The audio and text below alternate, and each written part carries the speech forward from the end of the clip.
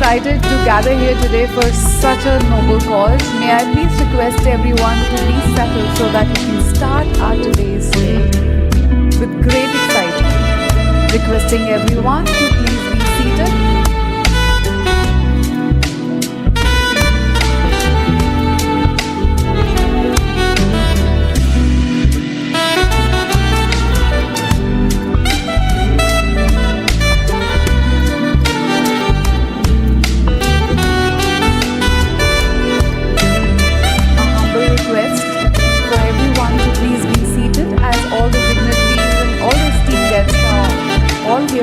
So we are all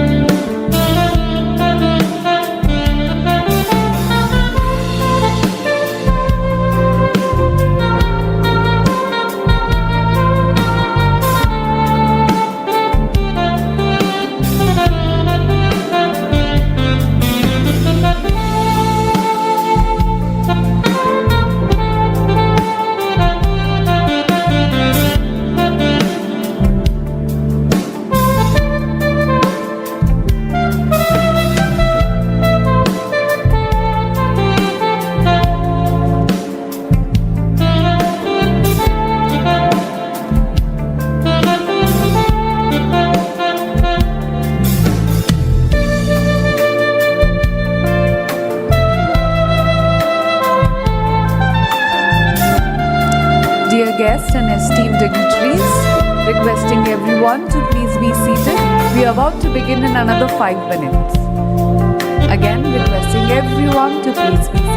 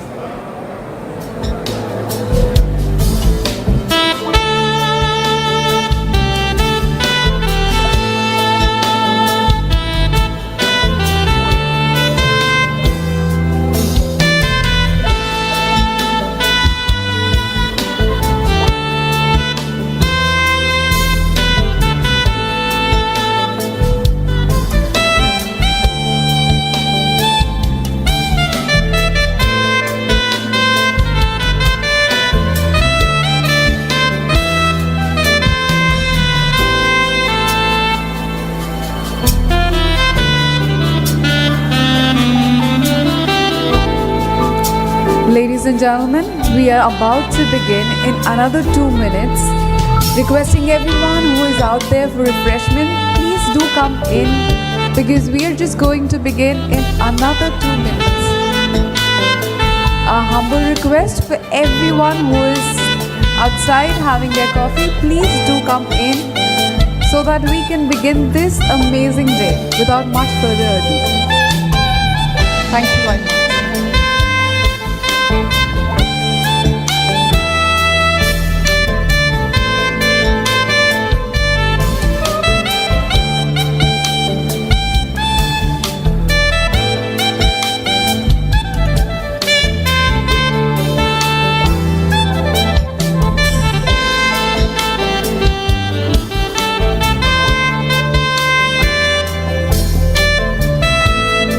Requesting everyone who is out there for refreshments, please do join in. We are about to begin.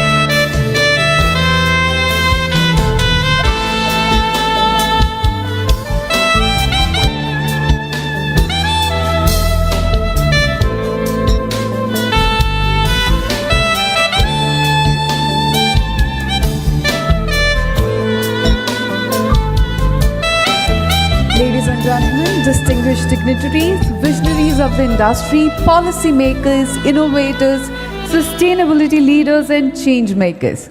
A very, very good morning and a heartfelt welcome to the GCCI Gujarat Sustainability Summit 2026. Today, we are not gathered here for merely another conference. We are gathered here for the conversation that will define the future of business, the future of leadership, and perhaps the future of humanity itself. Before sustainability is no longer a side conversation, it's central to the industry, to the policy, to innovation, and to survival. Organized by GCCI and GCCI ESG Task Force, this summit brings together over 900 participants, 40 plus speakers, and global leaders, 30 plus industries, and 25 plus knowledge partners, all united by one shared vision to shape Gujarat's sustainable growth story towards 2047 and 2070, where profit truly meets purpose. And honestly, there couldn't be more fitting place for this dialogue than Gujarat.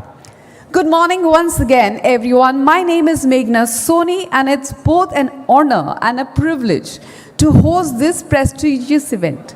Today will not just be about discussions, it will be about direction, about responsibility, and most importantly, it will be about action.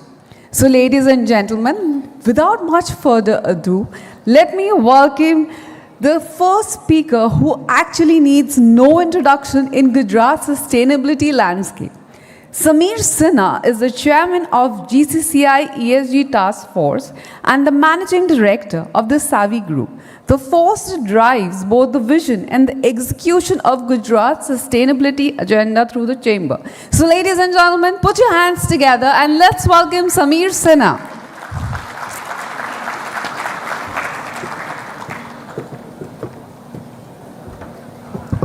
Good morning, ladies and gentlemen. May I request Sandeep Bhai to please invite and bring the dignitaries on the stage.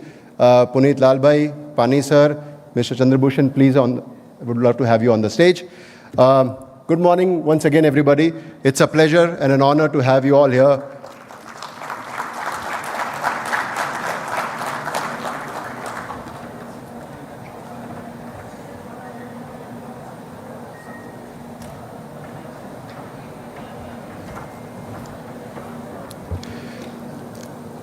It is indeed very heartwarming to see a full hall on a Friday morning at, I think it's 45 degrees almost today morning. So thank you once again for coming out for this wonderful cause. On behalf of the ESG Task Force, it is my pleasure to invite you all and to welcome all the dignitaries on the stage. It gives me great pleasure to say that we have a stellar group of speakers today, including the dignitaries that we have on stage. These are some of the most amazing sustainability green warriors of the country, and it is a rare privilege to have them all with us today throughout the day. This started as the vision of Sandeep Bhai, President GCCI, and Vice President Apurva Shah, which we began with a conversation almost 2 years ago that we should form a ESG task force which will handhold and help all the MSMEs and the industries in Gujarat to embark on their journey for sustainable development. That has been the effort, and with that vision, we started with the first summit last year, the first Gujarat Sustainability Summit. And it was a very successful event. We had a lot of traction that we were able to create. This year, we have been able to take it to the next level, and we have, like I said, a much better response this year. It is my pleasure to now invite the host of the event today, Mr. Sandeep Engineer, President GCCI, to please make his welcome address. Sandeep bhai.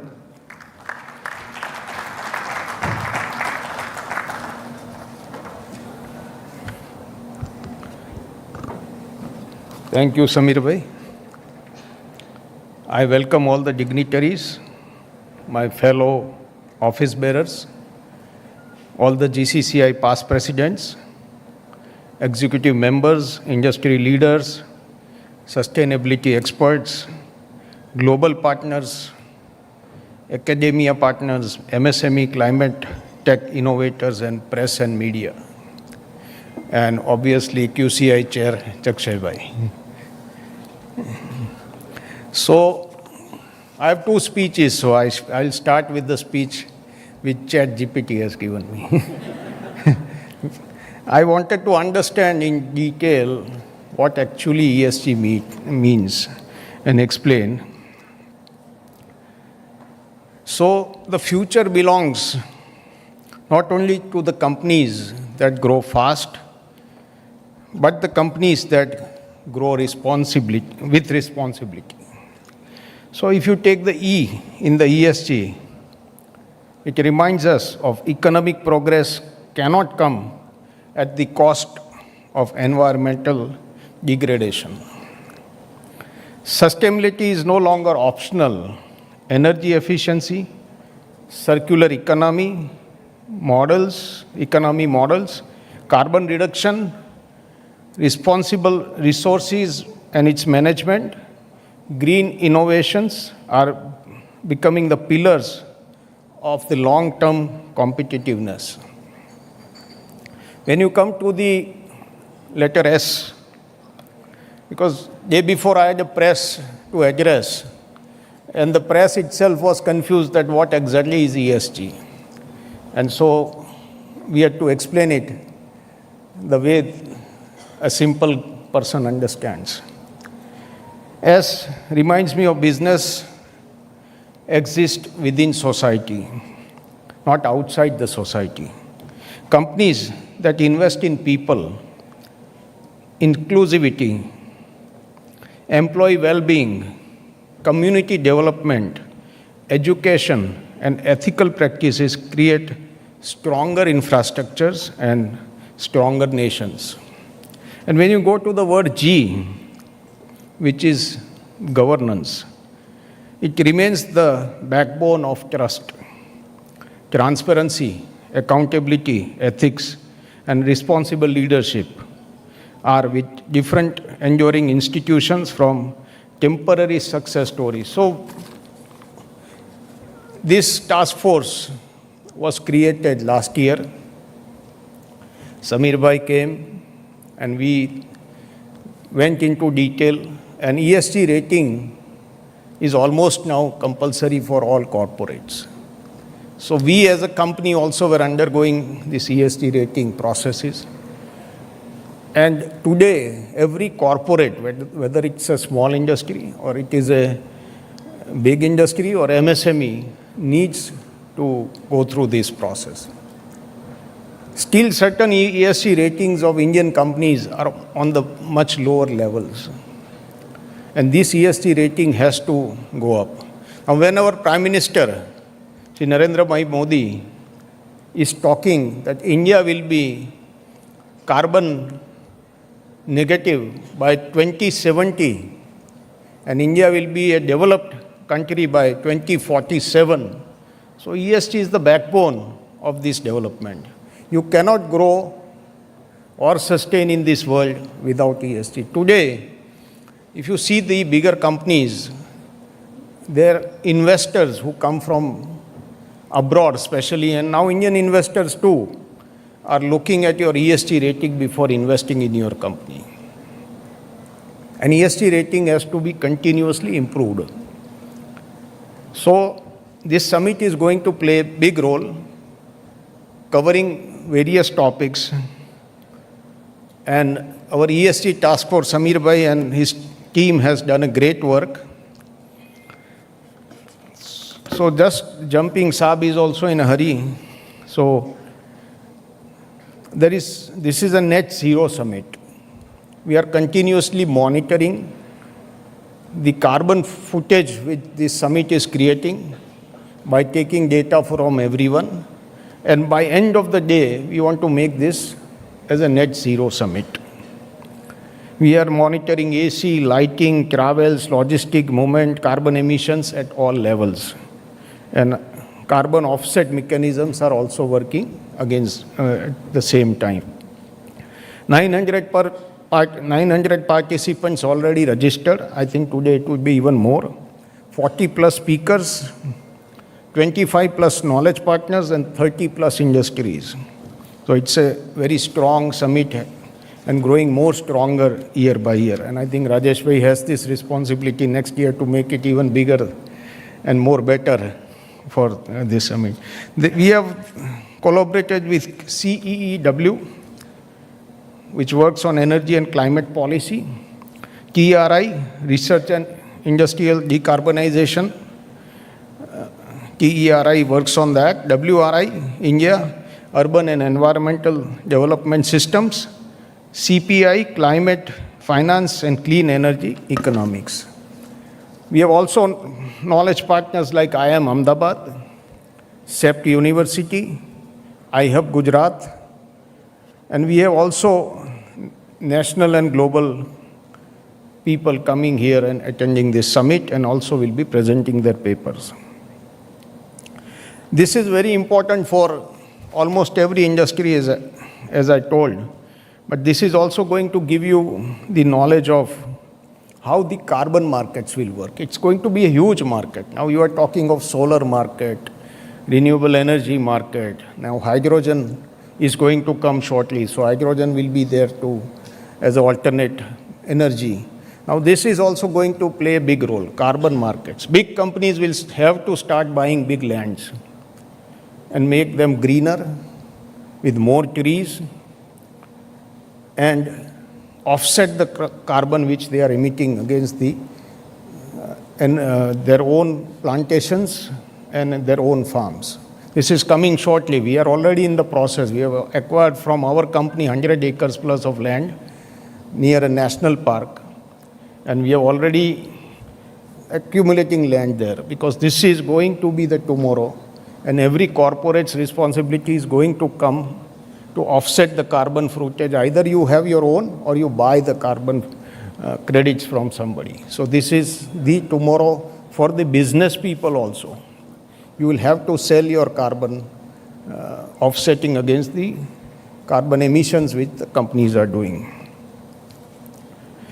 Today, also this is very important. As you know, people never knew about AQI. 10 years back, you never knew about it. 5 years back even. Today you measure AQI every day in and out. Today, you can see Ahmedabad. When we were small, I was remembering we have never seen such temperatures of 45 degrees. It was 39, 40 and there was some rain or showers coming. Now the temperatures are rising.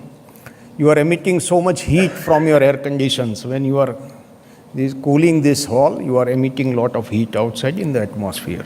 So all these things are very important. And this summit, I think we should discuss open-heartedly all these challenges which we are going to face, the new coming generation is going to face, the industry is going to face, and how we will make our country a developed country and fulfill the vision of our Prime Minister by equally and responsibility working on these parameters. When we talk about GCCI, we are also coming with an Green Global Recycling Expo and Summit on June 4 to 6 at Helipad Center, Exhibition Center, Gandhinagar. And this is the first time happening exhibition and a summit which will be talking about waste management, recycling and circular economy. So GCCI has taken this initiative to come with this summit also and an exhibition. And we are doing this partnering with Salt Alliances who are also present here.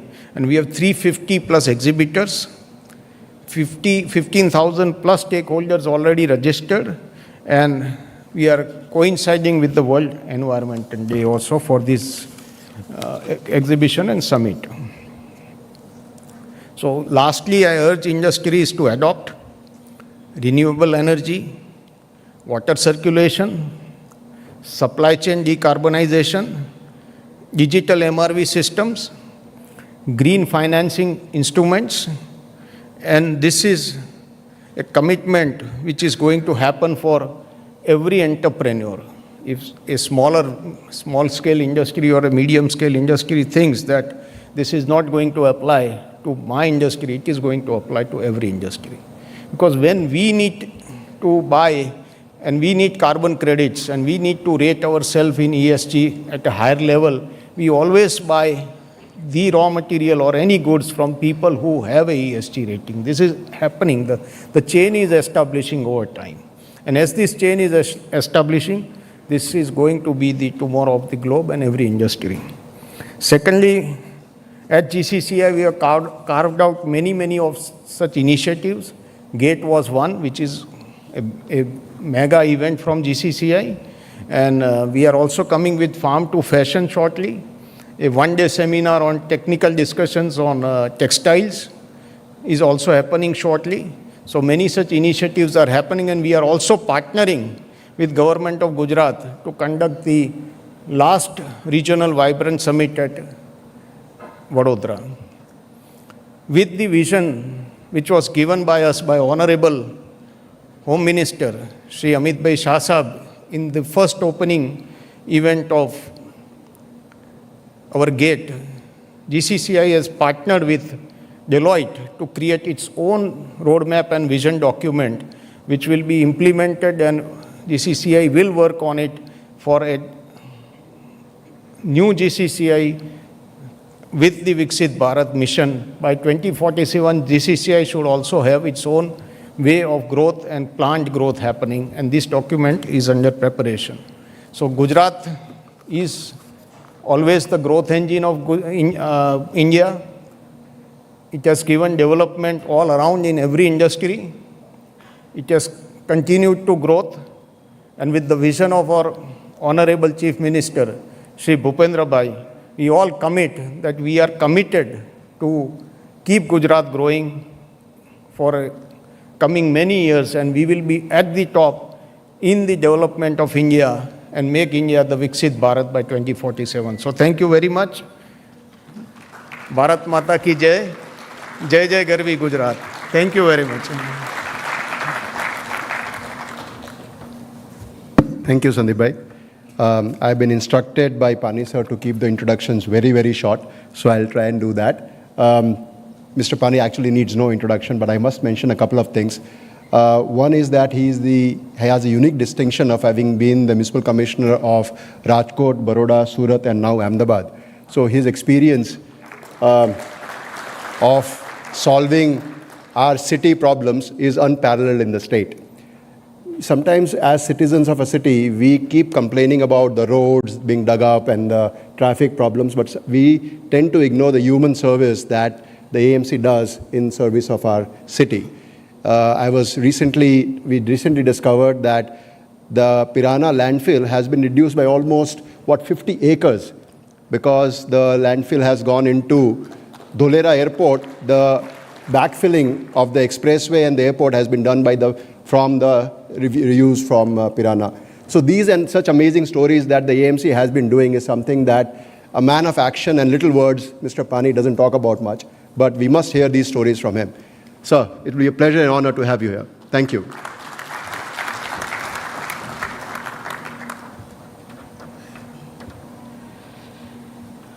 Thank you. Thank you very much for that kind introduction. In fact, when I came yesterday from Delhi, the kind of temperature I was comparing, Delhi temperature was almost 37, 38 degrees, and Ahmedabad temperature was almost, in the evening it was 38, 39 degrees.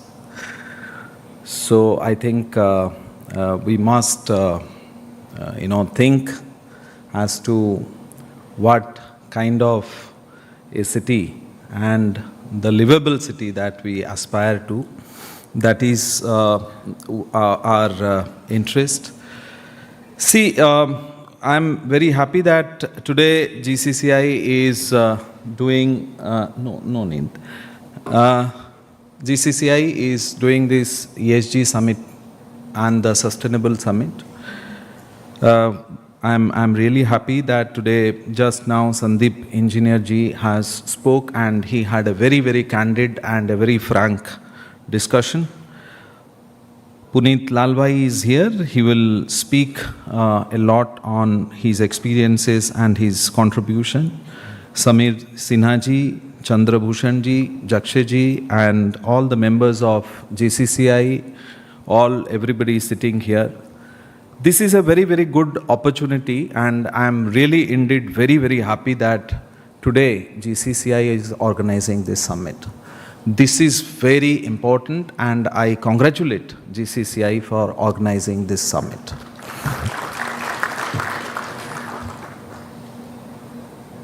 Sustainability has to be the core of our heart, and we know from time immemorial, our religion itself worships Mother Nature.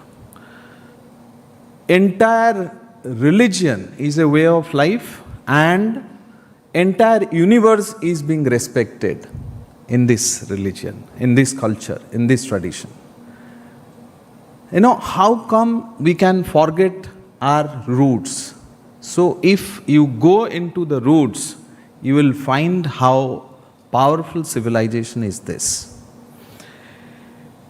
And you see, ESG is a good thing, but I think this is just a parameter. We must go beyond ESG. ESG is something which is very, very important, but we need to go beyond and aspire to what is our roots. And I must tell you, the kind of respect for rivers, the kind of respect for Mother Nature, the kind of respect for animals, the kind of respect for each other, human beings, namaste, is something which is very, very inherent in our upbringing, in our culture and in our roots. And that is what we must understand, that, whatever we do, and of course, whatever we act, whatever we say, if you see some of the religions, for example, Jainism, Buddhism, you see, they speak, lot of non-violence, and that is non-violence against nature as well. So I think we have coexisted together, and we must coexist together.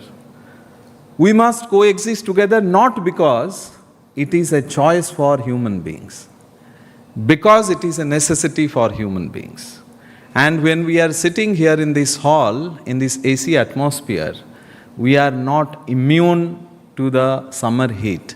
So everybody will understand, at least for some time, 2 minutes, 2 seconds, that the temperature is there.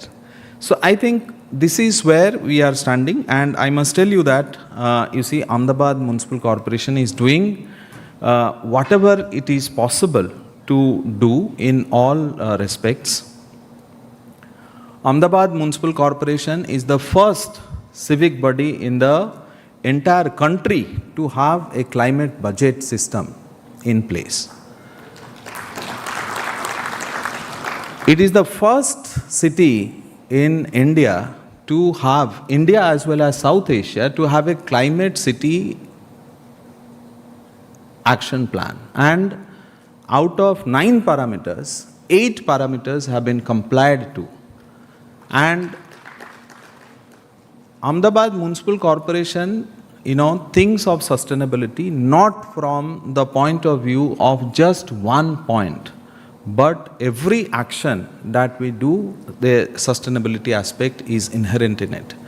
Just now, Samir ji has told you as to how, we are contributing by reducing the landfill in Pirana. In fact, more than 25 lakh metric tons of waste has gone into making of Dholera Expressway. That is something which is huge, and we have got revenue from it. More than crore of rupees we have got by giving our waste. So when we do things properly, effectively, then actually revenue is a part of it. If you see the waste processing that we are doing, every day we are generating wealth from our waste. It is not just sustainability, but also revenue generation. If you see the largest energy plant, waste to energy plant in Gujarat is in Ahmedabad. And we are having a lot of dry waste, wet waste processing plants with us.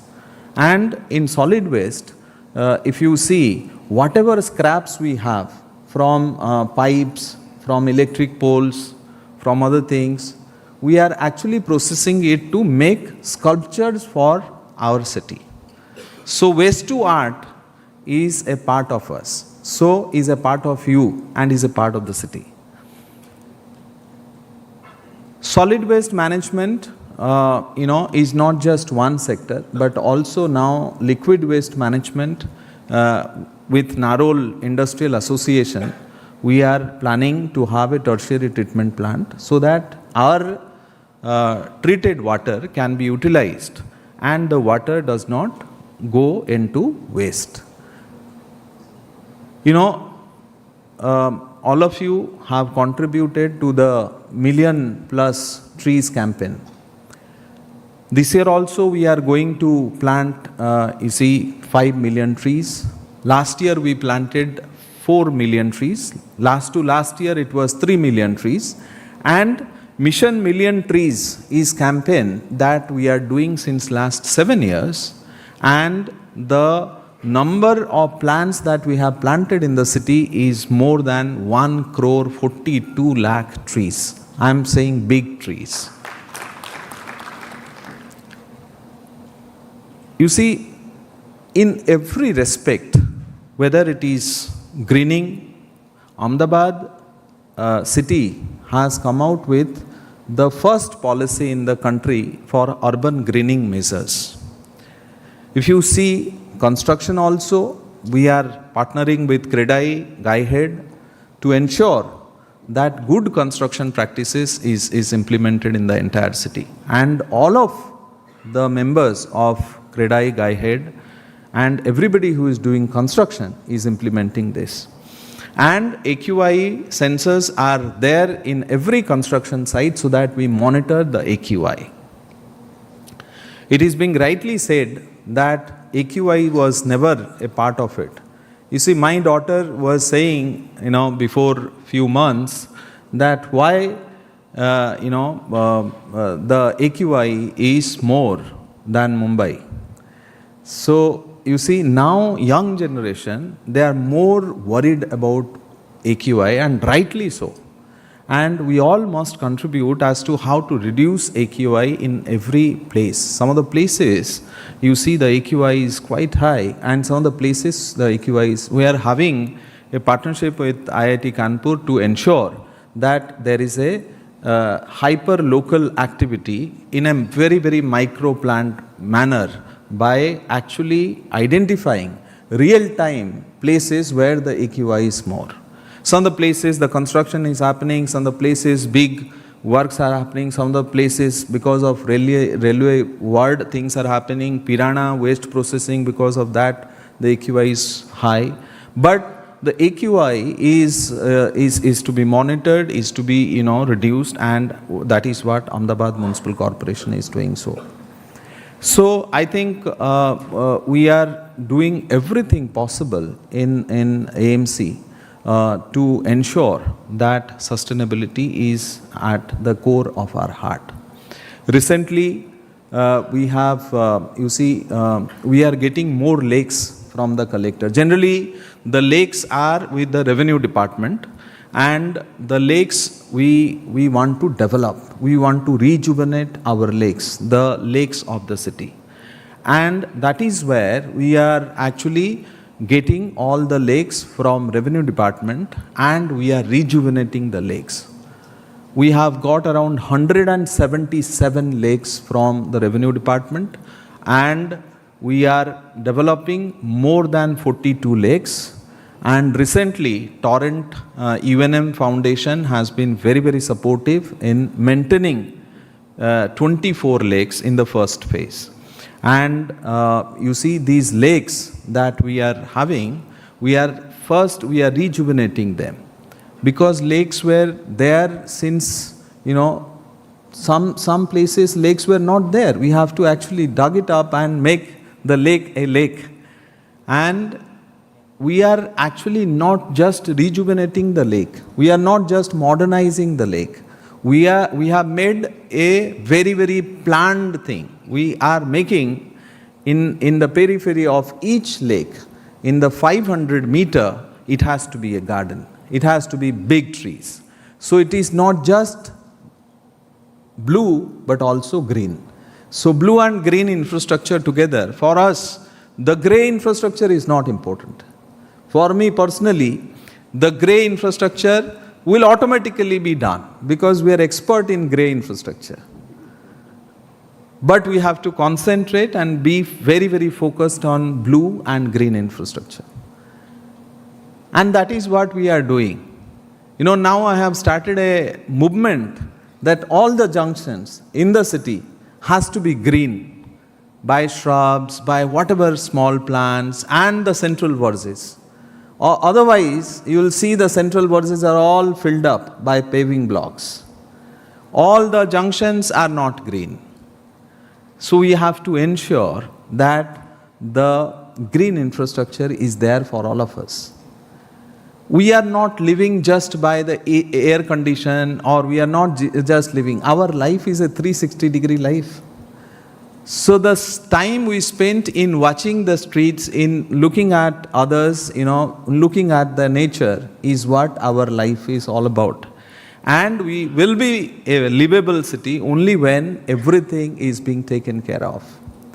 We are interlinking all the lakes so that during rainy season, flood-proof city is what we are actually aspiring to.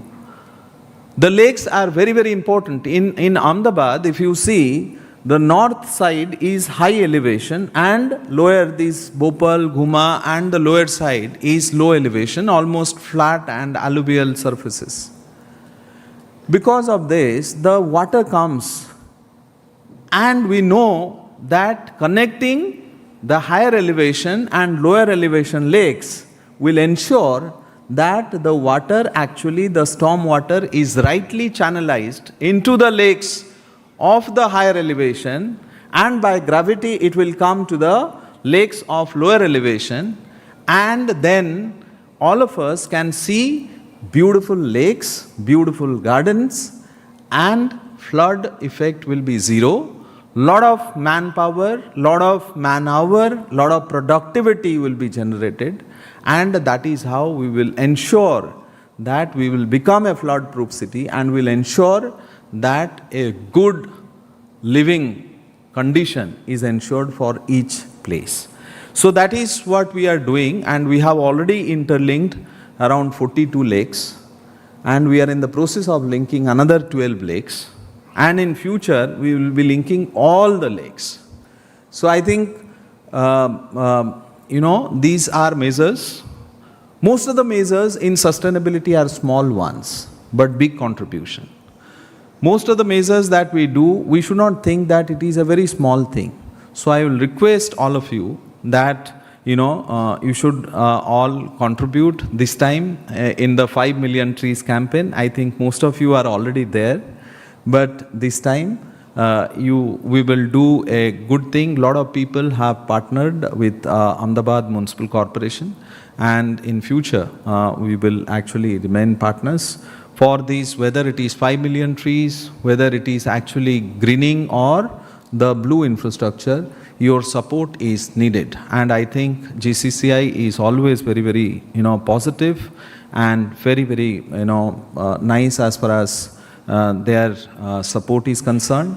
And in future, since we are going to have a lot of games, for example 2029 World Police and Fire Games, Commonwealth Games, so there also we need all these infrastructure. So I think in the entire city, our focus is inclusivity, our focus is sustainability, and I think this is not new to us. This has been in our blood, and this has been in our culture, this has been in our roots. So thank you once again GCCI for organizing this Sustainable Summit. We'll learn from each other and we'll get all the contribution that you will be doing, and I will again request all of you to participate wholeheartedly in the campaigns to save nature, to have sustainability. Thank you very much.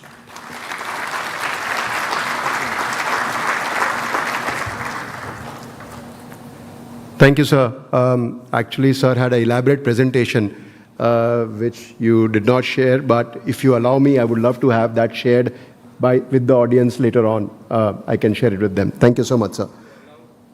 Sorry? Yes. So if you will stay with us, that'll be great, but if you have to leave, I appreciate that. Thank you so much. Thank you.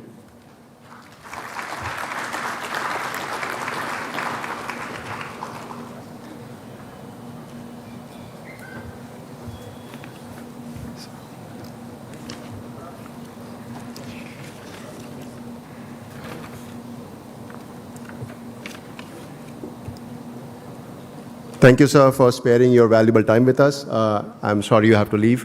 We will continue with the program. Ladies and gentlemen, it is indeed an honor to introduce to you the next speaker. He is one of the most respected environmental thinkers of the country and a policy expert. He is the president and CEO of an organization called iForest, the International Forum for Environment, Sustainability and Technology, which is shaping the low-carbon pathway for India. Mr. Chandrabhushan has authored many reports, papers, and books, and has been an advisor to organizations like the UN, World Bank, Niti Aayog, among others. Mr. Chandrabhushan is a true advocate of science-led, just, and inclusive climate action. CB has a soft corner for Ahmedabad, having spent some formative years at CEPT University in Ahmedabad. So the floor is all yours. Thank you so much for coming.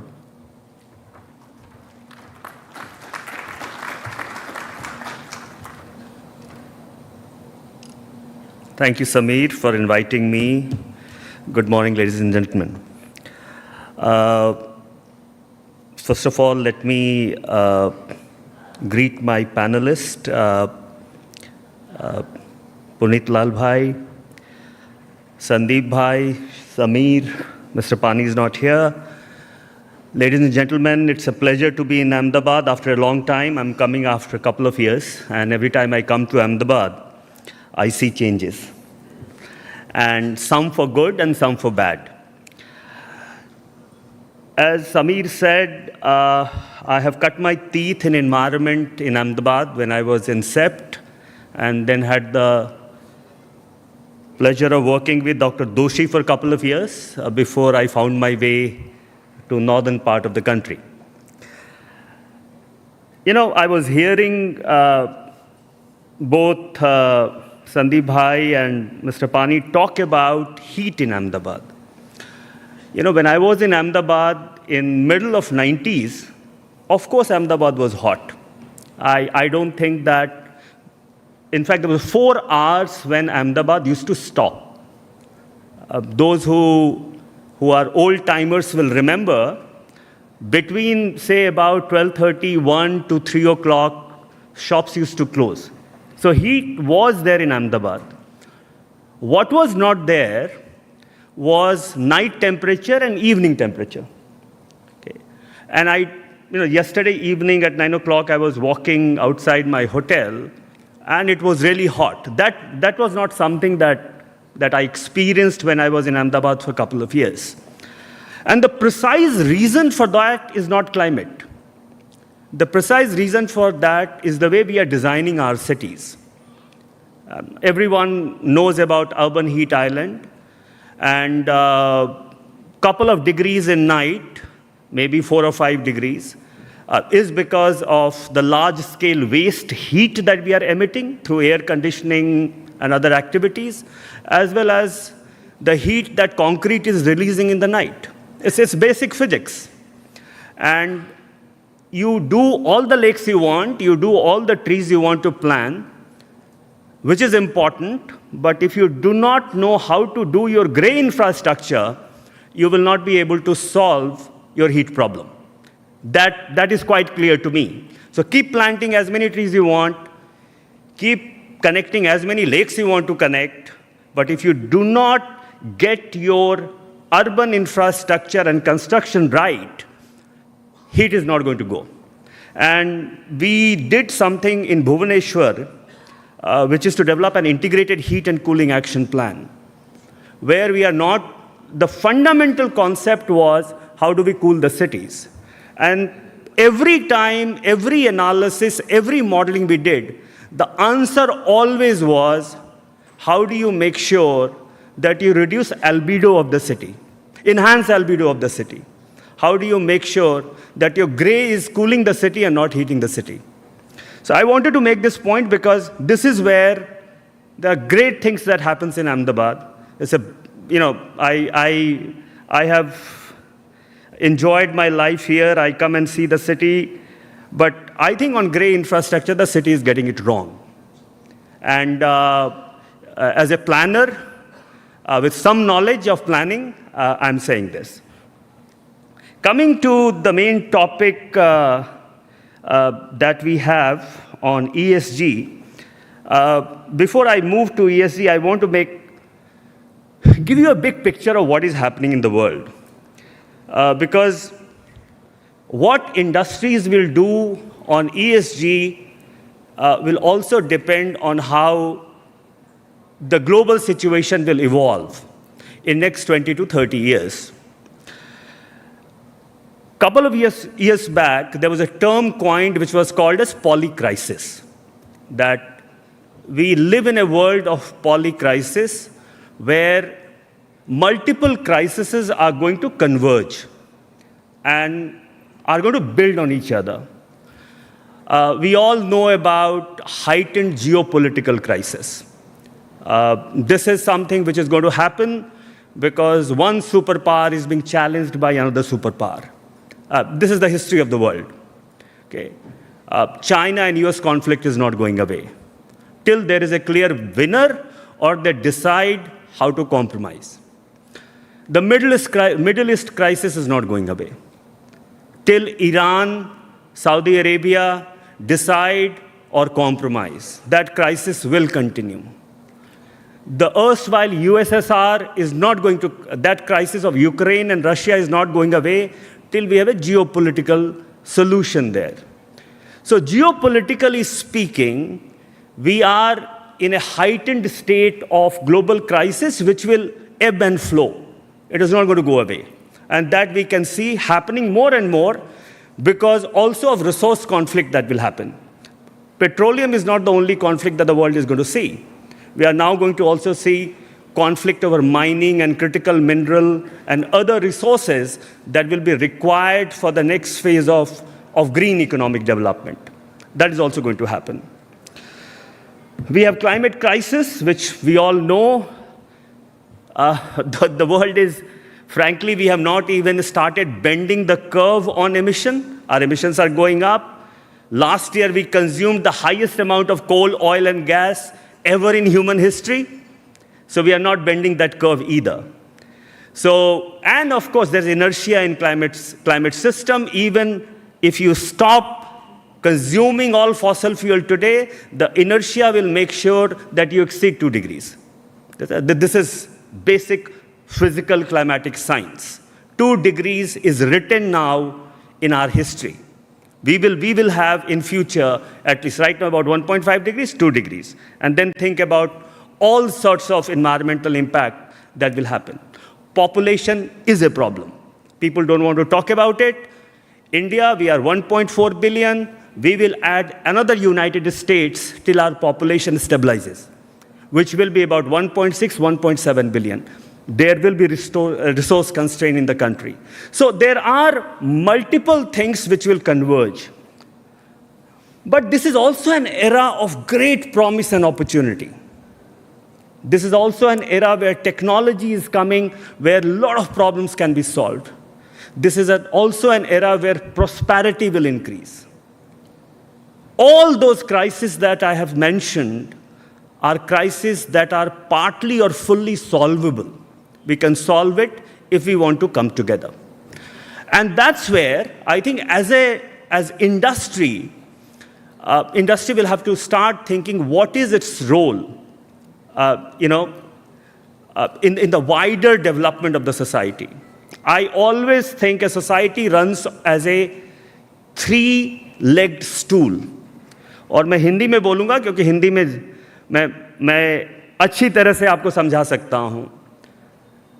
समाज, बाजार और सरकार, वो तीन stool के वो तीन leg हैं, industry, government and civil society. And when all three function to the optimal, you get the best out of everyone. And I think the role of industry is beyond providing goods and services to the society.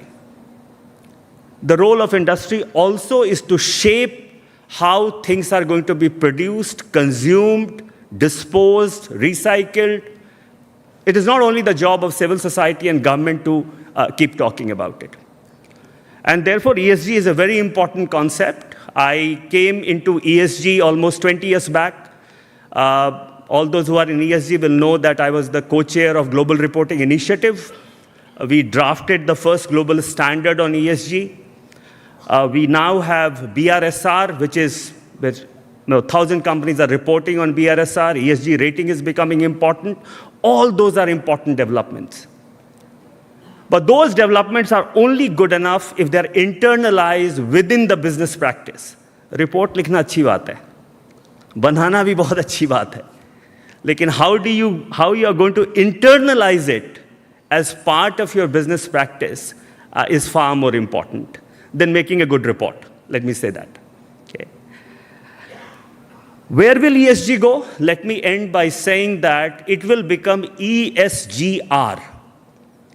The R will be the resilience element which your investors are going to ask you. ठीक है, आपने environment कर लिया, social कर लिया, governance कर लिया, but the important question that investors are going to ask you is, how resilient is your business?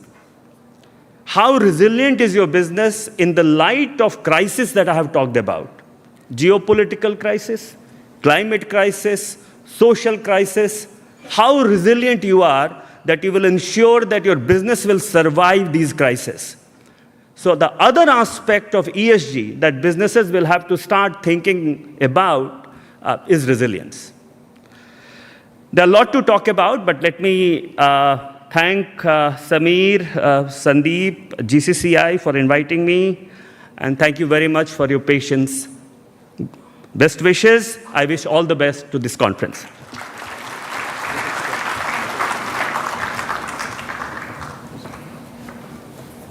Thank you so much, Dr. Chandrabhushan. It was a pleasure hearing you, and I wish we had unlimited time. It was very interesting. It now gives me immense joy to introduce the next speaker, my dear friend, the Vice Chairman of Arvind Limited, and a man who not only believes in the philosophy of sustainability, but actually puts it to practice, not only in business, but also in the way he lives. Puneet is extremely passionate about the environment, about education, about spiritual living, besides being a keen bird watcher. I think many of you may not know that he holds a bachelor's degree in conservation biology from the University of California, and also a master's in environmental science from Yale University, besides an MBA from INSEAD.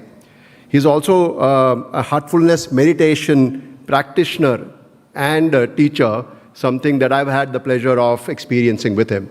So ladies and gentlemen, please put your hands together to welcome Puneet Lalbhai.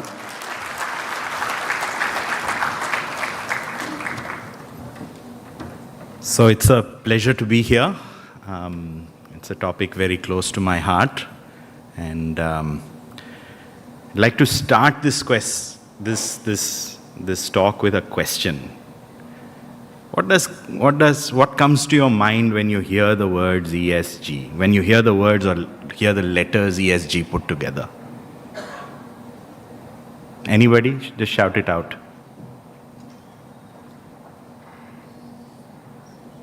Louder?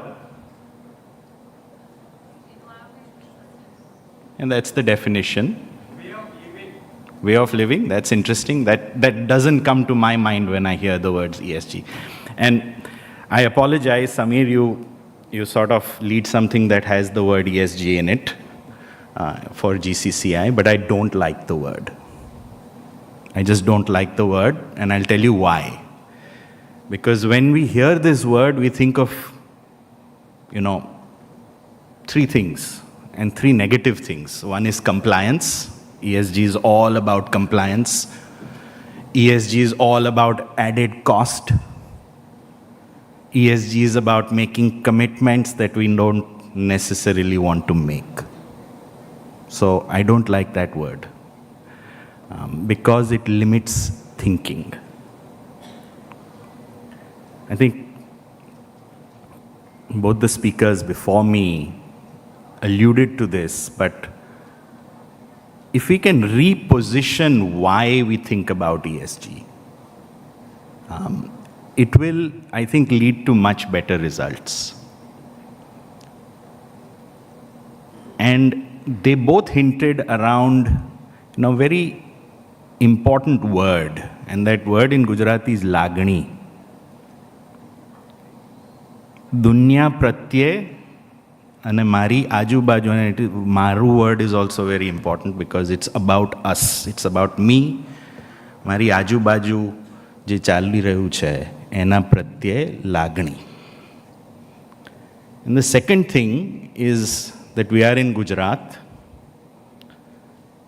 અને પૈસા બનાવવાની આવડત એ આપણા લોહીમાં છે.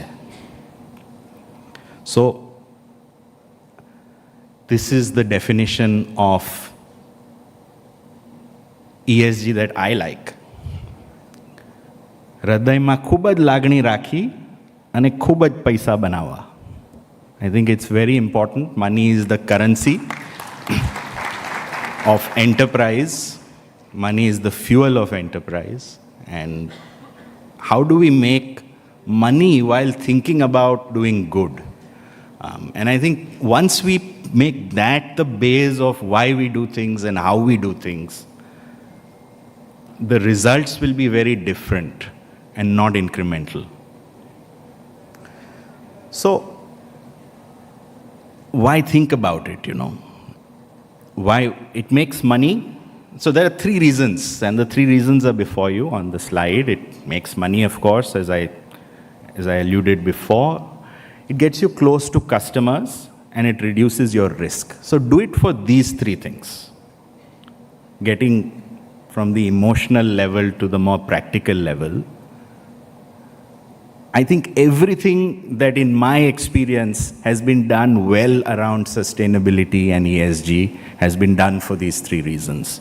And I'd like to take you through a few examples, certainly not to say that, oh, what a great job we've done. I'm taking these examples because I have lived them. As Arvind and practitioner of sustainability, we have a long way to go. We do some things well, but there are some areas that need urgent improvement as well. And this is not an advertisement for the work I do, but more an example to make this real.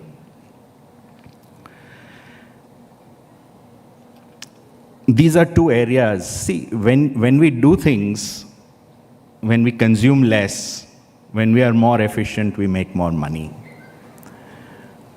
We have been able to get to 85% renewable energy. The cost of renewable energy is 30 to 40% lower than conventional energy today. This is a no-brainer for everyone in this room. If you have not already, and most of you may have already because you're all good businessmen, but if you haven't thought so already, thinking about renewable energy, especially in the face of all this geopolitical upheaval, it's extremely important that our country achieves, energy security and energy independence. And, it's cheaper, so why not do it?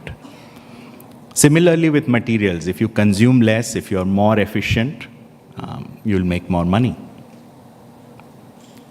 Gets you close to customers.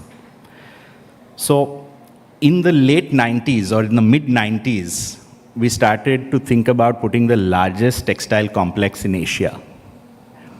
And that largest textile complex in Asia required about Ahmedabad's drinking water to produce those textiles.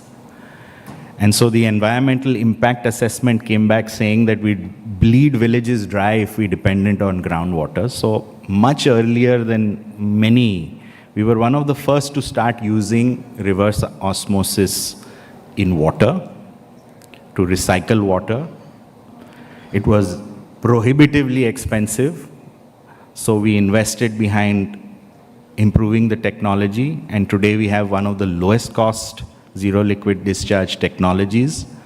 It was still a cost, so we figured out a way to make use of the solid waste that's left over salt. We reused the salt and created a revenue stream. We also use the ETP sludge as fuel in our boilers with work done in collaboration with the CPCB. And then we started to think that we are losing 10-12% of this closed loop water to evaporation. Why not buy sewage and form a partnership with the Ahmedabad Municipal Corporation? And today we make up the 10-15% that we lose to evaporation in our process by buying sewage from the city. So not a single drop of water that we use, water equivalent to the drinking water of a city of 8 million people, is being run in a closed loop, all without really, moving the needle in terms of making it impossible to do. And this work has been recognized by our largest customer, and we decided that why not save water together? And so we built this innovation center on water, which all of you are also very welcome to come and work with us on, which is thinking about water in industry and how do we promote next generation technologies, entrepreneurs, training programs, etc., and do good together in water. So our effort on water actually brought us closer to our customer. Similarly, we have a partnership with H&M where they helped finance infrastructure at Arvind to decarbonize thermal energy to take away coal from our ecosystem. We work with almost 95,000 farmers. We not only buy their cotton, we buy their crop waste. We convert their crop waste into pellets. H&M part funded the new boiler systems required to burn this waste. And together, we've created our entire denim operations, which are quite substantial, today use no fossil fuel for energy. Similarly, they helped contribute financially to the bringing to life of a new dyeing system that uses no water for the dyeing step. So it's a completely dry dyeing process that has been developed indigenously by a very innovative Bombay-based company. And the results are extremely good. So how do you position sustainability so that it actually makes a business difference? And now that H&M has invested, they are very keen to buy the product also. So the cost of investment, the risk of investment, and future orders all get taken care of by structuring a partnership where the needs of two people are met. Reducing business risk. The garment industry works at almost a 9 to 11% absenteeism and attrition per month. So by the time the year is over, I lose 100% of my workforce. And this is because this industry is concentrated in areas where a lot of other opportunities coming for people, and people leave for small things. So we've designed a program, and the other problem is that where there is no industrial culture, there is no opportunity. So if you go to the hinterlands, if you go to tribal areas, there aren't any jobs there. So on the one hand, we are having 11% absenteeism. Somewhere else, there are no jobs. So we designed a program where we have a residential model where girls from tribal areas come work with us for 4 years. They get a skill, they get a college degree, they learn while they earn. By the time they graduate from this program, they have 3-4 lakhs of their own, so they are financially independent, and they have the capability of getting 35, 40, 50,000 rupee jobs. So it's planned attrition. I know in 4 years this girl is going to go away. And that's Deepika from an area close to Gir Somnath. And the amount of confidence it builds and the way she is able to speak really moved my heart when I attended this program. We are calling it Arvind Akriti. Currently, we have hundreds of girls like this, but it needs to go to tens of thousands of girls just within Arvind, and we are trying very hard to scale this up. But doing social well, the outcome is almost zero attrition or absenteeism. Normally, a job gets more and more expensive. The same job gets more expensive due to increments. So if I have a 20-year-old employee, it's actually bad for my bottom line. So I am working hard to place this employee out so that they are going happily with financial independence, with a skill and with a higher paying job. So if I can manage that life cycle, I'm reducing my risk. So I would say, we need to structure programs that have real tangible outcomes. Where does one start? I think Gujarat, we spoke about energy. We are so lucky to be in Gujarat. It has one of the best renewable policies that I have seen not only in India, but in the world. And I go to all these forums around sustainability where there is so much discussion around how to decarbonize. For us, it is a snap of a finger. It is just signing a PPA with many people with low cost of capital who are willing to come put solar, wind, hybrid projects for you, give you power at unbelievable cost, and the policy and the government foresight, with the help of,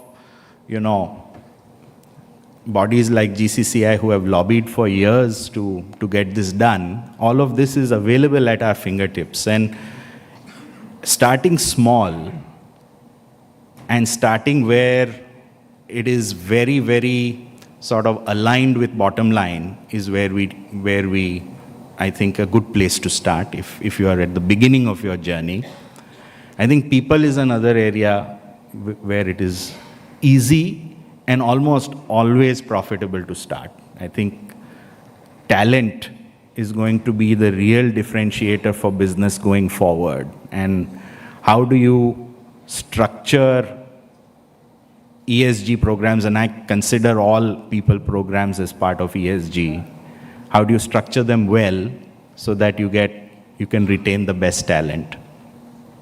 And I think the last point around vision, again going back to Lagni, you can start small, but our goal can't be small. Goal has to be very big. Goal has to be extremely bold. We started with a goal that I don't want any fresh water in production in the third highest water intensive industry. And it took us a good 20 years to achieve it. But brick by brick, it allowed us to get closer to our customers.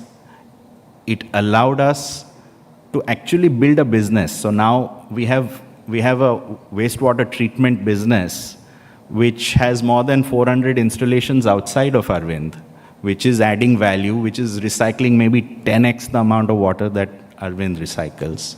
It's giving me a positive bottom line every year and is going to be a great value creator in terms of market cap for the company going forward. So starting with a bold vision, no water, making lots of money along the way, and then taking your time to step by step achieve it. Similarly on raw material, we said we want all our raw material to be sustainable. Today we work with 95,000 farmers that produce more sustainable cotton than Arvind needs. And we structured it in a way that the farmers get more for their product, cotton, because they are doing things the right way, because they are farming the right way. This is the inner pocket lining towards the right of Banana Republic's rapid movement chino. So Banana Republic actually contributes with Arvind. So we both contribute to structuring this farm project for sustainable cotton growing. They get great storytelling potential. They write the story of this farm on the inner lining of their rapid movement chino, and we get stickiness of orders. So it's a win-win-win, and we have been able to, through such projects, be able to reach a scale of cotton farming that exceeds my requirement. So, large vision, make money along the way, collaborate with others.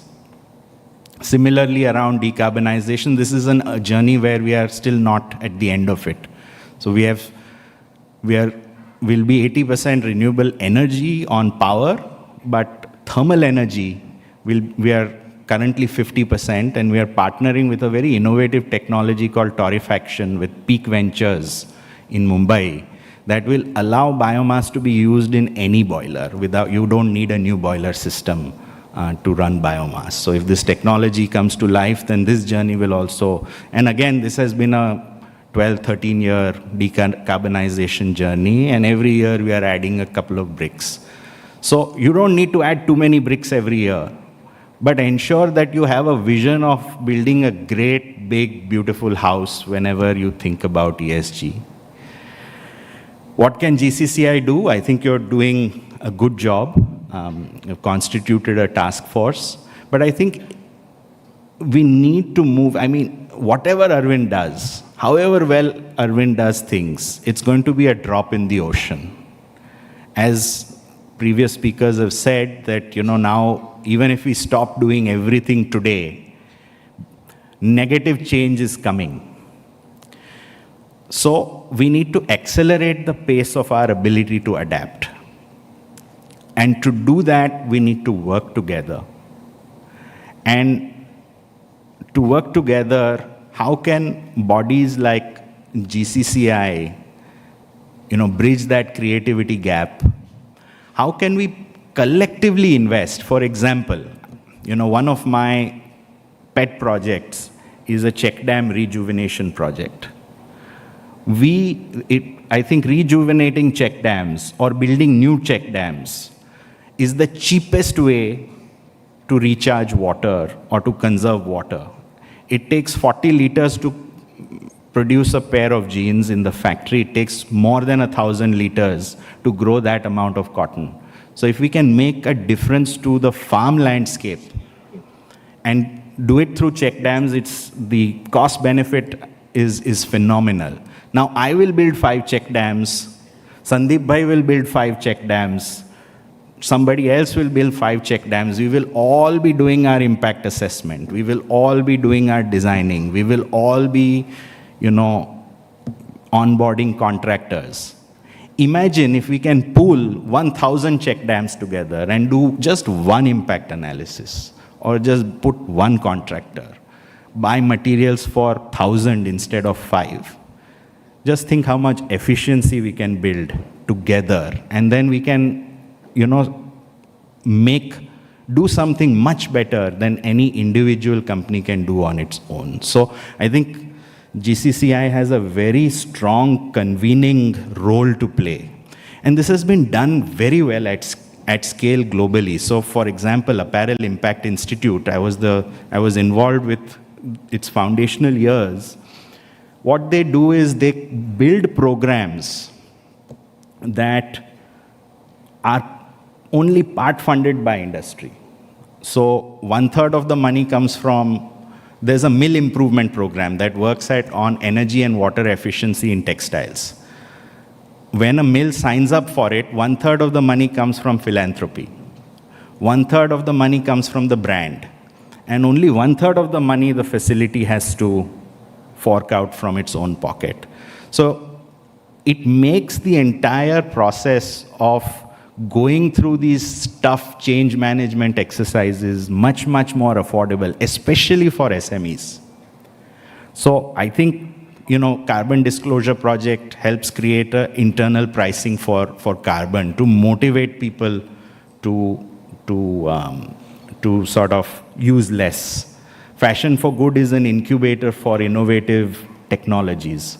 So how does GCCI, play this role for the Indian SME, Gujarat SME, to actually make this, collective power and make it cheaper for every individual company to do good with a heart full of lagni? So that's it from me. Thank you very much.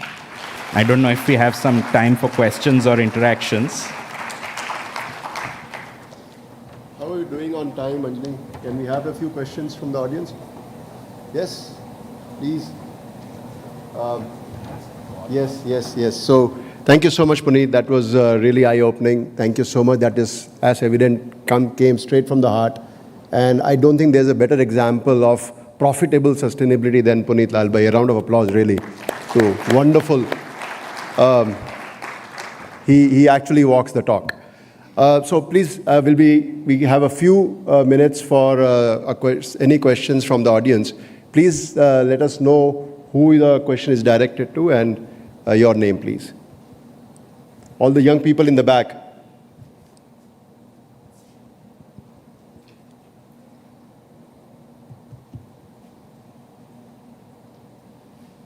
I guess nobody's interested. Thank you so much. Thank you. Oh, there's a lady who will answer the question. Please, sorry. Hello, Puniji, Rupa here. I'm from Climate Bonds. I wanted to ask you, among all the various projects and initiatives that you did, what has been, I'm a banker, by the way, just mentioning that in passing, but what has been the, 2-3 biggest challenges that you have faced? Because you have at your hand access to, various technologies, you're an industrialist, so you have access to people, talent, money. But in this space, when you start projects which are one of a kind, what has been the biggest challenge? You're a banker, so it's opportune that you are asking this question. I feel that innovative financial instruments are completely lacking in this space. We come at this with cheap debt. That doesn't help. So today, for textiles, which is a very energy and water intensive manufacturing footprint, the technology exists to combine, various processes to have a 90% lower carbon and water impact. The challenge is that these technologies or process technologies are new. They are untested. They're slightly more expensive than what is conventional. And if I am going to invest in that, I am already taking a higher risk. And so if you give me cheap debt, that doesn't help. That actually increases my risk. I have to still pay it back, right? So we need creative financial instruments that bring the cost of innovation in parity to the conventional. Otherwise, people will keep doing the conventional thing again and again.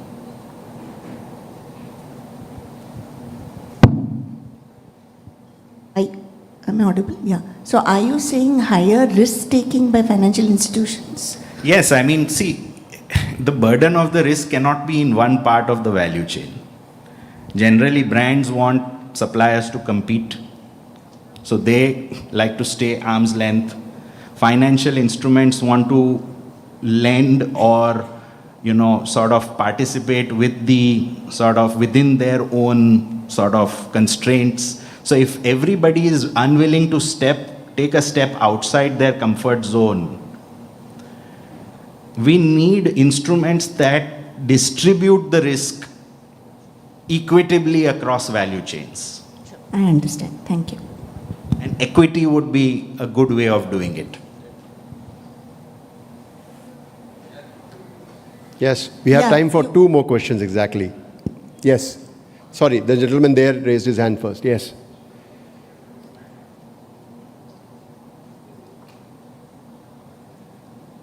Namaste, sir. Hardik here.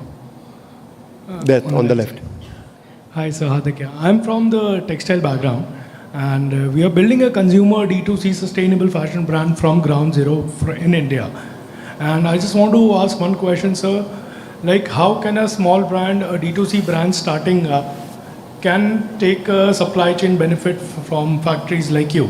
Like, you have been doing work for Pangaya, you've been doing for many European and US based brands. But how can a D2C brand take an MOQ advantage from you? Because there are no many big suppliers that are willing to help small brands building in India with MOQs. We have worked with Patiba Syntex for regenerative organic cotton, but they only did one collection with us because of the low MOQs. So how can we use your scale, your benefit for low MOQs for sourcing? I won't lie, it's a very tough problem to solve. Our industry is built for scale, and our industry is cost sensitive. So unless you build for scale, you don't get the cost. And once you build for scale, it's very difficult to underutilize that scale. But there is hope. I think, within the next 5 years, there'll be a step change in the way we manufacture. There is something that we call last mile value addition, which is scale agnostic. So you should be able to get, very competitively priced product with no MOQs very soon. So just hang in there. Okay, so for the start, how do we... Yes, go ahead. Please, we can hear you. Go ahead.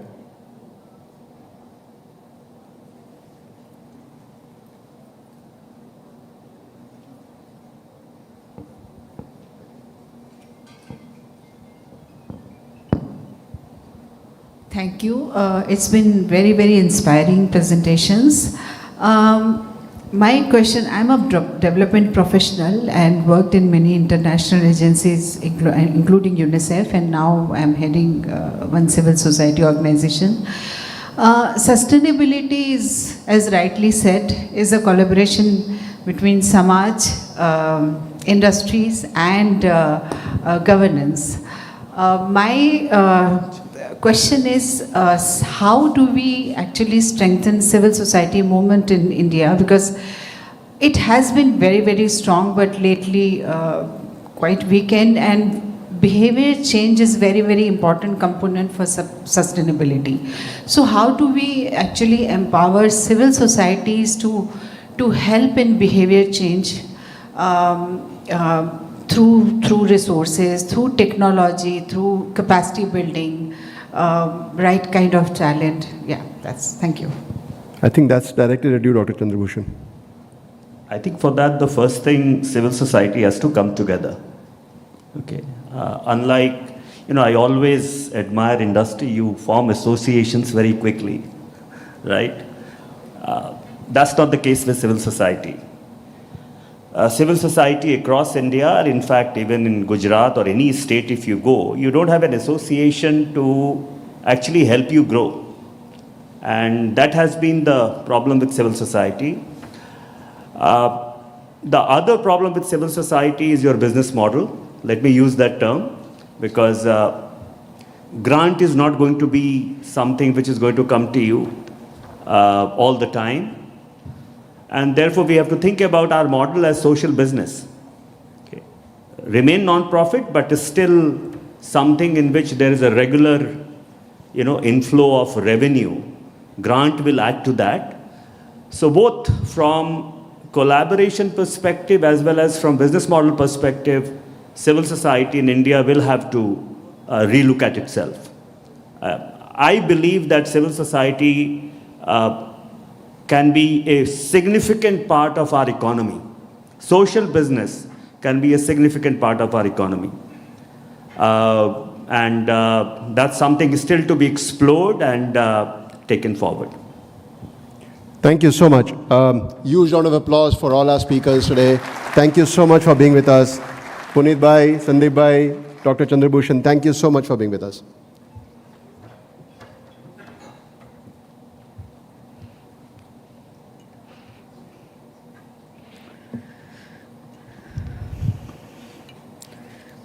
Now, may I please request Mr. Sandeep sir to present the mementos to the dignitaries.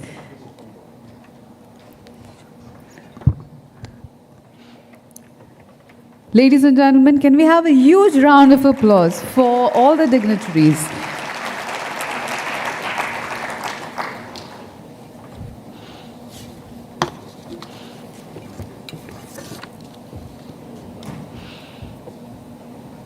One more time, a huge round of applause, please. It has been an absolute fantastic start. Thank you, sir. Thank you for doing the honors. One announcement before we go ahead to another session. The Low Carbon Transition Workshop by WRI India at Cafe Solnair is going to happen. Whoever has pre-registered, you can head down at 12 p.m., please. Now we are going on with our first panel discussion, the first session, which is Green Finance. Ladies and gentlemen, beginning this session 1, finances MSME to enable India's clean energy transition, moderated by the Climate Policy Initiative. India's MSME are the backbone of our economy, contributing 30% to our GDP. And today's panel will explore how we unlock the capital they need to power India's clean energy future. May I please invite our moderator, Mr. Sarthak Khurana, Associate Director at CPI India, to take the stage. Ladies and gentlemen, a huge round of applause for Mr. Sarthak Khurana. He is a senior manager at CPI, where he leads the low carbon transition portfolio, focusing on not just transitions, industrial decarbonization, green hydrogen, battery storage, mobility transition. With over 13 years of experience in energy transition, climate finance and corporate strategy, he has worked with governments, regulators, DFIs and international partners to design solutions to support energy transformation. A huge round of applause for him, please.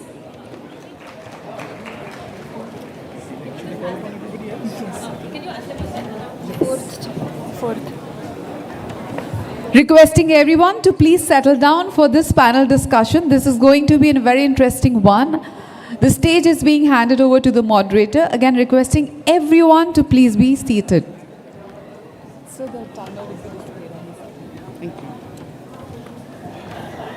Thank you so much. I would invite my panel members one by one. Mr. Pulkit Dhingra, founder and CEO, AHA Solar Technologies Limited.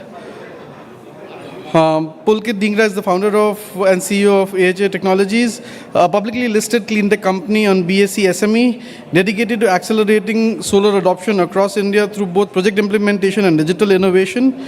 He holds a BE in Electrical and Electronics Engineering and MBA in Energy and Infrastructure from School of Petroleum and Management, Pandit Deen Dayal Upadhyay University.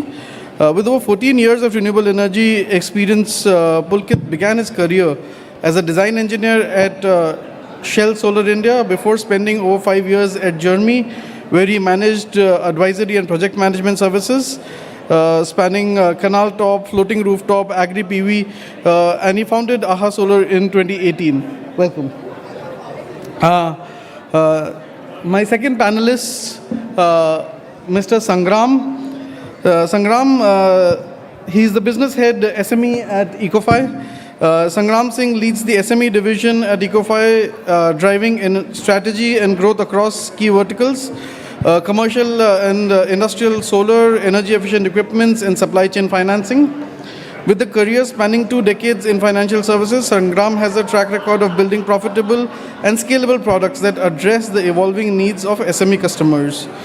His experience with institutions like Capital First, which is now IDFC Bank, Magma FinCorp, now Pune FinCorp, Barclays and City India reflects a deep understanding of business. He holds an MBA from Melbourne Business School. Welcome, Sangram.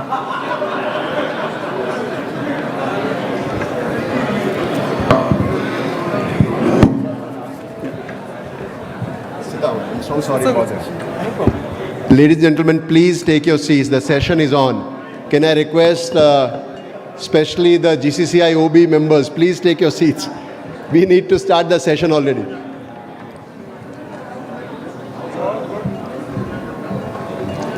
Everybody, please take your seats. The session is already on. I request everybody to please take your seats. It's all right. It'll get settled. I would request my third panelist, please come on stage, Mr. Subhashish Dey. Subhashish Dey is a climate policy expert with over 22 years of experience in climate mitigation, adaptation, and resilience. He's the founder of the UAE domiciled Global South Sustainable Foundation, founding partner of Social LLP, and a strategic advisor to climate policy initiative in India. He advised key national and international bodies, including SEBI's ESG Advisory Committee, Niti Aayog's Climate Finance Working Group, Climate and Energy Modeling Forum, the Department of Economic Affairs Sustainable Finance Task Force, Mitigation Action Facility, and many more.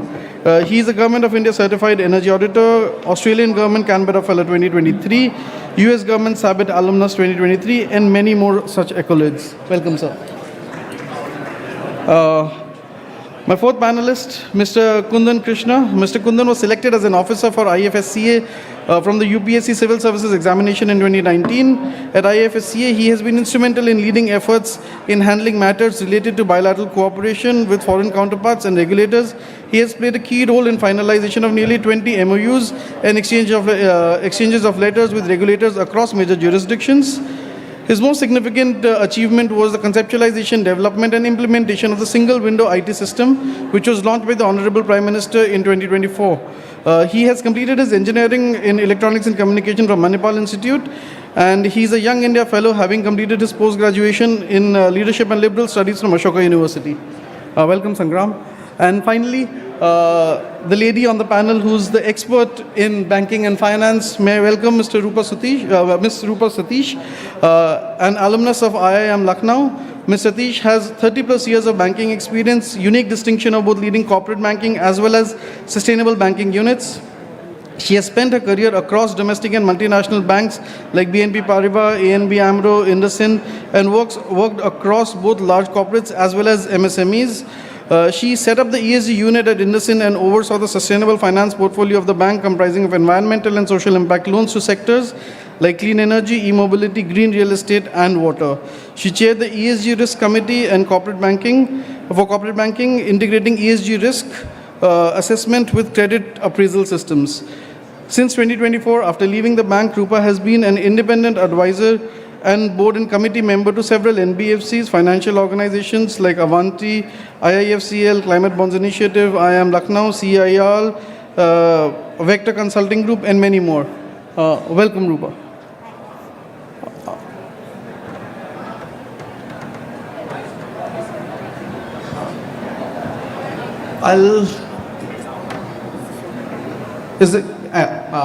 Okay. Thank you. Thank you all for joining me for this discussion.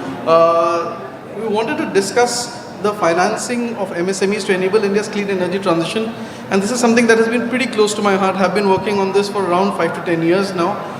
And my first question, if I may start with Mr. Subhashish Dey.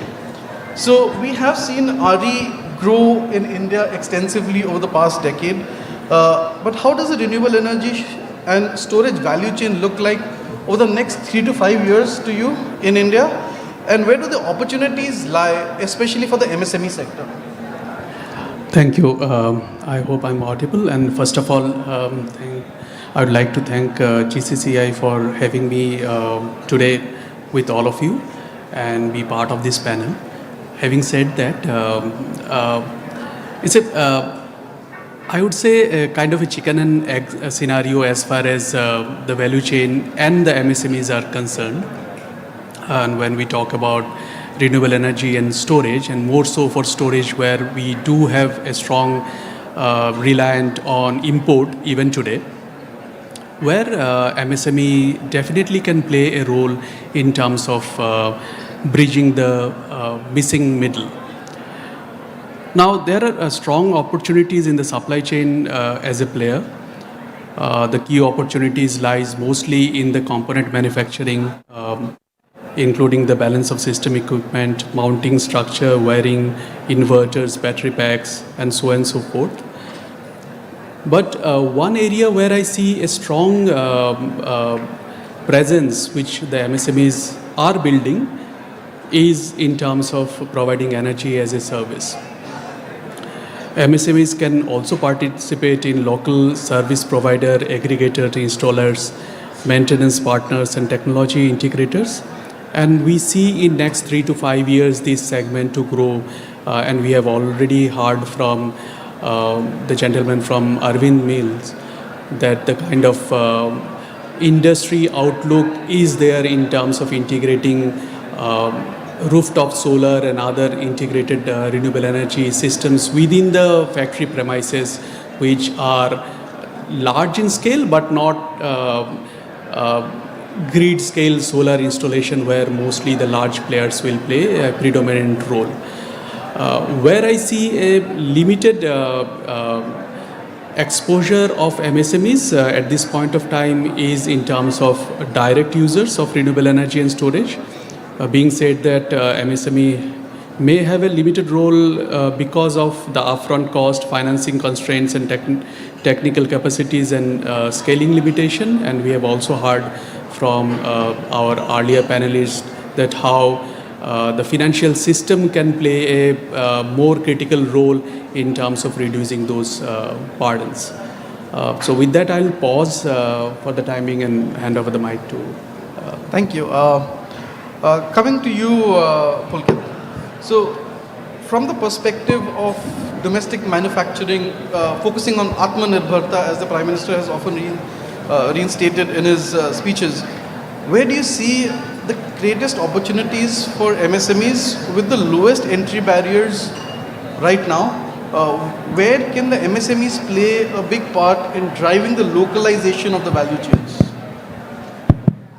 So, the solar, distributed solar, if I say, or the utility scale solar, both has evolved over the last 1 decade, and especially the distributed solar, when I talk about the rooftop segment, it has grown multifolds in the last 5-6 years because of the affordability of the solar systems that has come, and that because of the scale that the MSME is bringing to the ecosystem. And when the scale and the affordability has come, so a lot of MSMEs are getting into this value chain as a manufacturers for the allied items, because the bigger components like the solar panels and inverters, solar panels is more or less, it's now in a consolidation mode. So a lot of, I remember in 2018, there were hardly 15-20 players. By 2024-25, there were more than 400-500 players manufacturing the solar panels. But with the policy shifts and the domestic content, the Atmanirbhar thing, the policy of government, now the consolidation work in the manufacturing of the panel, which is the major component, has been happening.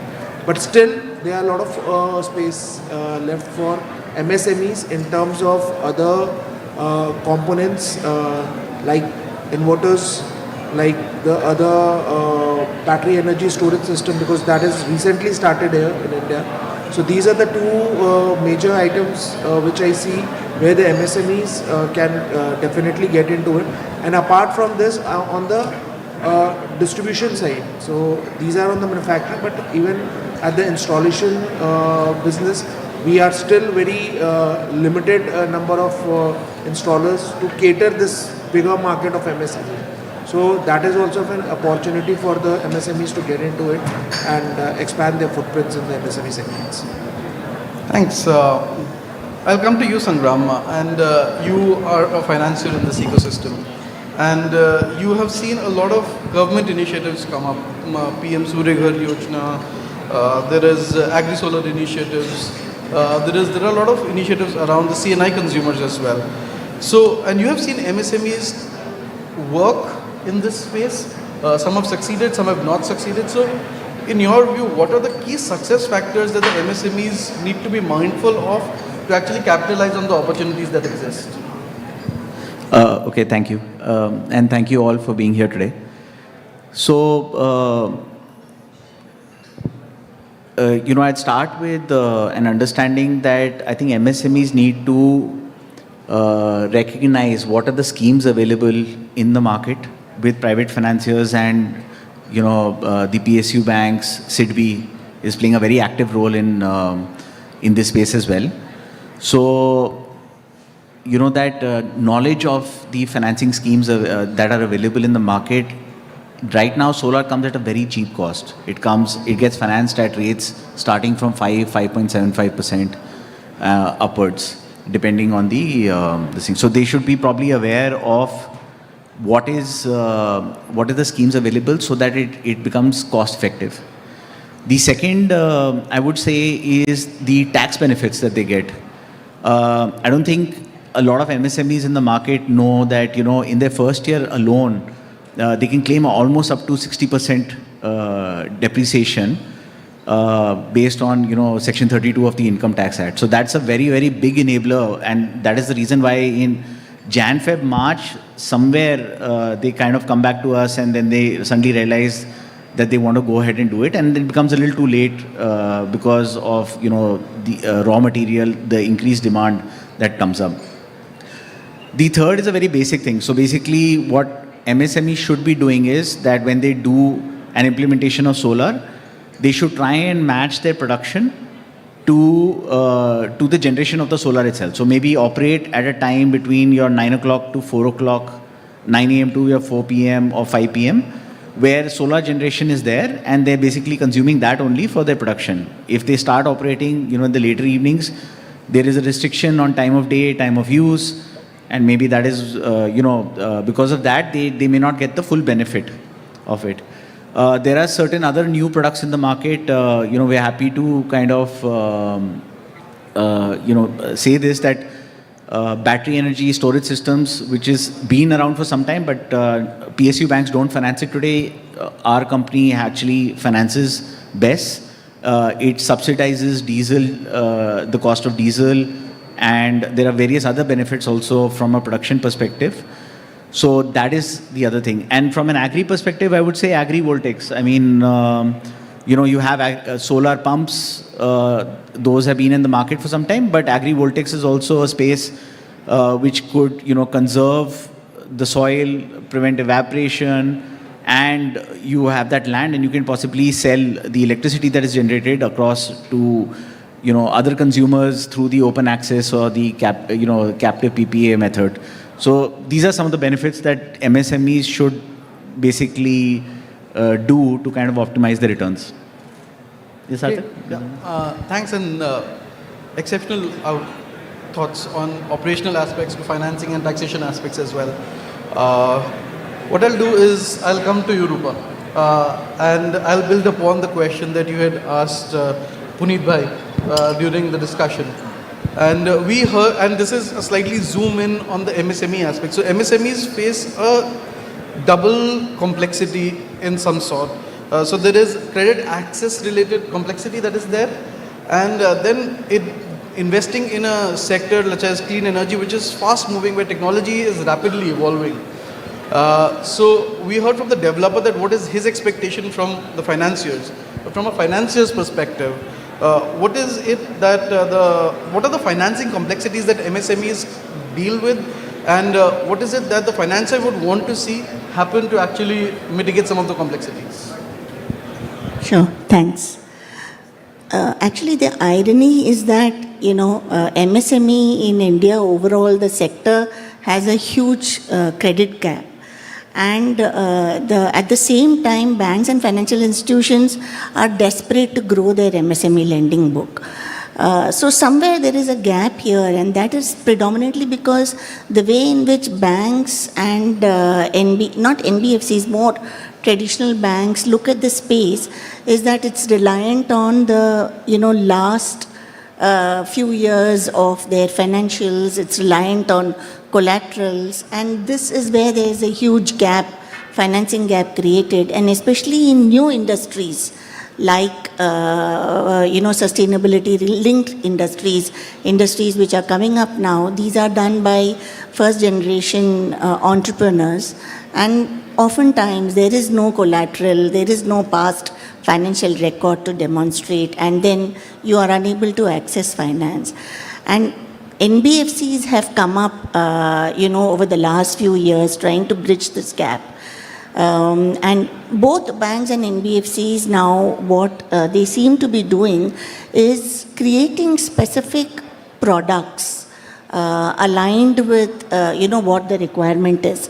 Not very complicated, simple products, but taking, for example, schemes like CGT MSE, where you can give without collateral loans, and then combining it with term loans and structuring solutions. I did that for a bank recently, where we launched this program on a hybrid MSME financing, and within about 1.5 to 2 years, we built a 2,000 crore odd book. I'm working with Sangram and his company also, trying to create specific tailored opportunities for MSME who are, green, and trying to increase the green book, because now we have this nice, banks are keen also to grow their green book. They are taking targets to, increase their portfolio. And so this is I think a very interesting point in time that we are, where MSMEs can take advantage of these programs that will get launched by financial institutions. Already there are, like Sangram mentioned, there are some very interesting programs currently also available. But I expect to see more and more such tailored programs coming in with focus on MSMEs, which can help improve access to finance. Thank you. I'll probably double click on some part of it. And Sure. so a lot of MSMEs that are looking to enter this space or have just entered this space, they are not new MSMEs or they're not greenfield players, as I may say. They are existing MSMEs who have ventured into this domain. And what this sector requires is often very different from other sectors: precision equipment, retooling, certifications, getting products validated, and that all requires a huge deal of investments. And so how do currently lenders look at these retooling investments, and is there a case to be made for a focused green credit line to actually support this? Okay. So if you are an MSME and you are incurring capexes which are not immediately resulting in revenue, it is a difficult ask for banks to come in and finance, because they look at revenue generating assets to finance typically. If it is a small amount of investment that you are making, you can access clean business loans from NBFC. If the amount of investment that you are making is substantial, which is more than 50 lakhs to 2 crores, up to 2 crores you can avail of a clean business loan, which will solve the problem. But if it is more than that, then you will have to really build a story to get finance, because it's tricky. You will have to first of all try and get some kind of a validation that the expenditure that you are incurring actually qualifies for green. Because when you do retooling and when you do these kind of adjustments or technological upgrades, they are not the standard green financing options that banks and financial institutions are very easily aware about. So one has to go back to a green taxonomy or a definition of what is green and get a third-party certification from a credible institution like CRISIL or S&P or somebody like that. Climate Bonds also does that, where they come in and certify, saying that this investment will qualify for a green loan. And then you will have to, if you are an existing MSME, you will possibly have to take recourse to some existing cash flows that you have, also show some order book, and then create a sort of a story for a slightly larger loan. This is possible only for loans of 25-50 crore upward, because otherwise for very small loans this may really not work otherwise. So I hope I have answered the question. Yeah, that's quite insightful. What I'll do is I'll shift gears a little from capital expenditure to maybe operating problems, operating expenditure related, and I'll come to you, Sangram. You have been financing this ecosystem, and while working in this ecosystem with players, one of the biggest things that we heard was that you're talking about a transformation. Hamara problem aaj ka hai. Our problem is working capital. how do you help us solve that complexity? So, this is something again which was pointed to by Puneet Bhai, that are the instruments that are available in this ecosystem, especially on the working capital front, are they sufficient, or is there any innovation that is required, or how do financiers see these complexities, and what is the financiers' view in solving them? So, just to kind of briefly touch upon the kind of problems that we see customers face today. As Rupa rightly said, the primary requirement is always collateral, a hard collateral, physical collateral for any kind of project. So let me just put it this way, that the PSU banks actually ask for it. That is the primary issue. The second is vintage. This is a sunrise industry, as all of you know. A lot of the people who are getting in as EPCs find it difficult to start because working capital for them is an issue. That's the second part of the problem. The third is that we've seen prices in this industry actually fluctuate quite a lot.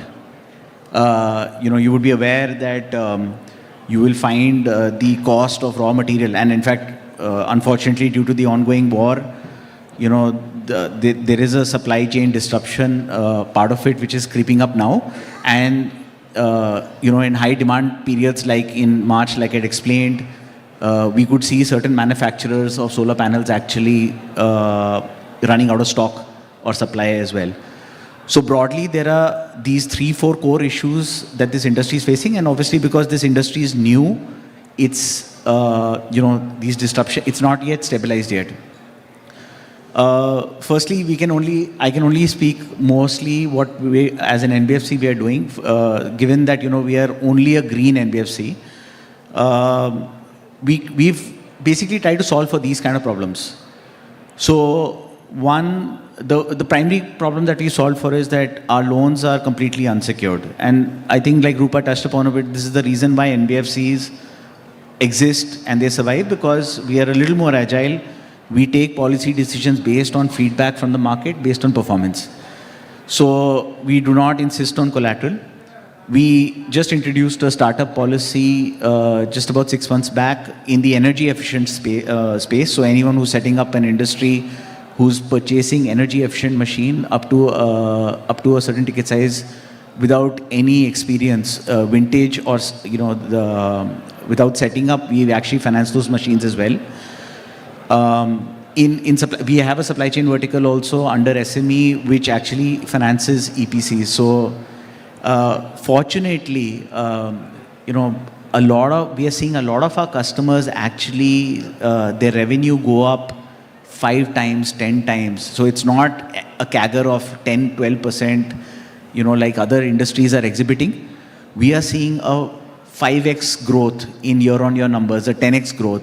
And eventually we are seeing some of our customers have actually gone in for IPOs in the last 2 years. So it's very heartening to see that people who are consolidating are actually growing and, getting listed as well in this industry. So we are basically, trying to aid or support this sunrise industry because it's, of course, we are focused on it. This is the reason why we exist. And, outside this ecosystem, unfortunately, beyond the central and state government initiatives, like the PM Surya Ghar initiative or Kusum initiative, these, unfortunately, there's not too much happening. I'm genuinely very happy that the government is very aggressive on these initiatives. But evolution beyond this space is not actually happening. My last point would be on battery energy storage systems. Battery energy storage systems is a great way of actually saving, saving electricity, which is one of the highest costs. In an industry today, electricity is at least 60 to 70% of the basic production cost for any manufacturer, depending on the industry. They have to find a way to replace it.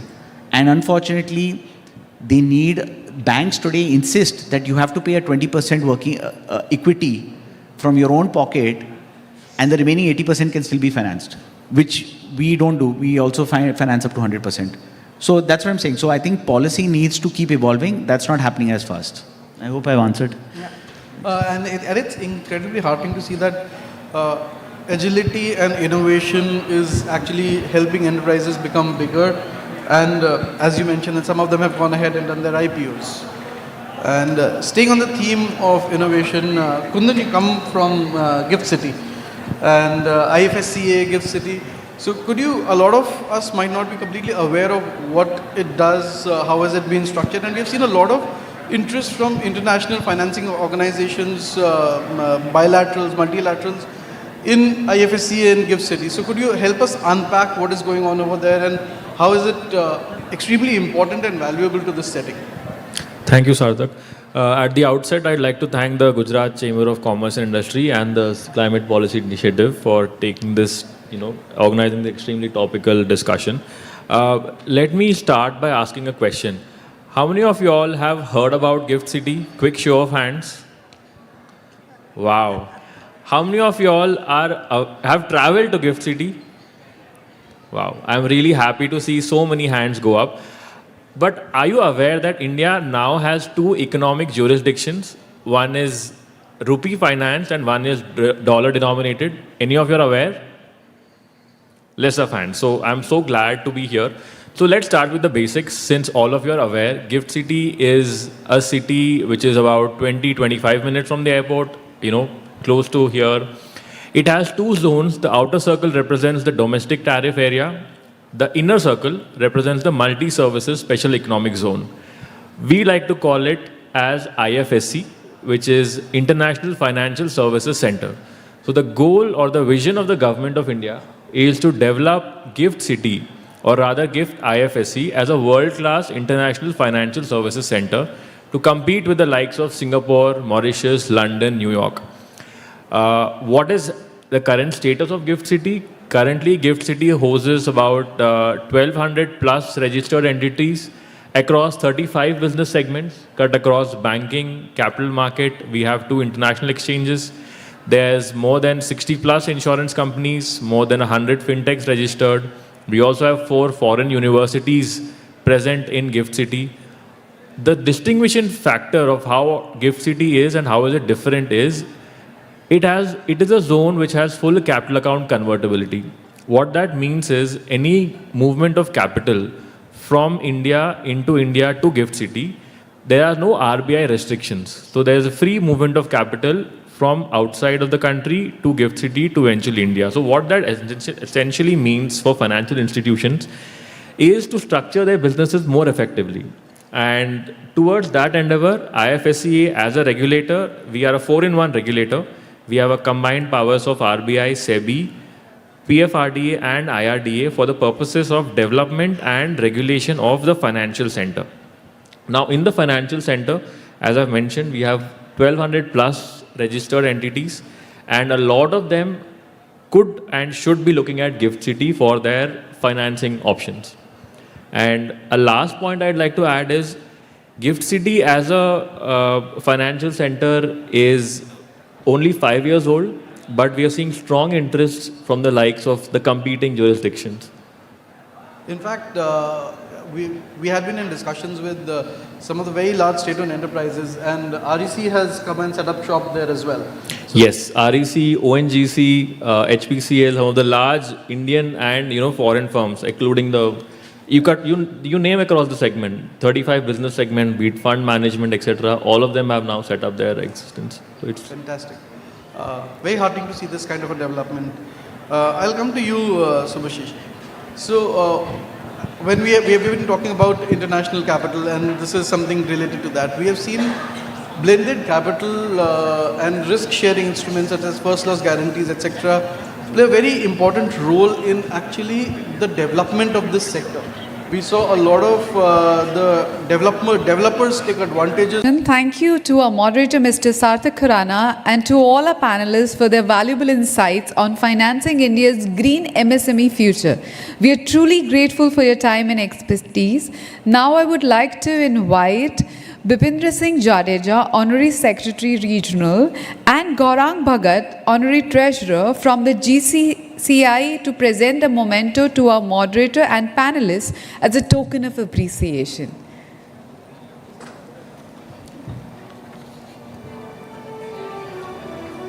Can we have a huge round of applause for both of them, please?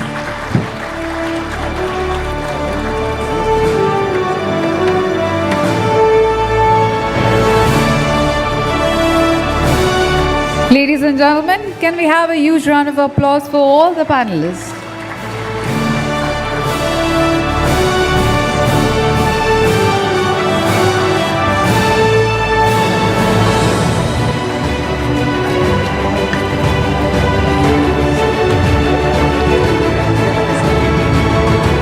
Again, a huge round of applause, please.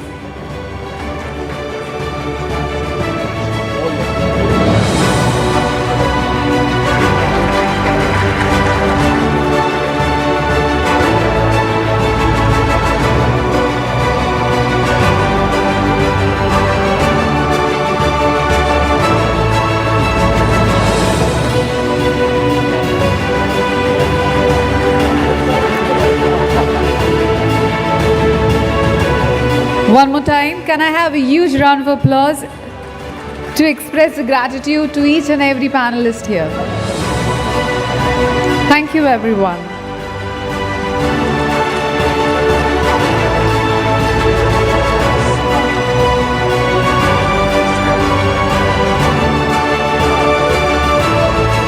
One more time for our moderator for moderating it so flawlessly.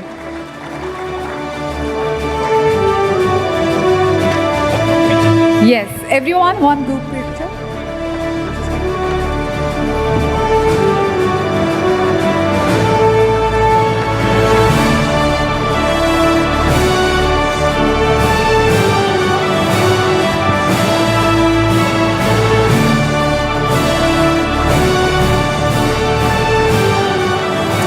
Thank you, sirs. Thank you, ma'am.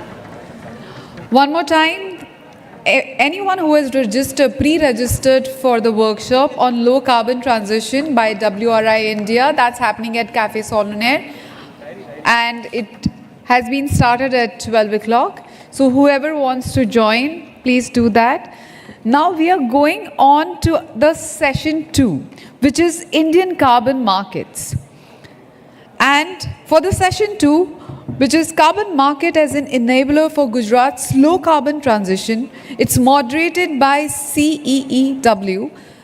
As India builds its carbon credit trading scheme and engages with global carbon markets, Gujarat has a pivotal role to play. I invite our moderator, Ms. Aparna Sharma, Program Lead at CEEW, to take the session forward.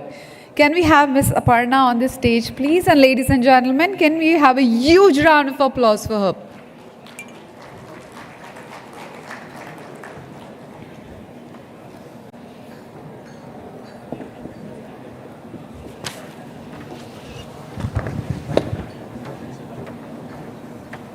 Welcome.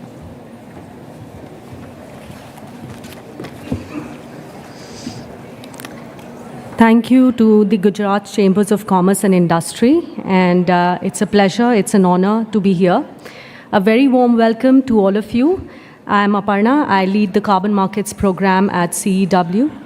It's a leading think tank on climate space. You would have all heard about us. Today's session is on carbon market as an enabler for Gujarat's low carbon transition. It is especially meaningful to have this conversation here in Gujarat, a state that sits at the center of India's industrial growth story and increasingly also at the center of India's low carbon transition. India is today at the helm of a very important shift shaping the future of carbon markets. Domestically, today we have the CCTS, the Carbon Credit Trading Scheme, the compliance mechanism, which looks at mandates compliance for industries to have a low carbon transition going forward for India to meet its net zero target. Alongside that, we also have the voluntary carbon markets, the CCTS voluntary mechanism. Also, there is interest in project-based markets, especially in sectors like biochar, agriculture, carbon removal technologies, renewables, etc. At the international level as well, we have the Article 6 of the Paris Agreement, which opens up finance and low transition and tech transfer for industry. I will have the panelists to speak more on what the carbon markets are, unpack this for you and what it brings for Gujarat today. And perhaps that is the reason why this moment is very important for us today in India to discuss on how we can leverage the importance of this market instrument for a low carbon economy going forward. Let me, without any further delay, introduce you to today's panel. We have with us Ms. Shuchi Malhotra. She serves as the lead advisor for carbon markets at Environmental Defense Fund. She has over 2 decades of experience since the Kyoto era, and she brings with herself extensive knowledge in carbon market mechanisms, project finance. We welcome you to the stage. Please, everybody, give a huge round of applause for Shuchi. We also have with us Dr. Amit Garg, who needs no introduction. Professor Garg is the National Investment in Infrastructure Fund Chairman in ESG. He is a leading professor at IIM Ahmedabad and a globally recognized expert in climate change, sustainable development, and energy transition. We welcome you, sir. A huge round of applause, everybody.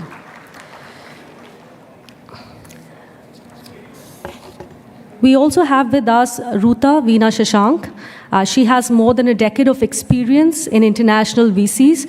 She leads the Global South program for Remove, which is a Europe-based accelerator for startup in India. She has contributed to investing in early-stage climate tech startups and facilitated accelerator programs on impact management. Welcome, Ruta.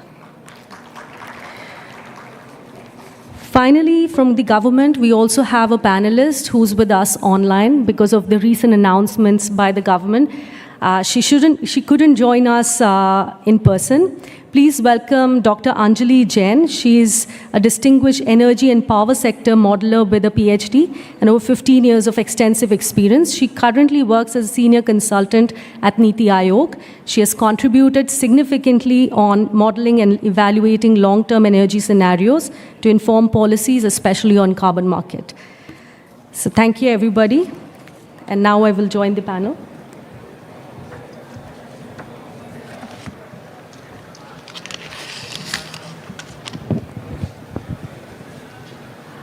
So firstly, let me begin with you, Shuchi. Can you unpack carbon markets for us? I mean, we today know there is a domestic mechanism on compliance, CCTS. Then we also hear about voluntary carbon market, which are the project-based, and then you also have Article 6. So a little bit just to set the context on what carbon markets mean for everybody in the audience. Sure, thank you so much. First of all, I'd like to thank GCCI and CEW for holding this important conversation, especially in the current landscape as Indian carbon market takes off. And in fact, it is an honor to sit with these co-panelists who are experts in their own regard when it comes to this pertinent topic. Coming to your question, Aparna, I'll go back a few years ago. How many of you have heard of CDM, Clean Development Mechanism? If you can raise your hands. Yeah, not many. Kyoto Protocol?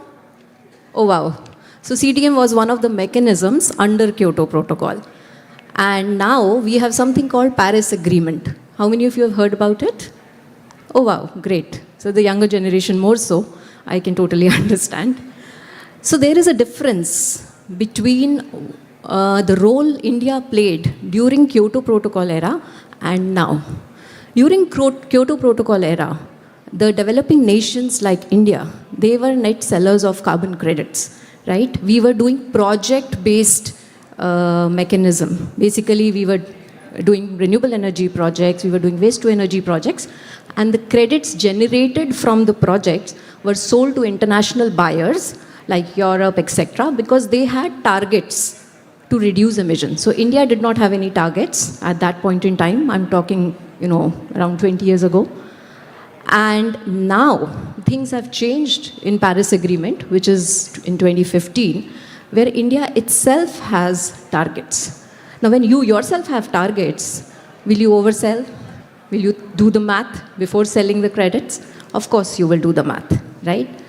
And when you have targets, how do you meet the targets is a bigger challenge. Now, when Europe at 20 years ago had targets, or Japan had targets, they had a domestic emission trading scheme. So when I'm saying targets, it's like they have to reduce their absolute emissions over a period of time. When you have to reduce your absolute emissions, you depend on your industry to decarbonize. You depend on increasing the share of renewable energy, right? So those were the things which Europe did at that point in time. And for the delta or the residual, which they could not do, they used to buy credits from countries like India, China. And this is 20 years back. Now, when we also have targets as India, we also need an emission trading scheme. We also need our industries to decarbonize as per the NDCs, the National Determined Contributions, which we have taken.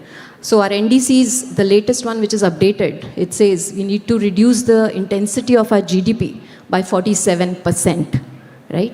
And I'm talking of intensity is important.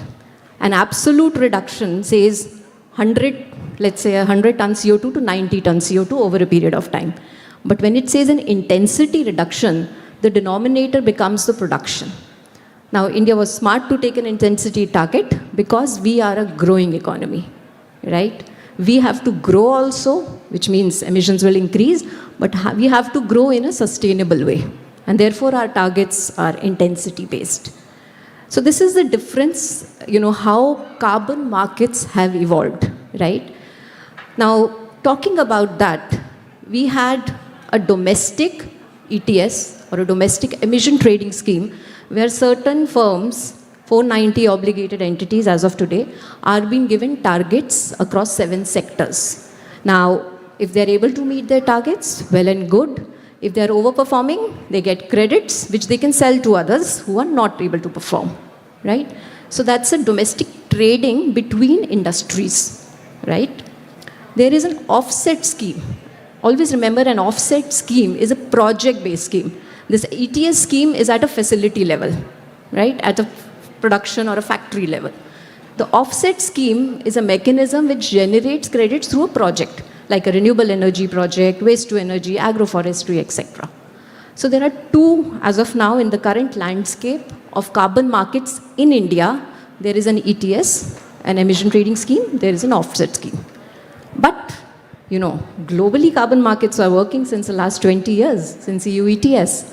So there were voluntary markets also. You must have heard about projects from Vera, Gold Standard, those project-based mechanisms. And they have been running since 20 years now. The thing is, markets are operating in a 2x2 matrix, if you ask me. There is a compliance market, which the countries, the government set targets, right?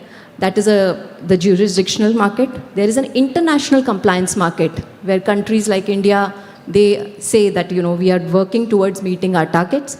That is where Article 6 comes.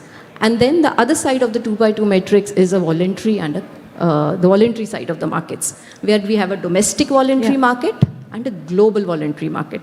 So essentially, you can visualize it as a 2x2 thing. It's the most easiest representation. Yeah. Thanks, Shuchi. And it's really a Herculean task to concise the whole carbon markets within a 10 minutes discussion. Let me quickly bring in Dr. Garg here, and it's a bit of a step back and thinking around the macroeconomic perspective. Sir, you've worked on modeling and looking at what India's net zero transition could look like. What do you think, or what according to you, a role that carbon markets can play as an instrument in India achieving its decarbonization goals? Yeah, thank you very much. Let me just clarify. When we go to the market, let us say we buy this bottle, 12 rupees. when we go to the market to buy carbon, it is nothing like, it's the absence of carbon which we are buying. It's not the product, it's the absence of carbon. So it is a counterfactual word. That, let us be very, very clear on this. And like any market, there is something called price, there is something called quantity. And it's an interaction of P and Q which determines the final outcome. And then there are rules. How do we settle the market? How do we ensure that it is a credible market? How do you ensure that everybody has confidence and faith in the market? So all these things are required. Q by quantity, I mean how much reduction is required. Now, as a market, if you ask people to just reduce only something which is very, very incremental, the market will not pick up. Market will crash. So if we say that India's emissions are 3.3 billion ton per year, and these 487 companies, which I think my colleague spoke about, have to have some reduction in their emission intensity, and that reduction, if it is only 2%, 3%, it is not very credible in a way. And it is very correctly said, it is the intensity target, that is the emission upon revenue. GHG upon GDP, that is the government of India also, and this is also what is we have given to our carbon market.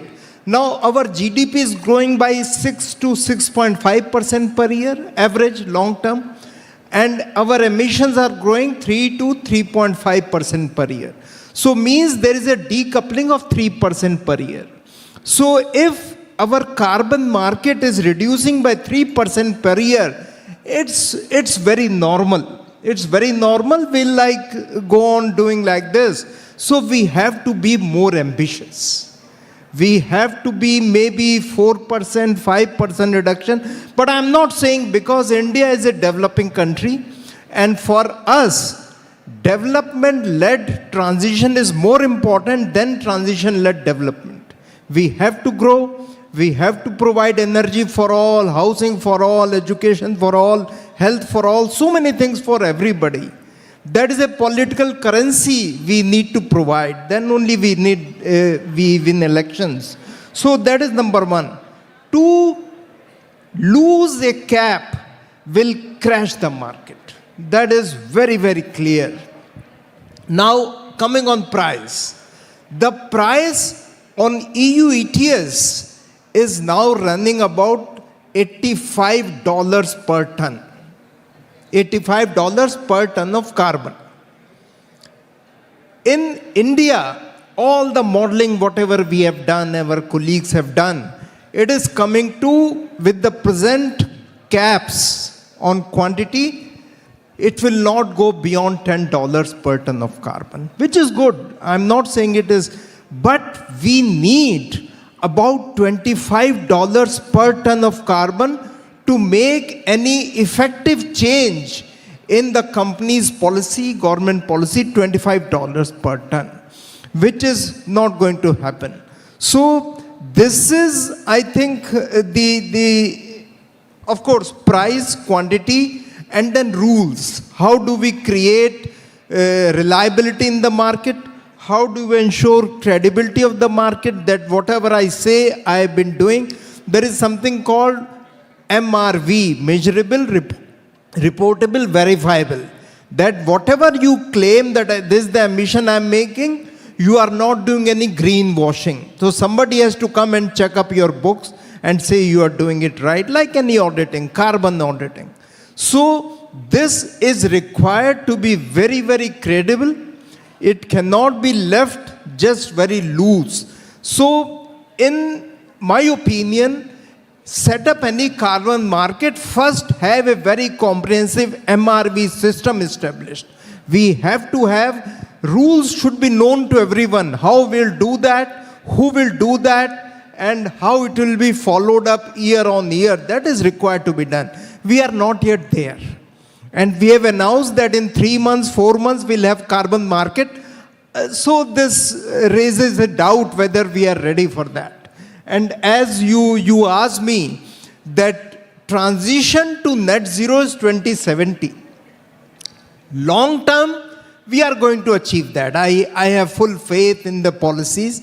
But in the short term, our goal is development. Our goal is provide energy for all. And energy cannot come without coal in India. Without coal. So, with coal coming, our emissions are likely to grow, but they will grow. But we have a commitment in the long term, we will reduce our coal consumption. That we stand by that. So we are pushing with renewable, we are pushing with battery storage, we are pushing with all those things, electric vehicles, but they are expensive. So we have to keep that thing in mind, and definitely it will help. Carbon market is required, but well designed and operated carbon market is required, not any carbon market. Thank you. Thank you, Dr. Garg, and very essential points there. I mean, the trade-off definitely exists when you are developing at a very high pace, and then also looking at the transition to sustainability. Especially on those questions, 2 points I'll park with you. What do you think about the power sector coverage within the CCTS after I do finish this round, and I'll come back to you. And second, also the point that you touched upon, the difference in the prices within the compliance mechanism. And we're looking at somewhere $8 to $10. And EU ETS, of course, it is significant now to consider because of the CBAM.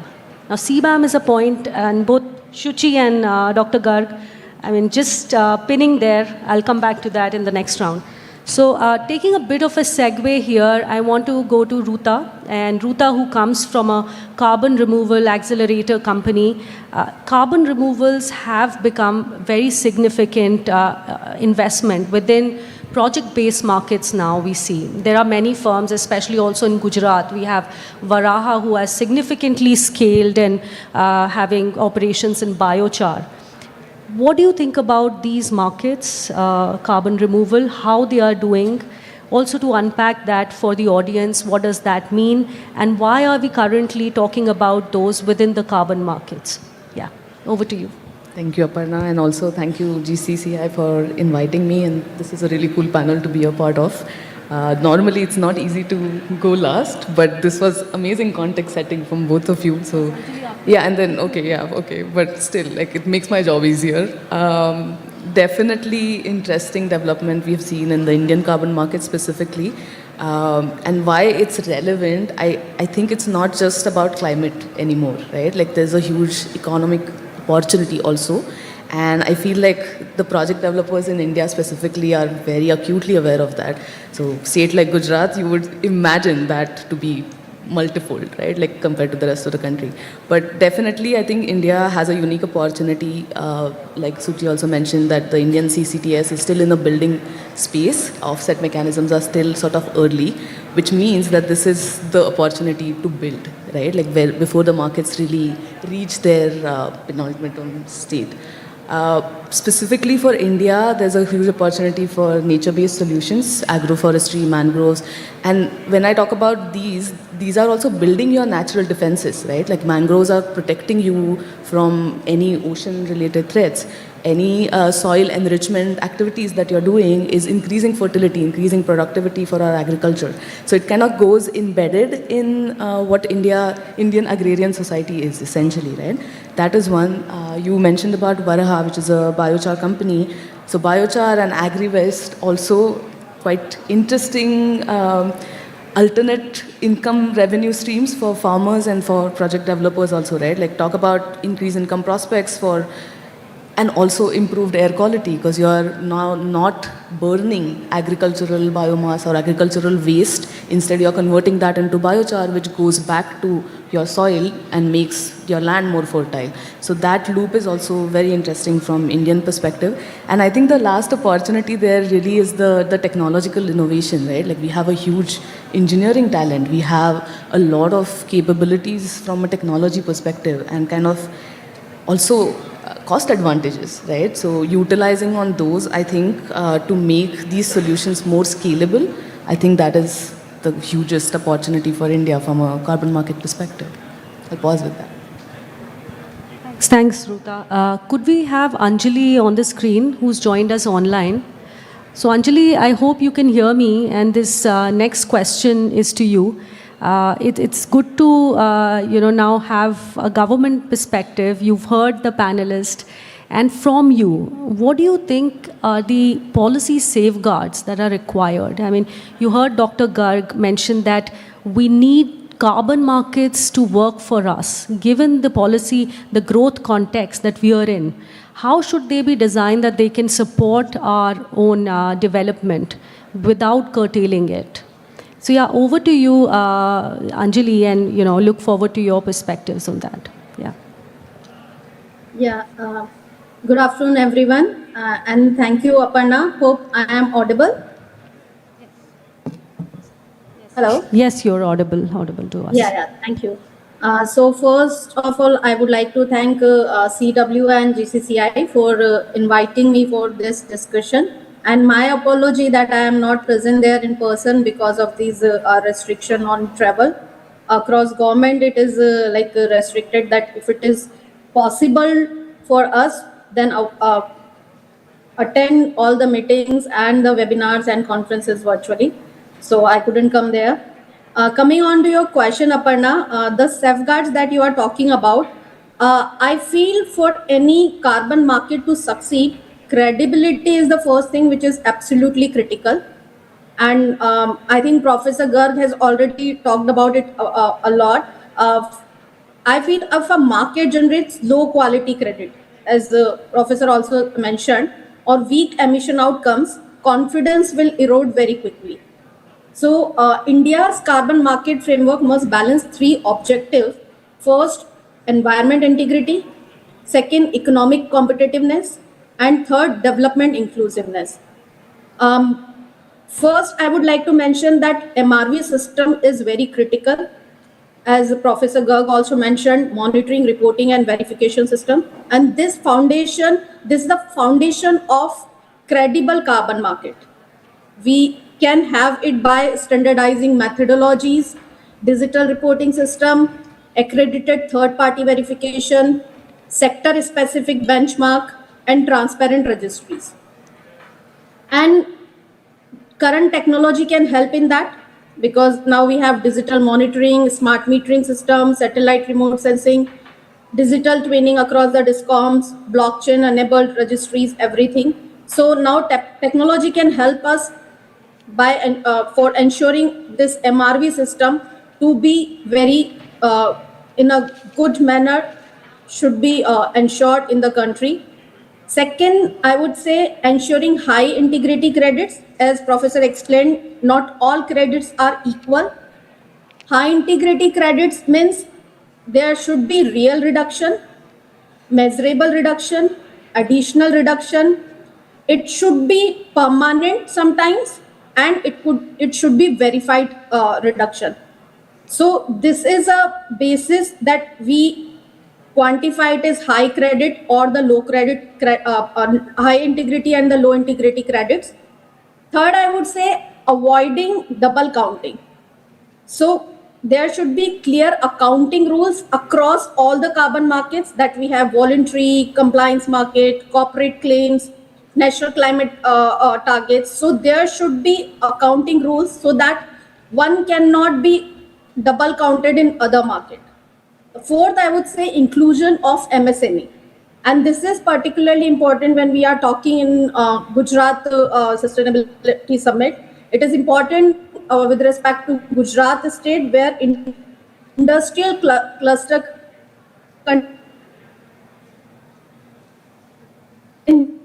many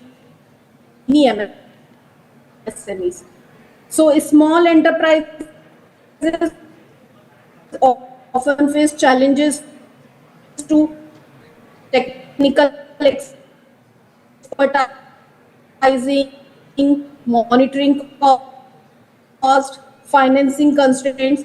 So it is important for the state like Gujarat, where MSME models can help in that, cluster-based MRV system can help in that. And I would like to mention that in Niti Aayog, we are doing this exercise that we are So we have identified what is there in 100 such products which have good export value and high emission factors, and along with some sunrise industry, and we are product passport for them. So it will ensure that they can see what exactly is their life cycle emission. We are trying to build a database for the life cycle emission, where we are collating all the data for all industry clusters and all these industries that we are going to select out of the list and have the good export value. And soon, maybe in a month or two, we are going to release this scoping study of to streamline product carbon footprint in India. Yeah, this is all about the safeguard that should be. Thanks, Anjali. Quickly, Shuchi, and coming to you now, I mean, you've heard Anjali also brought in, Gujarat as a state, and let's take a bit of a change of gears here and bring the focus to Gujarat. Gujarat has a lot of industry here, a lot of entities which are part of the compliance mechanism. Now we are talking about two types of MRV. So one is the compliance MRV. Now these are certain safeguards what Anjali talked about. Now how do you make them work for you as an industry? Could you talk around that, one? Yeah. And second, also, what is the MRV for a project-based market, if you're having a project within a voluntary or Article 6? Yeah. Right. So, from a legacy standpoint, India has experience of project-based markets. We have had significant number of projects in Vera and Gold Standard. So, project-based MRVs, they run on an algorithm called a methodology. For each project type, there is a certain methodology. And the methodology decides the guardrails of what would be the monitoring, reporting, and verification protocol. So it's written in the methodology. What are the parameters you need to monitor, at what frequency, and what is the level of certainty, accuracy you need to monitor it with. So that's some project level MRV which is very specific to that project type. Because obviously when you are doing a renewable energy project, right, the parameters you are monitoring is different than when you are doing a waste to energy project. So it has to be very project specific, and methodologies define that.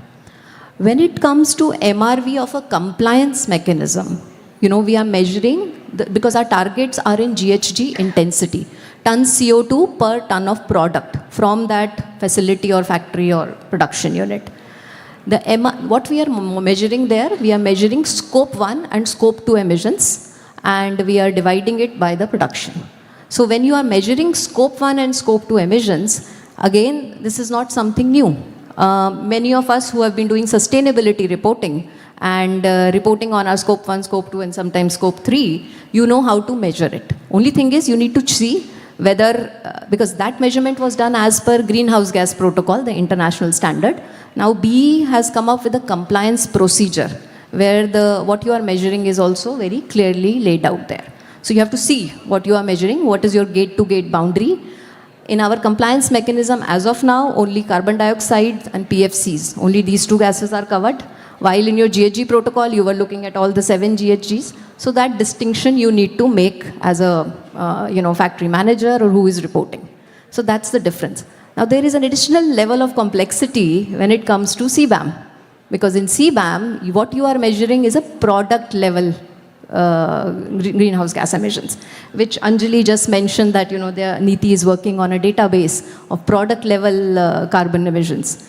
So the thing is, somebody who is sitting outside, and I'm sure many of you who are, it's a landmine. You would say, I do 3 kind of MRVs. Is there a need for harmonization, right? So those are the questions which are being put to the government to say, how do you make it easy for industries to comply, right? And that is why, again and again in any discussion, any forum, last whatever months I have been, the first topic which comes to on the fora is the MRV, the monitoring reporting. Because currently, they are working in 3 silos. Can we look at a way to harmonize things and possibly make it easy for our industry, especially MSMEs? Because, the cost of MRV for an MSME could be possibly higher, that dissuades them to actually go towards, starting a carbon credit project. I mean, the amount of money or the revenue you generate through carbon credits, you would say it doesn't really make sense for me if I have to deploy so much money for its MRV. The net gain is not there for me, right? So I think as the market is maturing, people are realizing what are the data points which could be common across my reporting for CCTS or my reporting for CBAM. Can I digitize them and make my life simpler and maybe reduce the overall cost?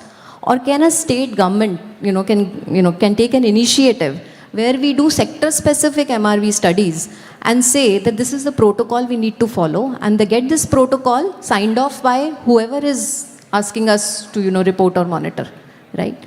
So those are the kind of discussions where the market is now progressing, and I think it makes real good sense to do that. Yeah.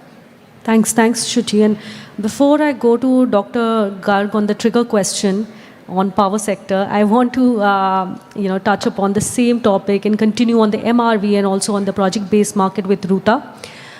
Coming to you, Ruta, also on Gujarat. I mean, this is a state that likes to do business. The business doing index is very high. We are seeing a lot of carbon removal project developers looking at establishing projects here in Gujarat. Especially so for carbon removals, MRV is easier to meet. Integrity is high. You get good price for your credits. So what's the scenario and what can Gujarat do? What's the offering on removals? I'm happy to take that. And just to build on to what Suchi was talking about, MRV costs can be real pain point. For especially small project developers, right? And I think one solution for that is digital MRV, which can make a huge difference. Talk about IoT sensors, satellite imagery for forestry, talk about blockchain for credit verifiability. All of those solutions are happening now, right? So verification is easier compared to what the situation was a few years ago, right? And making the most of it, that is the real opportunity, especially for upcoming players. Then to your second question about the industrial potential of Gujarat, right, and the entrepreneurial culture, I think one thing that really sort of stands out is helping projects doing the initial pilots, right? So obviously the carbon credit opportunity is there, but that's not the only opportunity for carbon removal projects. There could be integration with industry and supporting that through various ways. Like one could be the pilot, and I'm looking at the GCCI members here of initiating those projects with carbon removal developers, but at the same time also kind of supporting, and in the previous panel they touched upon blended finance.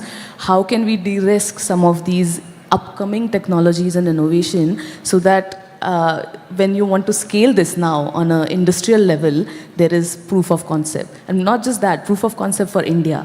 There are, like you mentioned, several projects in Gujarat happening precisely for this reason, because the policies, the renewable energy encouragement sort of supports that, right? We have a couple of projects even in this room. One is called Klimitra, which works with steel and cement decarbonization sector. So what they are doing is replacing coal for heat generation for those sectors. Similar such examples can be found in textile industry, in chemical industry, and we have several teams who are doing this innovative work in different industries and sectors, and what they really need is a chance to kind of prove their pilot projects to sort of take it to scale, right? And I think Gujarat is definitely, like you mentioned, a great example to sort of get that started.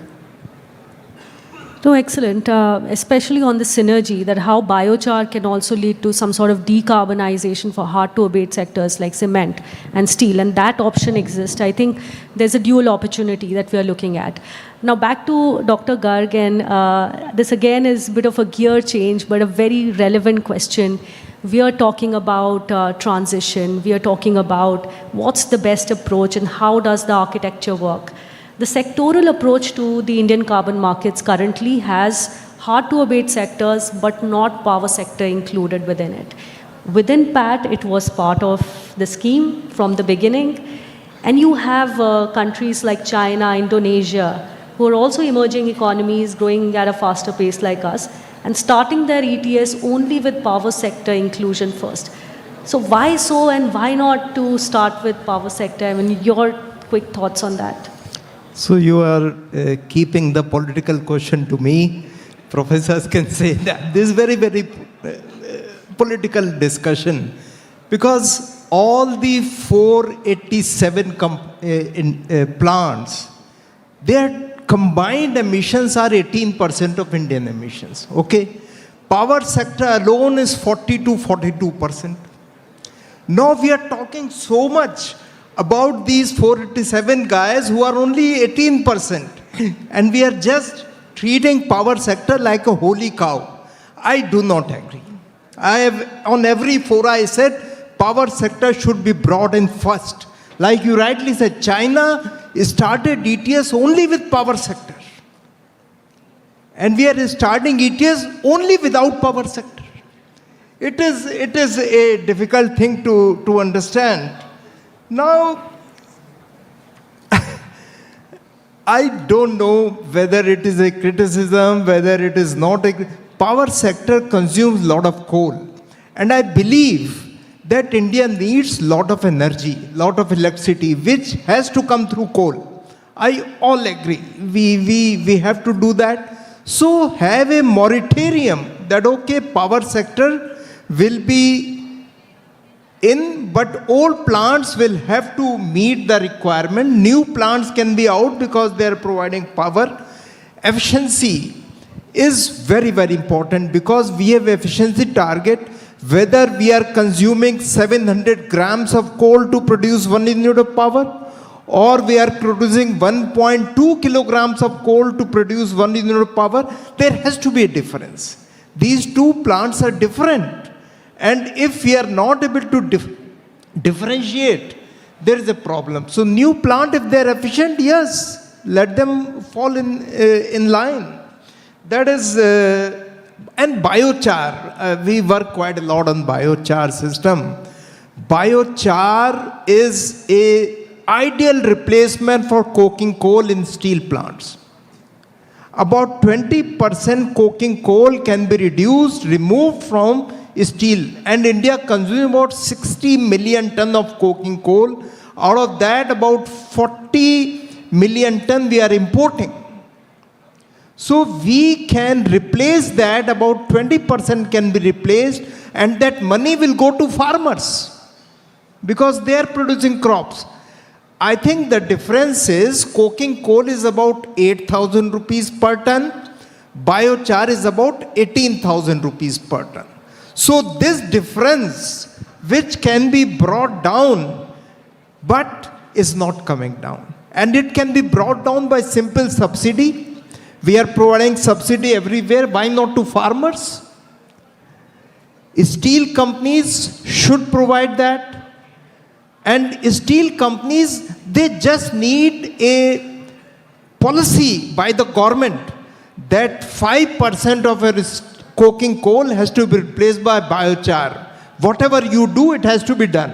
That's all. Simple things. So we have to promote that. Biochar, using it as a soil additive, in my opinion, is not good. You should use it. It's good. But you should use it for when we are talking about carbon market to replace coking coal. That is very much required. Coming to, because you have given the mic to a professor, so I must speak about CBAM, Carbon Border Adjustment Mechanism, CBAM. CBAM in India, it will touch upon two main sectors, steel and cement. Aluminium also, but we are not exporting much of aluminium. We are exporting these two guys, so we'll be steel and cement, we'll be stuck there. Last month, EU has released a 1200-page document, and what is the baseline for every sort of thing. And suppose the baseline is 100, and your emissions are, EU emissions are 80, you have to make payment for that 20, as at $90 per ton. So it is not as if you have to pay 100%. You have to make payment only for the difference. And Indian cement sector, Indian steel sector, some of the steel like Tata Steel, their Haryana plant, they have 30% emission level than EU standards. 30%. They have put a new plant. So they will earn credit by selling this carbon there. So we should also, maybe it is very small innovation. We are only exporting 5% of our steel to Europe, only 5%. So 2 big plants will take care. 2 big plants, one by Tata has done, so SAIL should also do, or some other company should do. That's all. Then forget about CBAM. Just because 95% of steel is being used in the country. We are expanding infrastructure like anything. Cement is also big. Cement is like we are having about 186, 190 plants covered in this in this CCTS. Yes, of course. And it is not as if a single number. Even EU has given for cement some 7 type of technologies and their baselines for everything. So we have to be, we cannot say that a single technology. And in CCTS, there has to be a gradual improvement. It cannot be 3%, 3.2% or something. It has to be 5% next year. Next round, it has to be 6%. So that even it's a simple thing. No, when we go to the gym, we initially reduce fast, then slow, but then our target has to go up. Thank you, sir. I have to, quickly break down very good points you made. Power sector should be part of the CCTS. You said it, not me. Yeah. But I'm taking that to the government. I can give it farmers to be essentially part of carbon markets, to be included. Biochar, industrial grade biochar is very important. And also on CBAM, there's of course that one point which I also want to add to that. What about when this expands, CBAM expands to complex goods? So you have coming 2028 and complex downstream expansion of CBAM, and how do you cater for that? You see, we have to first mentally be ready for accepting CBAM. We are not yet. Companies are taking, but as a business, we have to agree that there's some carbon tax we have to pay, which may be fair, which may not be fair. But we have to pay, and we have to reduce our own house in order so that carbon goes down year on year in our domestic system also. So if we agree for that, I don't see much problem in maybe I'm an optimist, but that's the way it has to be. And I have complete faith in industry, Indian businesses, not because I'm a professor at a business institute, but they are very much like, and you talked about Gujarati, so I'm in Gujarat for last 20 years, and I have understood the business sense. If you have to pay, the price should be low. If you have to buy, the price, buy means carbon. Buy price should be low. If you have to sell, price should be high. So it is a continuous tussle. $5 is good if I have to pay this. $25 is good if I have to decarbonize and I can sell that. It's a market, give and take. Thank you, Dr. Garg. Do we have Anjali still online with us?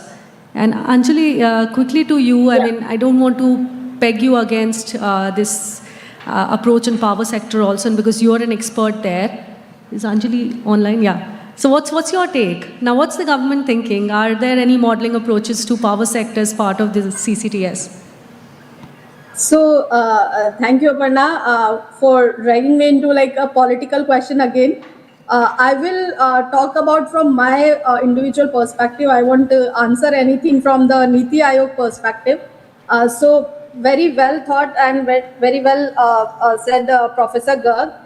It should be something, I wouldn't say there should be like anything which can say or target the power sector regarding their reduction in the emission, because I feel currently in India, when we are integrating lots of renewable and grid stability is a big issue, and power sector facing a lot of issue in curtailment point of view, and thermal power plants needs to operate at the lower plant load efficiency.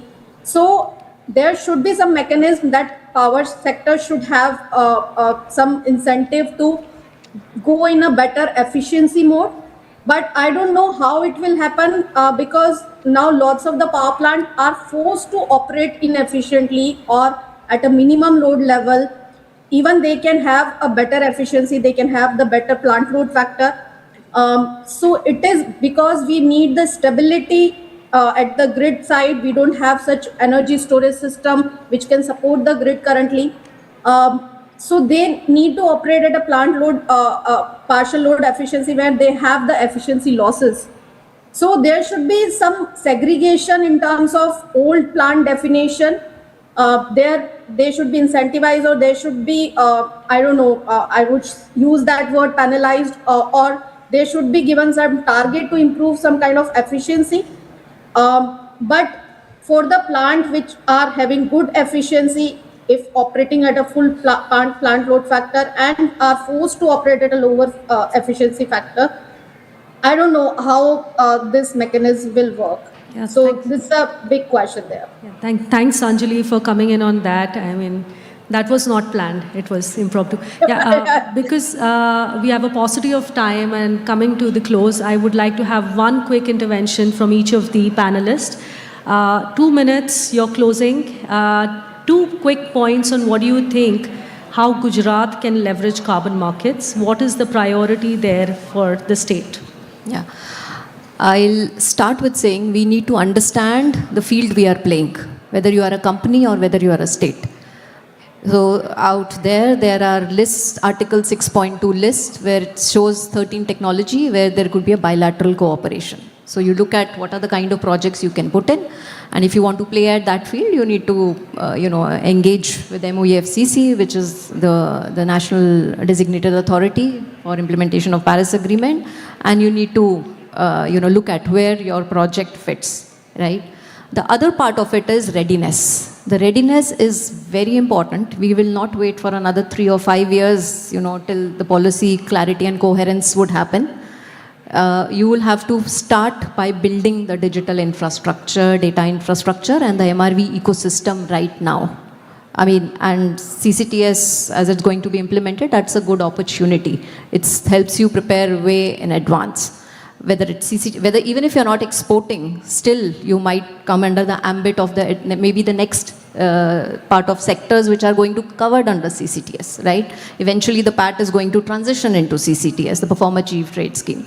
So that readiness should be there. And as a state, it's important to build that capacity, especially for MSMEs. It is important to build the capacity for project developers, consultants, and universities. And industrial associations can play a larger role in, creating that momentum. So first thing is, don't wait for too long. Things are going around here, and India is not going to go back on its climate commitment. So you can only forge forward. Well said, excellent. Ruta, can we come to you now? Yes, your quick points. maybe just to put like some numbers in context, right? The current voluntary carbon market is at $2 billion.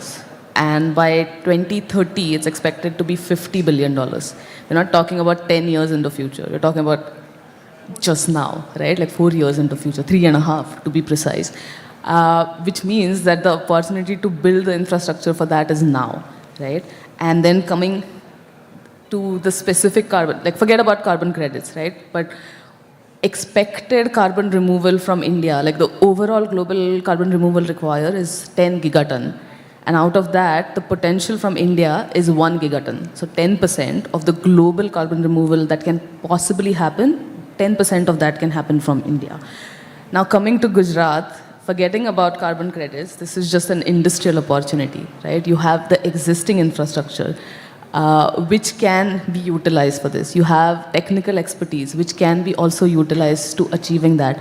Like Suchi mentioned, that India's climate targets are not here to go away, right? They're going to stay. So then how can Gujarat as a state, GCCI as an industry association, make the most of it, of this climate opportunity? Anjali, keeping the best for the last. So let's have Anjali also give a quick 2 points if you're online. Yeah. Hi, Aparna. So, starting with what India is having ambitious of becoming developed economy and achieving net zero target by 2070. It is along with an ambitious of India to become a global manufacturing hub, a leader in clean energy, and a competitive exporter in carbon constrained global economy. So, if I mention these three things, I think Gujarat is a special place which is having mix of industries. I would say high energy industries, petrochemical, chemical, refineries, ports and export oriented industries are there in the Gujarat. Then Gujarat have MSMEs also. And the third, Gujarat can be benefited with, as you were mentioning, project-based market. So there could be lots of renewable energy projects, bio-CNG projects, waste-to energy, and these projects like agriculture, afforestation, waste management, rural bioenergy and all. So these are the, I would say, the mix of these industries, the specialty of the Gujarat. So I think in current context, as the carbon market is evolving, I would like to mention that it is important to recognize that carbon market is not a substitute for any direct decarbonization policies, but it can become a complementary mechanism where carbon market in India must be designed not only for emission efficiency, but also for inclusive economic transformation. And Gujarat is the state which can fully benefit with that. Thanks, Anjali. Professor Garg, over to you. Thank you for very interesting discussion. We are doing with RBI and MOEFCC personally the baseline creation for all emission factors in India, and that will go to all the banks. That if a project comes to them that this is what my reduction is, please give me some money through the bank. So there has to be a baseline, like CBAM I said. So we are creating that. I think Gujarat should ready itself for that baseline creation for all the industry. What is the baseline for Gujarat and for India and for CBAM? What is the baseline? We have to have understanding. Second important thing is whatever little training could be provided to all the guys. It's not a market pitch, no. We do training, quite a lot of training. But for industry, they should try to learn. And they are very smart guys in the industry. So they should try to learn what is carbon market, what is the reduction, how can they get money, how much money they can get.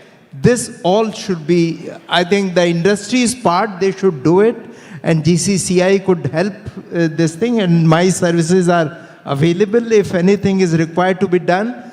But Gujarat government, Gujarat Chamber of Commerce and Industry, they have to make themselves ready. As Shuchi said, carbon market is not going to go anywhere. It is here, it will only strengthen and move ahead. Thank you. Thank you, Professor Garg. We've come to the end of the session. I'll take quick 2 minutes to summary. It's difficult with so many great interventions being made by the panelists to summarize this session, but we'll also go to the audience for a few questions. So quickly, just one words there, and we talked at the very end around readiness, what Shuchi brought out. We talked about capacity building, something which was echoed by Professor Garg and Shuchi, as well as Ruta on MSMEs having that capability to do the reporting, carbon accounting, and setting their own baselines. Infrastructure development was also a point brought out by Ruta. which is very essential because the time is now. Voluntary carbon markets are going to be huge in the very short run. So are you looking at leveraging that opportunity there for you? So the time is now to understand those capacities have to be built in.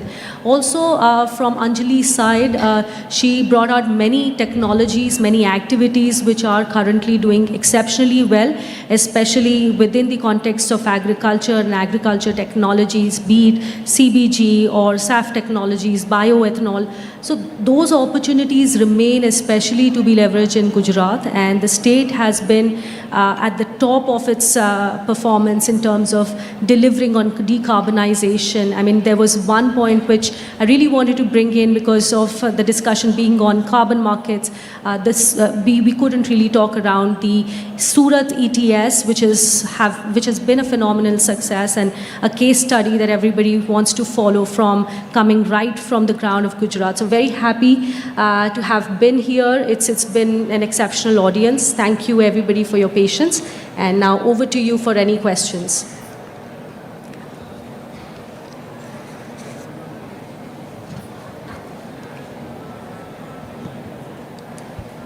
Hello. Yeah, myself Rick Mukherjee. I'm the CEO and co-founder of United Carbon Technologies Private Limited. Actually, I just wanted to ask you that can personal carbon footprint realistically evolve in a tradable financial asset in future for decentralized carbon markets? Get the question. Oh, you can't hear? Okay.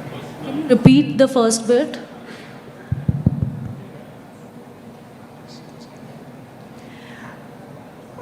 Actually, my question was that can personal carbon footprints realistically evolve into tradable financial assets within future decentralized carbon markets, enabling the individuals to directly earn, invest, and participate in the global low carbon economy? At least a decade, at least.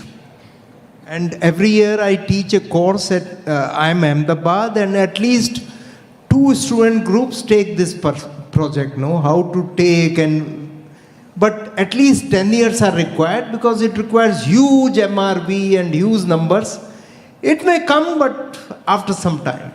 Thank you. Thank you so much. I would say a utopian idea, but yeah, good thinking. If I may add, so the whole carbon accounting, it all started at a corporate level, right? Because we wanted the industries, to take accountability, right, for emissions. And then there were protocols, standards, frameworks, algorithms developed to measure GHG emissions at the corporate level. Then came a separate standard where you're measuring carbon at the product level. The product carbon footprint accounting standard is there. So far, I don't think anyone has attempted a personal carbon footprint. And in any case, it will be different. You sitting here versus someone sitting in US versus someone sitting here. So I think the normalization, harmonization would be difficult. But I've come across a startup somewhere where they wanted to commercialize this particular idea.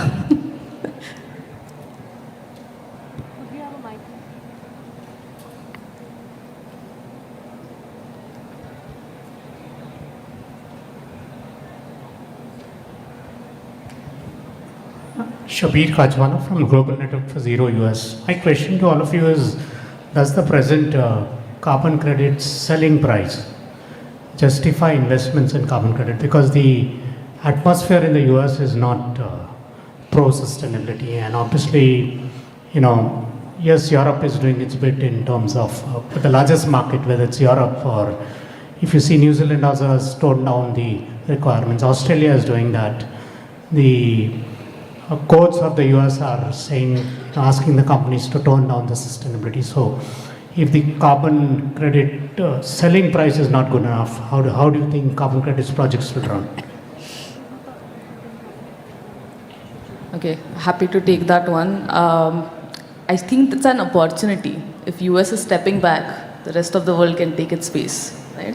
So I think that's an opportunity. The second thing is, I like to think of it as, yeah, climate and carbon is one thing, but there are so many co-benefits as well, right? So thinking from that lens, thinking from what does India need right now? So rather than investing in what is the price of a carbon credit, investing in what impact I'm getting out of it, I think that should be the investment thesis rather than is it $100 per ton or is it $80 per ton. But is it improving our air quality? Is it improving food security for fellow Indians, right? Just two. And that is more on the moralistic ground. On the commercial ground, I'd say, yes, price discovery is very important. And until and unless market runs a few cycles, you won't be able to understand, what was the price. Again, investments in businesses, there are capex cycles. So you need to do that trade-off. Maybe in this year, does it make sense to buy credits or possibly do that investment? And if you are able to do that investment in a blended finance structure where somebody is, possibly lowering the cost of capital on the back of the goods you were talking about, and there are DFIs who would probably look also into that, right?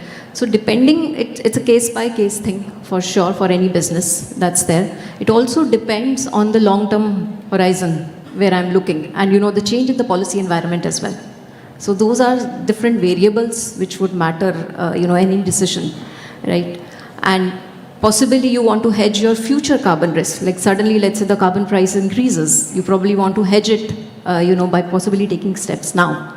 It all depends on the outlook. It all depends on the direction of policy, what you are sensing, domestic market is going. And sometimes, for example, in CDM days, I remember there were initially very few project developers, and suddenly when they saw the price rising upwards of 20 euros, everybody jumped in, right? And then possibly towards the end, there were people who were not able to monetize those credits because the issues of integrity of the market, whether the credits are additional, those came. So I think that is a judgment call you would take. It will depend on many variables. Yeah, so just maybe it is called make or buy carbon in my terminology. So whether you will make carbon reduction, carbon means carbon reduction, it depends on your investment and the price you expect. The $5 to $10 price is way below people make an investment. It has to be about $25 per ton of CO2 in India. Then industry will make investment. Buy, otherwise you will, if the price is low and you have to do something, you will buy carbon from the market. So yeah, that is the simple answer to your question.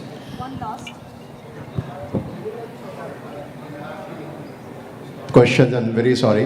We're really late when we have one more session. Talking about food security, lunch is waiting, so I don't want to.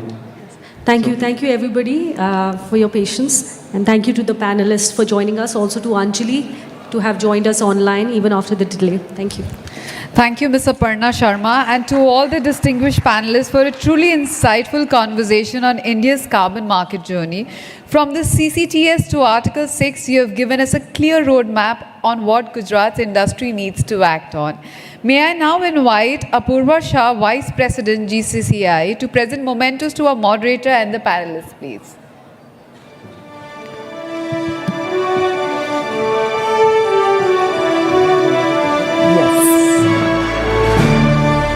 Ladies and gentlemen, can we have a huge round of applause for all the panelists?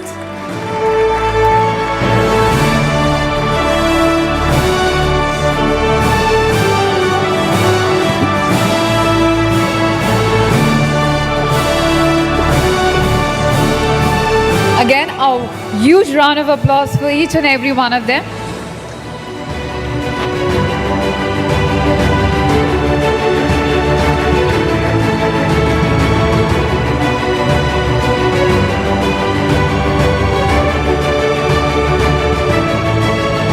One more time, please.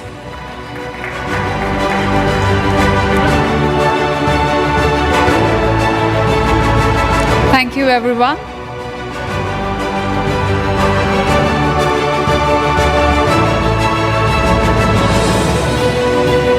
Now we move ahead to our session 3. After an energizing morning, we move towards sustainable infrastructure. Underneath the skin of it, what breathes? Moderated by CEPT University, our cities and buildings are responsible for 40% of global emissions. This session asks the hard question: what does it truly take to build sustainability? I invite our moderator, Professor Rajan Rawal, professor at CEPT University, to take the stage. Professor Rajan Rawal, ladies and gentlemen, can we have a huge round of applause for him, please? He is the Faculty of Technology, CEPT University, and a senior advisor at the Center of Advanced Research in Building Science and Energy, CEPT Research and Development Foundation. Professional Rawal contributes to the International Energy Agency, the National Building Code, UNEP, and the Bureau of Energy Efficiency. In 2020, he was honored as an ASHRAE Fellow, in the 2021 as an IBPSA Fellow, and a distinguished lecturer, becoming the first Indian architect to receive these distinctions.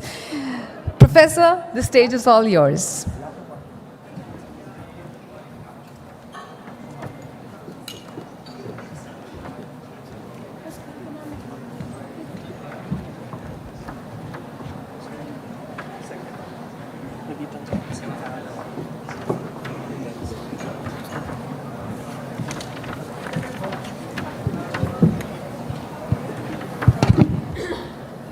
Thank you. Thank you. I know we are now into almost T20 mode, it seems, and I promise you that you will be able to take your lunch at 2:30 or a little before that. I have an exciting panelist with me. We did a lot of homework before coming to this venue. I'll talk about that in a while, but let me invite Professor Dr. Anirban Ghosh. Professor is setting up a new center, or rather has set up a new center at Mahindra University Center for Sustainability, and now going to get engaged into research and education of sustainability, coming from industrial background. So thank you, Professor, for joining us. I would like to invite Anukriti Pathak. Anukriti is an independent consultant and also an advisor to multiple organizations, doing amazing amount of work in northern part of India, and also getting associated with large philanthropy organizations. Thank you, Anukriti. Mahesh Iyer, HCP, it's a well-known consulting firm. Mahesh is involved in architectural planning projects, trying to put the sustainability at the core of most of the projects and taking us to a place where the kind of built environment which we would like to have. Gitanjali Prasad is part of the global net zero entity. She's a vice president working to make sure that buildings and communities achieve a net zero target over a period of time. And I have Mahesh Patankar. Mahesh is a consulting engineer, and I must say, respected Mahesh Patankar, because that's what he was mentioning to me, that I must call him respected Mahesh Patankar. Mahesh is working a lot on grid integration and quite a few things where demand side and supply side of grid, how do you really manage these things and what are the opportunities we have in building sector. And last, Uma Mahesh, again, the third avatar, we have three Mahesh here. Uma Mahesh is largely working on all sectors of climate resilience, climate responsive built infrastructure, part of the CDRI. He was a director of NIU, a very, very important organization India has. So welcome to all of you. Please have a seat. Before I begin, let me just tell you what all we did before coming to this place. We did design the panel. All these panelists have prepared a 3-slide sort of presentation, very exciting, but unfortunately we'll not be having that just to save time. But that particular presentation talks about 3 things. One is that what are they getting excited about, and what their organization is doing in this particular field. And third slide, which I really loved, and probably I request Sameer Sinha and others to circulate that as well, talking about what image or what quote appeals them today. And that brings up brings a point, and the reason we included that is that we are not just talking about subject matter, but we are also talking about or trying to figure it out how society is changing. New words are getting into the society, which primarily based on the kind of climate context we have, and that is what these slides reflect. So we will share that with you after this event. So let me start with Dr. Anirban Ghosh. Professor, what is the extent of sustainable infrastructure, a viable rather than idealistic future? Any response on that? Quick, short response. If you want to live in a building which is healthier and where it costs you lesser to live, you will choose a green building. So from an individual perspective, sustainable green buildings, an element of sustainable infrastructure, nothing moral about it, makes a lot of business sense both for the builder and for the individuals living in it. Why is it critical? Ahmedabad and every other city is going to double in size in another 15-20 years. You heard the municipal commissioner talk about all the wonderful things that they were doing. Everything was about the people living in the city today. He didn't mention a thing about how the next Ahmedabad, which will be double, will be sustainable. And that's the problem we have. We are creating unsustainable urbanization, unsustainable infrastructure, and that's kind of growing at scale and then figuring out ways of retrofitting sustainability into the unsustainable infrastructure that we are creating. Rajan, I had planned to get into this in depth, but we have no time. I will just leave it here. Probably I will come back to that in a while. But turning table to the Anukriti. Anukriti, you work a lot towards the structural changes which legislation requires versus a lot of practical implementation experience you have. Do you think that one of these, whether it is a structural legislative changes, which is basically government policies, and a practical implementation, which is basically what practice can do, what is a timeline and how fast should we be doing this? Or is it a pace enough, or we should double it? And what should be the timeline by which we should be able to get this? I think that more towards the timeline, it is about how the program is designed itself. You know, as long as there is money attached to it, things move really quickly. If there is a subsidy attached to it, or there is a disbursement mechanism which is very clearly laid, that happens very quickly and moves down the pyramid very, very fast. Whereas if there is about voluntary compliance, like the energy codes and other voluntary compliance, it moves super slow. And when there is no clear implementation structure defined with it, that doesn't, so to say, the responsibilities are not fixed at different levels. So till the time the implementation structure is clearly defined, that is where the problem lies. For example, a lot of speakers in the previous panels were talking about the success of PM Suryaghar, PMAY. These are great schemes, very clear mechanisms laid down for implementation. The legislative change often is pegged to the schemes that are being implemented, rather than going with the legislation first and then talking about the scheme. It is often easier to do the other way because you are focusing and formalizing an implementation structure which automatically delegates responsibility and makes things happen within the stipulated time period, rather than waiting for eternity for things to move on its own. Yeah, so that means that the moment you start relying a little bit more towards the practice side or industry side, instead of just putting everything on the government shoulder and trying to make sure that everything has to be governed by policy, you feel that things might get slowed down and that we should let the market to move forward the way they want to do it a little bit more quickly. Thanks. So that brings me to Mahesh here, and Mahesh being in the thick of many projects and nice things which we see around Ahmedabad. Mahesh has contributed to that in terms of bricks and mortar. Mahesh, many times when people reach out to any consulting firm, they will have their own brief.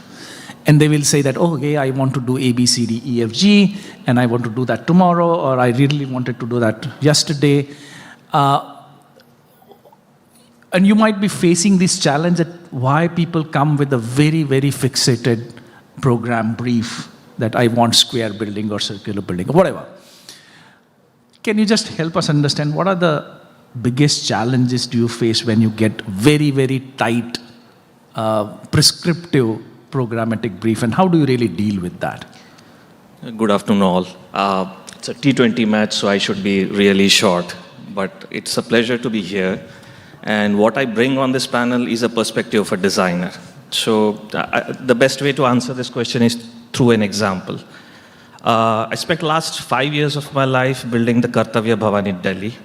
So that particular project is a high-density office building for the government of India, the largest that they have built, around 45 lakh square feet. Now the challenge is how do you provide an environment that is different from what the regular government employees have. So we went on, and that was the part of the brief. So we went on in creating courtyards in those buildings. They're like 40,000 square feet. They need to be covered. They need to be covered. They need to be made into an environment where people could come, enjoy, and it's a part of their everyday life, working in the office building, because office is your second home, more or less. You spend most of the time there. But the biggest challenge, you can conceptualize it, you can get an approval, you can show it to the multiple stakeholders. The first and the foremost problem is the valuation gap, the cost associated doing something that is sustainable or different in a project. The valuation gap is a tricky game. As you move on the projects are not done overnight, so they take at least 4 or 5 years.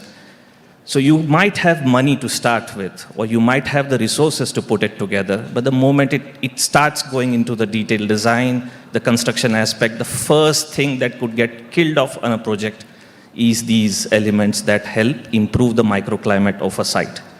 So as architects, we face that challenge, and we might have defended our courtyard cover design through multiple stakeholder consultations over the 5 years, and we got it done. So that's one. And the second biggest challenge that we face in any of such large-scale implementation is to get it procured properly. Our procurement process, especially working at large scale in terms of government of India or even in private sector, they are not clean. And doing experimental things or things that are not standard or not available in open market, that becomes a challenge. So how do you procure it?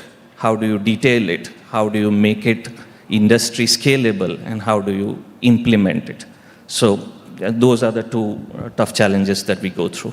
Yeah, and that's what I think the most of us have these kind of questions in our mind that, yeah, you can do 1 or 2 projects like the way that you were describing, but how do you really scale it up? And the organizations like where Gitanjali works is basically trying to look at these things, that how do you really look at the socio-economic patterns and socio-economic preferences. So Gitanjali, when you start looking at, I mean, we have seen net zero buildings and probably net zero communities in some part of the country, 1 or 2 communities and probably 7, 8 buildings, that's what people claim. How do you scale this up? And is this, I mean, referring to what Amitji was saying earlier, even the net zero communities or net zero nation kind of targets which we have, what are the ways and means by which we can scale up the net zero per se, and in terms of building sector? Thank you, Rajan, for the question. And I must thank the audience here, whoever is left. I know lunch is waiting outside, so I'll keep it very, very short for their sake. And so, Rajan, first I'll talk about the barriers that come with net zero, both on a building level and also on a community level. So I believe, so coming from Global Network for Zero, which is a net zero certification body, what we've observed is that sustainability is still approached on a building to building or an asset to asset level and not really on a community level. So a high performing building can really optimize itself in its energy use, water use, waste. But when it comes to net zero community, that's a far more complex matter because you have to coordinate, there has to be coordination among the energy grids, water and energy infrastructure has to be in place, mobility, storage. So there's a lot of that has to be kept in mind. Then second comes who is going to take care of governance when it comes to ecosystem level. Who is going to be accountable for an entire ecosystem when it comes to net zero. And very, very important and critical is the performance gap. Many certifications just stop at the certification level, but what we really believe is certification or even the net zero certification is not the finish line, it's a start line. So there's a gap between what you intend to do and operational reality. You have to track the performance of every project throughout its life cycle.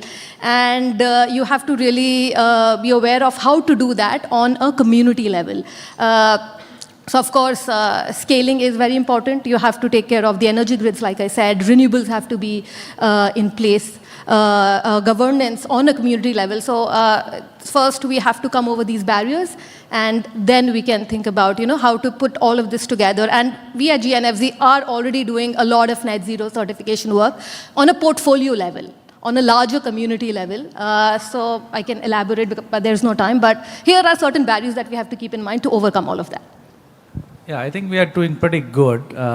We finished, I will come to that in a while. But Mahesh, this is respected Mahesh Patankar.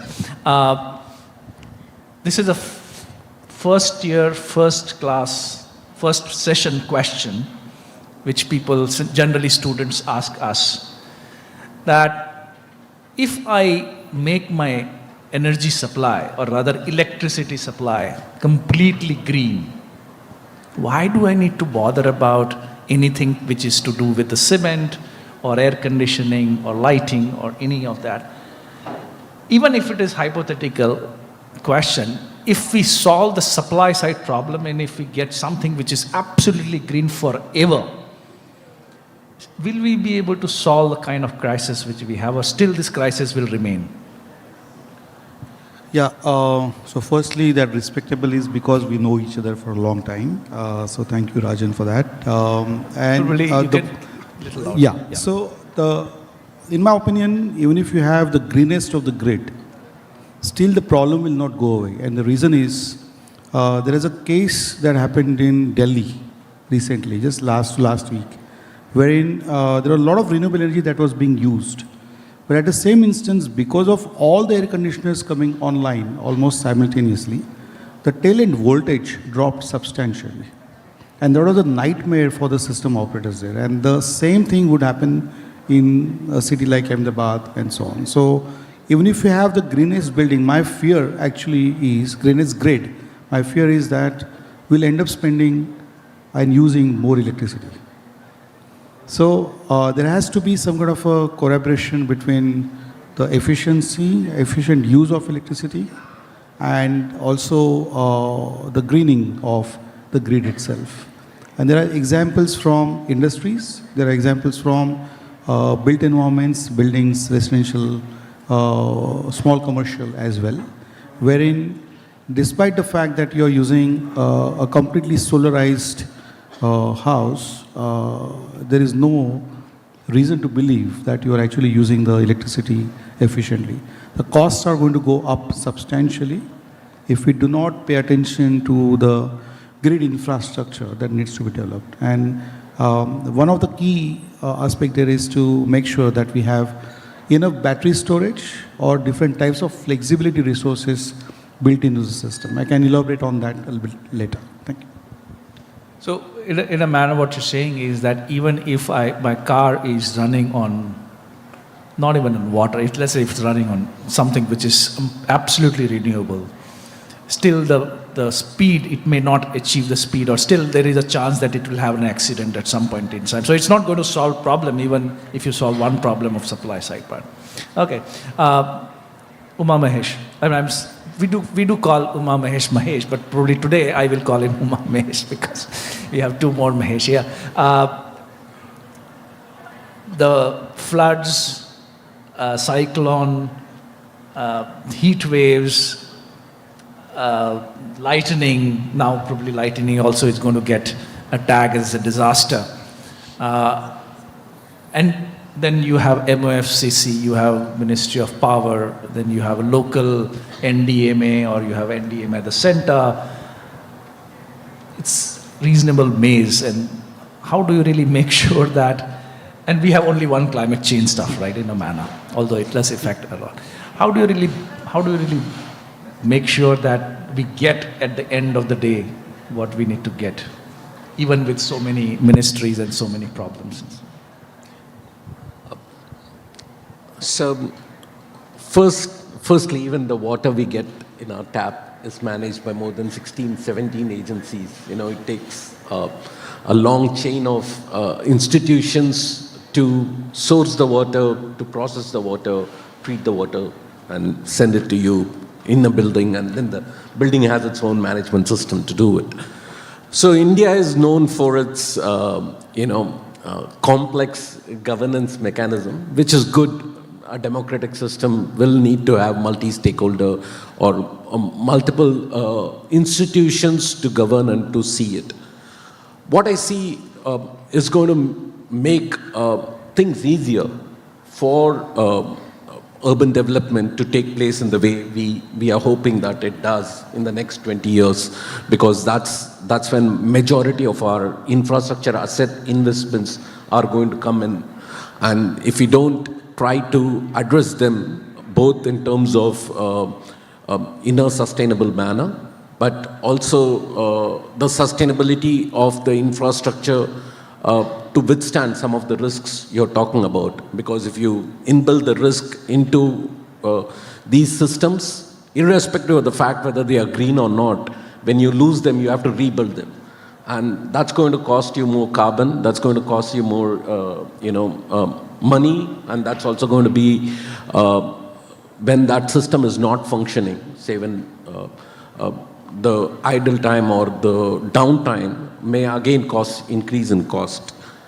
I think one of the best way for cities to go about managing these kinds of risks is we have to start looking at them from a systemic perspective.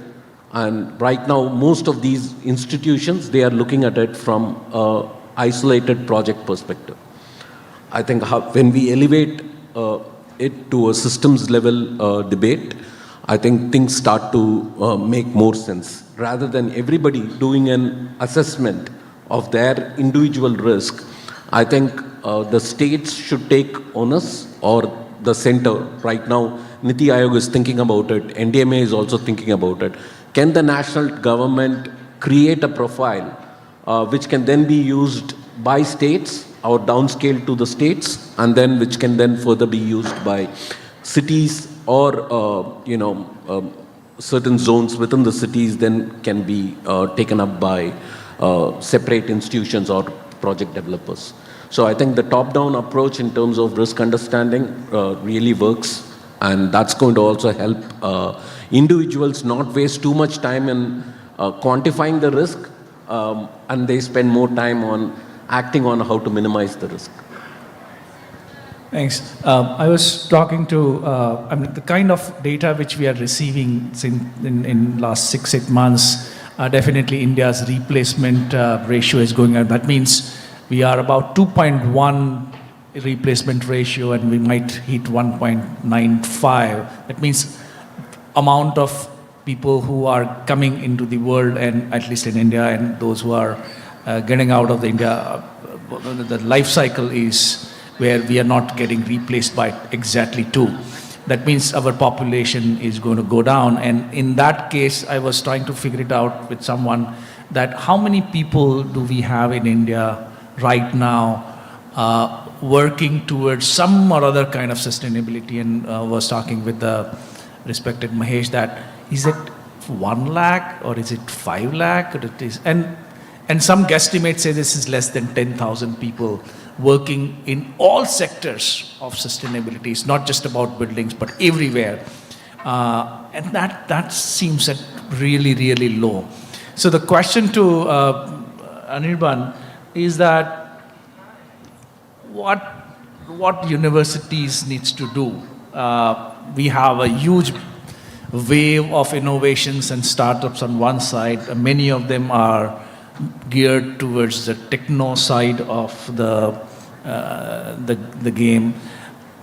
What do you really think that from generalized understanding of sustainability to very, very specialized understanding of sustainability, is our NEP or universities are really, really ready to deal with this as of now? Rajan, there is no way we will be able to have a very large number of sustainability professionals ever.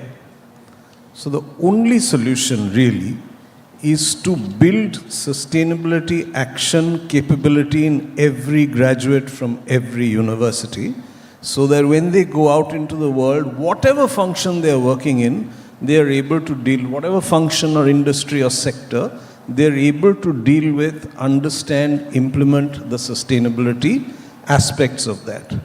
That's what we are trying to do in our university by putting sustainability into every course, putting sustainability into every program, so that the graduates not only understand, let's say a computer science graduate not only understands computer science, but also understands the practice of computer science in a sustainable manner. We do this for the media school people as well, people who are going to go out and shape communication. What are the aspects of sustainability communication that they need to understand? And one of the things that we talk to them about is all the apathy, the lack of awareness that you see, which is present in the class, present in the rest of the university, and present in the world, you will have to address through your communication. So you can't choose to be idealistic in your communication, it won't cut through. Like you mentioned, Rajan, the question that you face about if we take care of the supply side, we face too. And there is an answer that we give them. We say, see, 74% of all emissions is because of generation and consumption of energy. So let's say you're solving for this 74% only by the supply side. 26% still remains. That's problem number one. Problem number two is if you want to address everything from the supply side by renewable energy, and I'll make it simple by just saying solar energy, every megawatt of thermal power has to be replaced by 3 to 5 megawatts of renewable energy.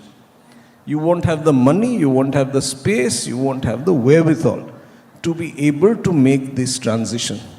But if you take action on the energy efficiency side, on decarbonizing technologies, you can bring the power requirement down by 33 to 50%. And we've seen that in the Mahindra group through all the interventions that we've done. So when you have to add renewable energy, you can just have to add maybe half or 60% of the renewable energy, which you would otherwise have to do to replace thermal power. So you've got two answers in one. Yeah, thank you. So I'm just breaking the chain, and as we program, because you talked about renewables and net zero communities and buildings do have a good integration, probably at the right at the site level. So Gitanjali, the question is that what are the institutional pressures or any kind of incentives, or other than market, what are the things you feel that can give a huge uptake to the net zero communities? And yeah. Firstly, Rajan, what we've seen is there has been a major shift of sustainability from the CSR department to the actual boardroom, and the major driver is not just values or for the sake of environment, but risk management for every business. Regulatory frameworks like BRSR Core is pushing listed companies towards value chain accountability and ESG reporting. And, the first panel had a really profound effect on me. ESG shouldn't be the only 3 letters, it should be ESGR, to make every business and city resilient. Resilient to, nowadays, of course, geopolitical issues, climate, and so on.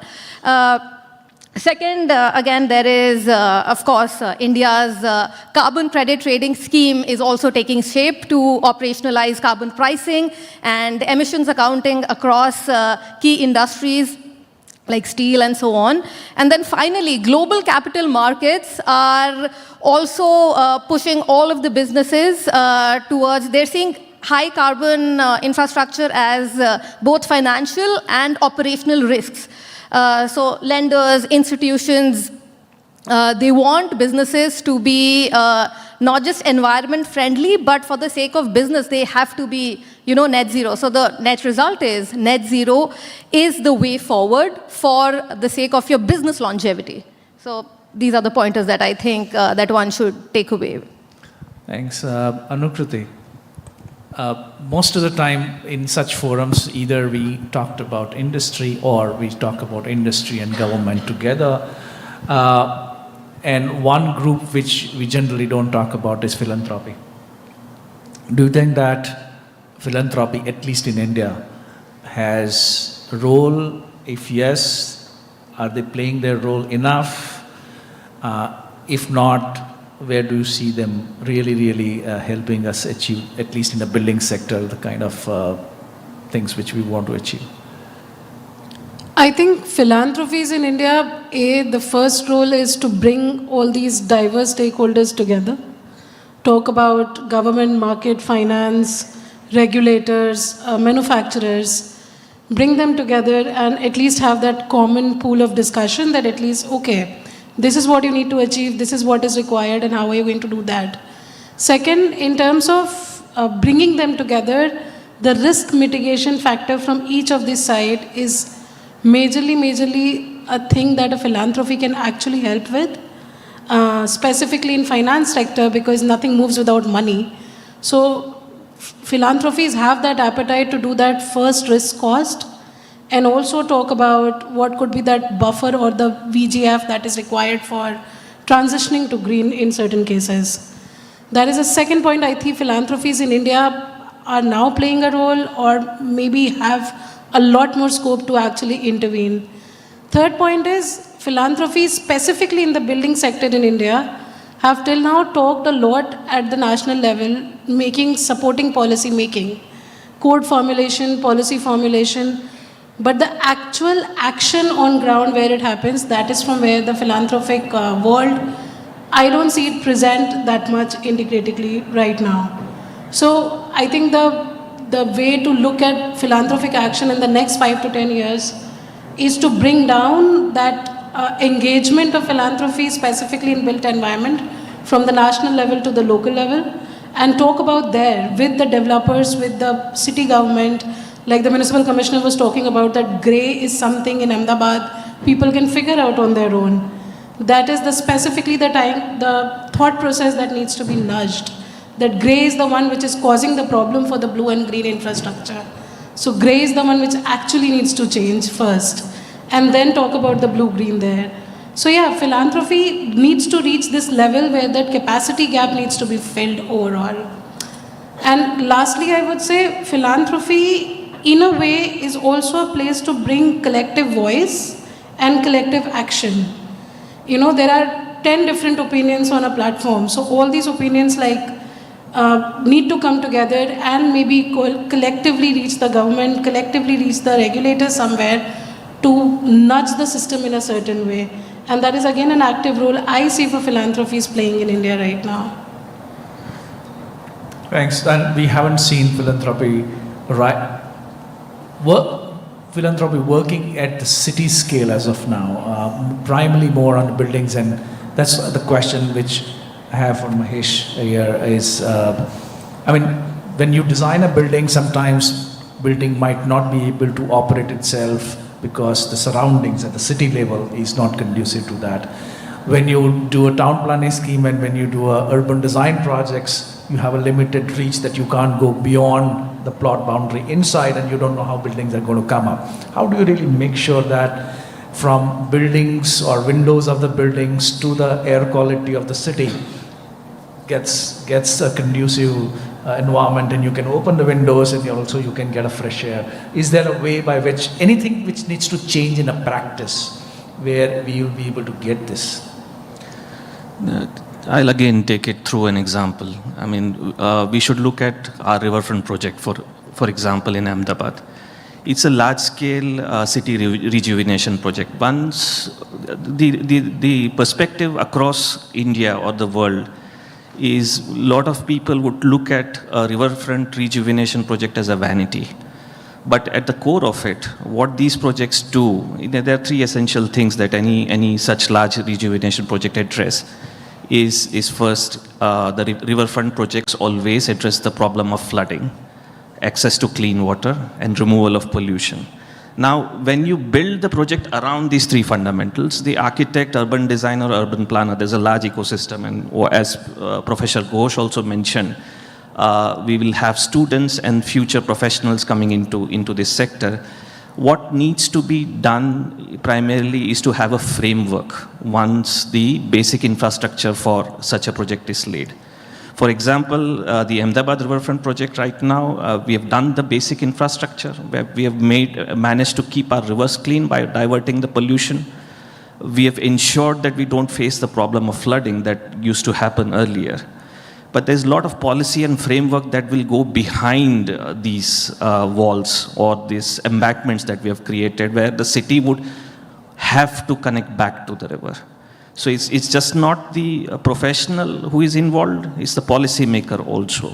So when I put on the cap of an urban planner rather than an architect in this context, we need to define policies that allows people to build and connect back to the river, and also allow this policy to have the flexibility, because technology, sustainability, green issues, they are not fixed agendas. They have to be, these policies will have to have the flexibility to change in future. So if we can build policies and infrastructure that allows flexibility and allows us to develop more, that will ensure to us to have more meaningful integrated solution in cities. Yeah, Uma Mahesh, I will changing the question a little bit in context with what Mahesh said, is that, I mean, CDRI is an organization which will set up primarily to deal with many of these climate challenges in a city. Very unique organization been set up under leadership from the top. Now, how do you, and what Mahesh was talking about is also the programmatic requirement when being put in such a manner that you have a co-benefit. Do you think that Indian cities or city administration has a capability even to put the program in place so that they get an outcome in the end, what is more contextual to the climate and that particular city and that particular culture? And do you see, I mean, how do you really get to that point? I mean, how should I ask correct things for myself? Even I don't know what is correct thing for myself. So how do you really deal with this?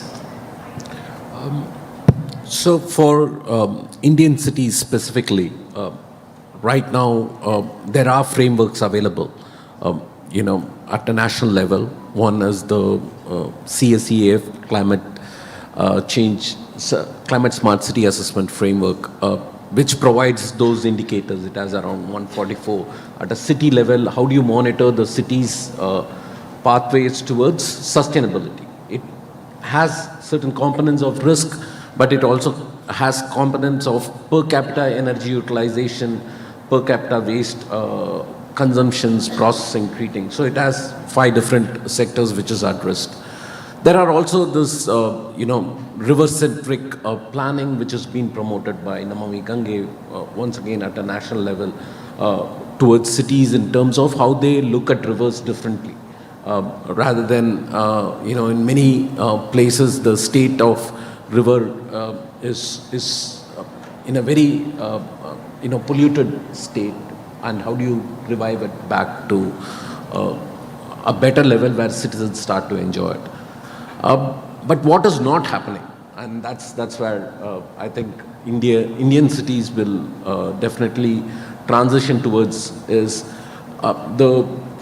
we have a percentage green cover within the URDPFI guideline, master planning guidelines. All cities in India has a master plan, and the percentage green cover they have proposed minimum is around 15 to 18%. But none of the Indian cities, I would say majority of the Indian cities don't adhere to that minimum requirement of 15 to 18% of green cover. And those cities which do have them, what they have done intelligently is, they have also shown it as a green area, but then it ultimately turns out into some form of impervious surface covered with a layer of, a green surface, or a bare soil covered with grasslands and things like that, where they have changed the land cover to come under the green space, but it doesn't do the function of the same function as a tree does, or a high dense plantation does. So our master planning should be enforced. Many cities don't even do the regular master planning. The timeline should be increased because cities are developing faster. The population growth is happening, so the 10-year cycle may no longer make sense. It has to come down to a 5-year cycle. And finally, the sustainability aspect should be included or incorporated within the master planning to give that direction for the next 5 years or 10 years or 15 years. If sustainability doesn't get included, right now we don't have that much, instruments to introduce it through the URDPFI. We need to change that. Even within the model building bylaws, if you look at it at a national level, there is not a single, there is not a space where the model building bylaws does talk about, sustainability. It does talk about energy reduction. It does talk about, maximizing or optimizing energy utilization, but it doesn't talk about aspects such as heat. It doesn't talk about aspects such as overall sustainability of the area. I think these are the two policy instruments. If it changes, then it can give directions to the Indian cities to actually adopt it. Because we are talking about Ahmedabad, but Ahmedabad has a lot of institutions supporting the city administration and giving them the right suggestion. But you go to a city like Ujjain, they don't have anybody providing that kind of intellectual inputs, guiding their development practices. And tier 3 cities are even more, in a bad shape to even get some of these technical experts, even go there and sit with them and talk. Yeah. So, thanks. So, that means that there is some capacity crunch, although we have various frameworks at the national level, and can really business help us to do that? To respected Mahesh, coming from your domain, or you can give an example from your domain, that when city really wants, let's say Sabarmati riverfront kind of work in electricity sector, is it possible to do that through completely business model, where cities can take advantage of some business model and electrify whatever they want to electrify, or save electricity on water pumping or whatever? Is that model available, or is it in practice? What is the success story? Yeah, absolutely. So in the recent past, in the electricity markets, there are newer regulations, generally defined as demand flexibility regulations. And that actually is paving a great opportunity for multiple sectors. For example, an efficient public water pumping system can also provide flexibility by absorbing more and more renewables, which is very cheap compared to fossil fuel energy that's available. So that's one sector. Second sector is the public transportation. So electric buses, charging hundreds of electric buses whenever you have very cheaper electricity available. That's another example. Third example is thermal energy storage in large built environments. So I don't know if some of the large projects that have been talked about in the country already have embedded district cooling or thermal energy storage all put together. So there is a clear business case wherein if you were to have a levelized cost of electricity or tariff that we call generally at say 8 rupees a kilowatt hour, you have renewable energy that's available at 2.5 rupees per kilowatt hour. So there's a clear business case, and we already have started seeing the downward trend for even large infrastructure that can absorb more and more renewables.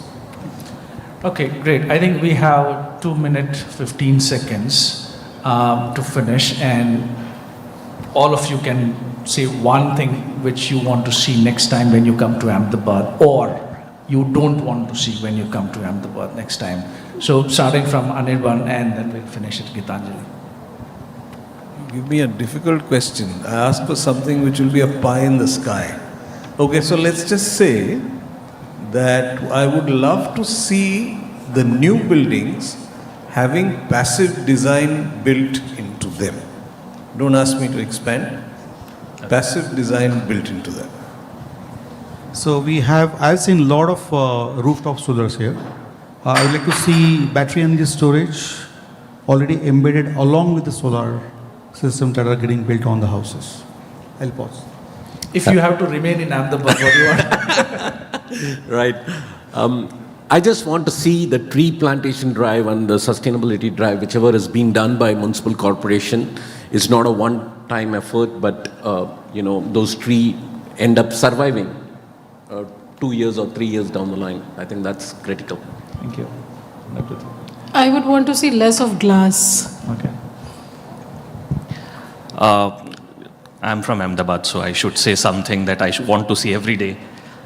We are going to host not Olympics, but the Commonwealth quite soon. So there is a big drive and push by the Ahmedabad Municipal Corporation to improve our streets, parks, gardens, waterfronts. I want to see a cohesive development where our streets become more livable. I mean, we are right now in a flux where we are just moving in cars, and the streets are not places that anybody would want to walk. So I definitely want to see shaded streets, green plantation, a better life outside the buildings than what we have. I would just flip the question a little bit. I come from Mumbai. So I would like to see Mumbai like Ahmedabad. I love the infrastructure here, and I'm sure people would agree there is an infrastructure collapse almost in the financial capital. So I would really love for that to be replicated in Mumbai. But on a serious note, no, that was actually serious. There is already the net zero climate resilient action plan in place for Ahmedabad. So I would really want a verifiable, measurable net zero already in place for Ahmedabad on a city level. So that's what I would want. Thank you. It's time up. Yeah. Over to you. Thank you, Professor Rajan Rawal, to our exceptional panel for unpacking the science, design and policy behind sustainable infrastructure. Every insight shared here today brings Gujarat cities closer to the future they deserve. Now I invite Mr. Vinod Malviya, ESG Task Force, to present the mementos to the moderator and the panelists, please. Ladies and gentlemen, can we have a huge round of applause for him?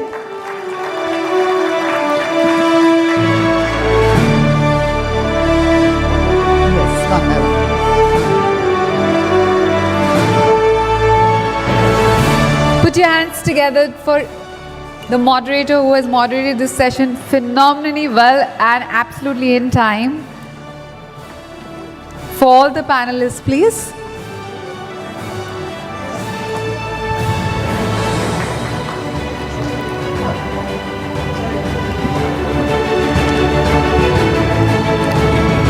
Can we have another round of applause?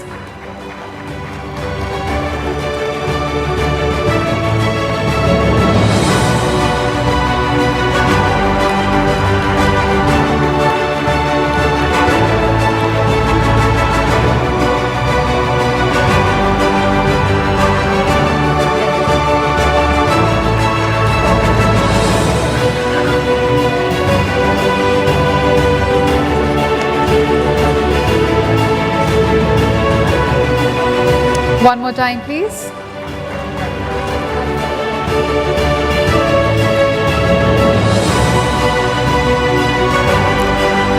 Again, a huge round of applause for all the panelists in this amazing session. One announcement, our roundtable discussion on gender equality will start at 2:30 at Cafe Solanaire. There are limited seats. Interested participants can reach upstairs. It's at 2:30.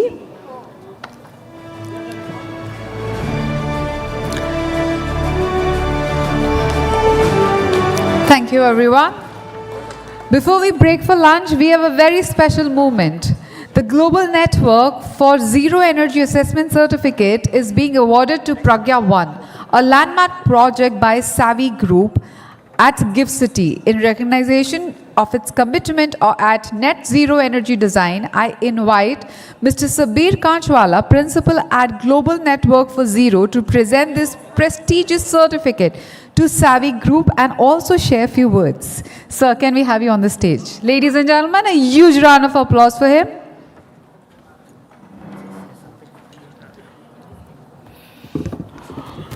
Thank you. I'll just take a minute before we break for lunch. Our company as Global Network for Zero, US based in Virginia, we've been working with the Savvy Group on a number of projects, and with 150 projects in India, we've been, furthering the vision of Prime Minister Modi of moving towards net zero for India.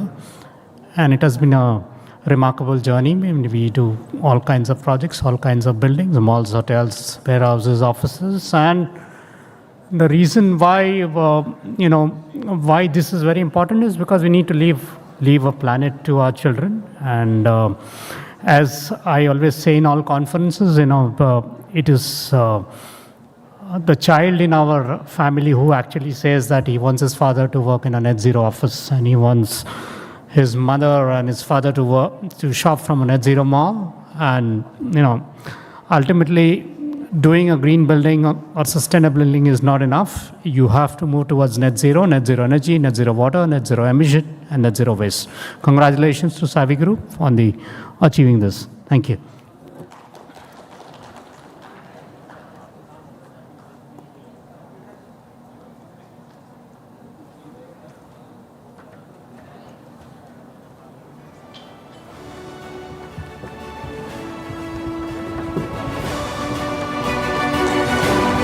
Ladies and gentlemen, can we hear a huge round of applause for this?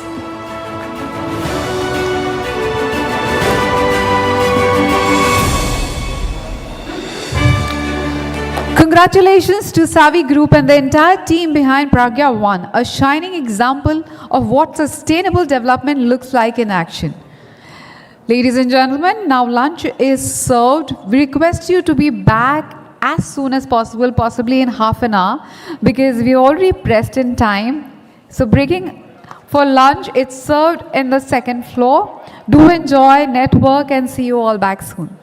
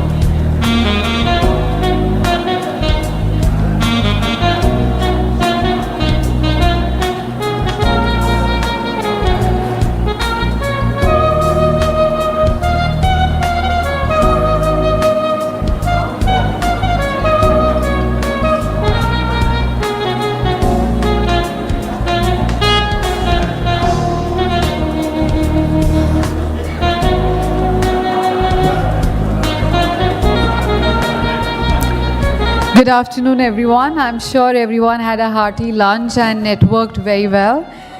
We would be starting in another 4-5 minutes, so requesting everyone to please be seated.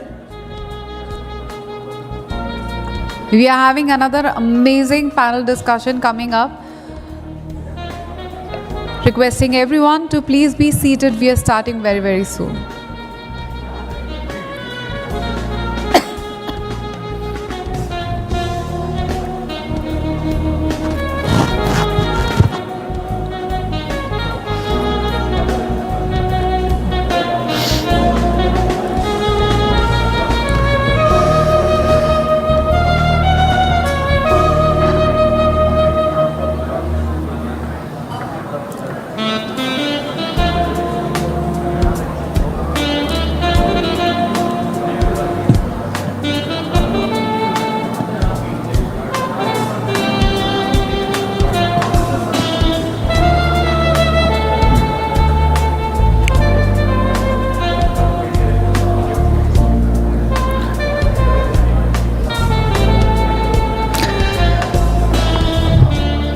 Welcome back, everyone. We now begin with session 4, Decarbonizing Supply Chains, Pathways to Efficient Industrial Logistics, co-organized with TERI.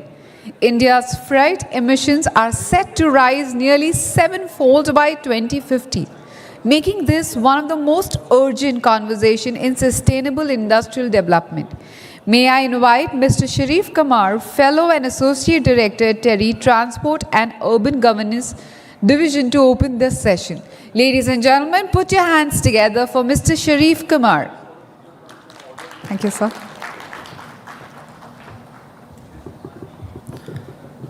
Thank you.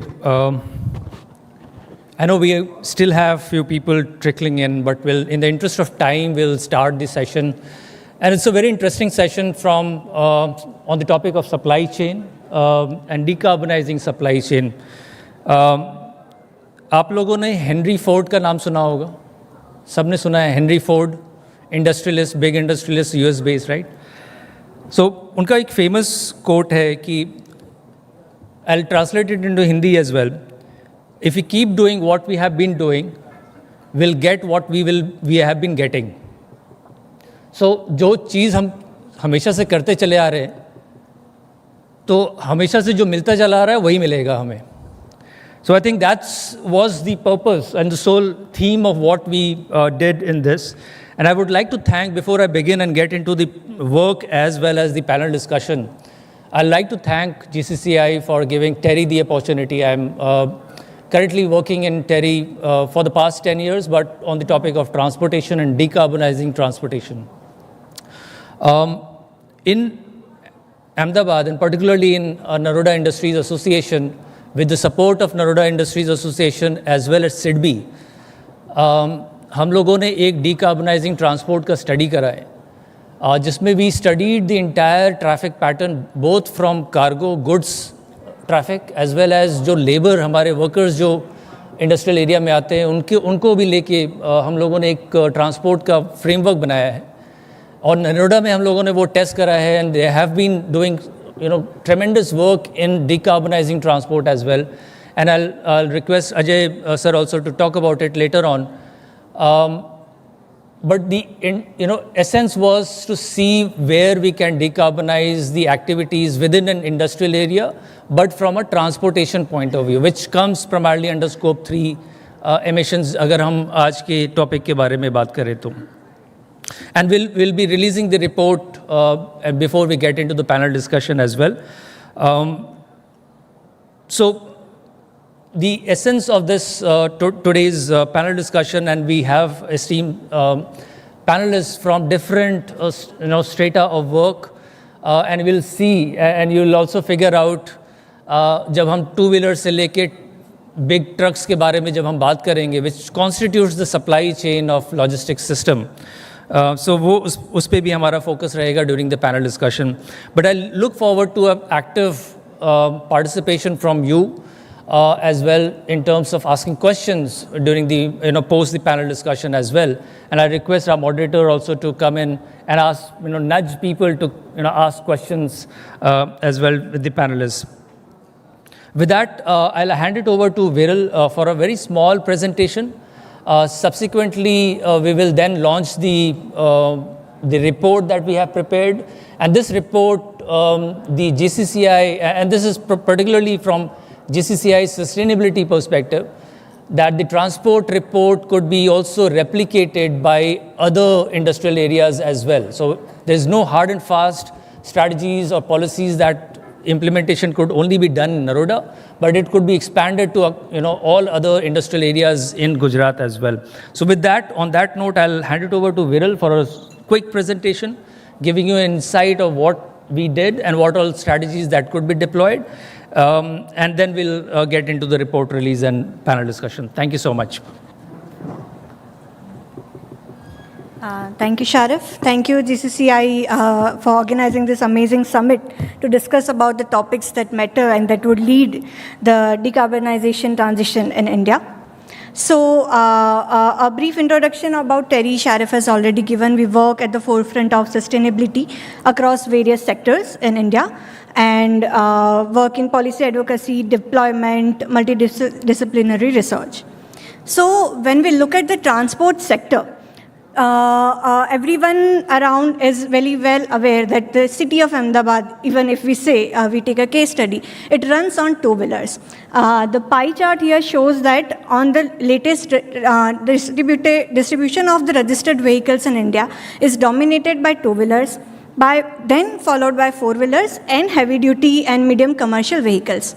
But when we look at the fuel split of the road transport, the majority of the diesel consumption is going for commercial vehicle segment, which has very high emission impact as well.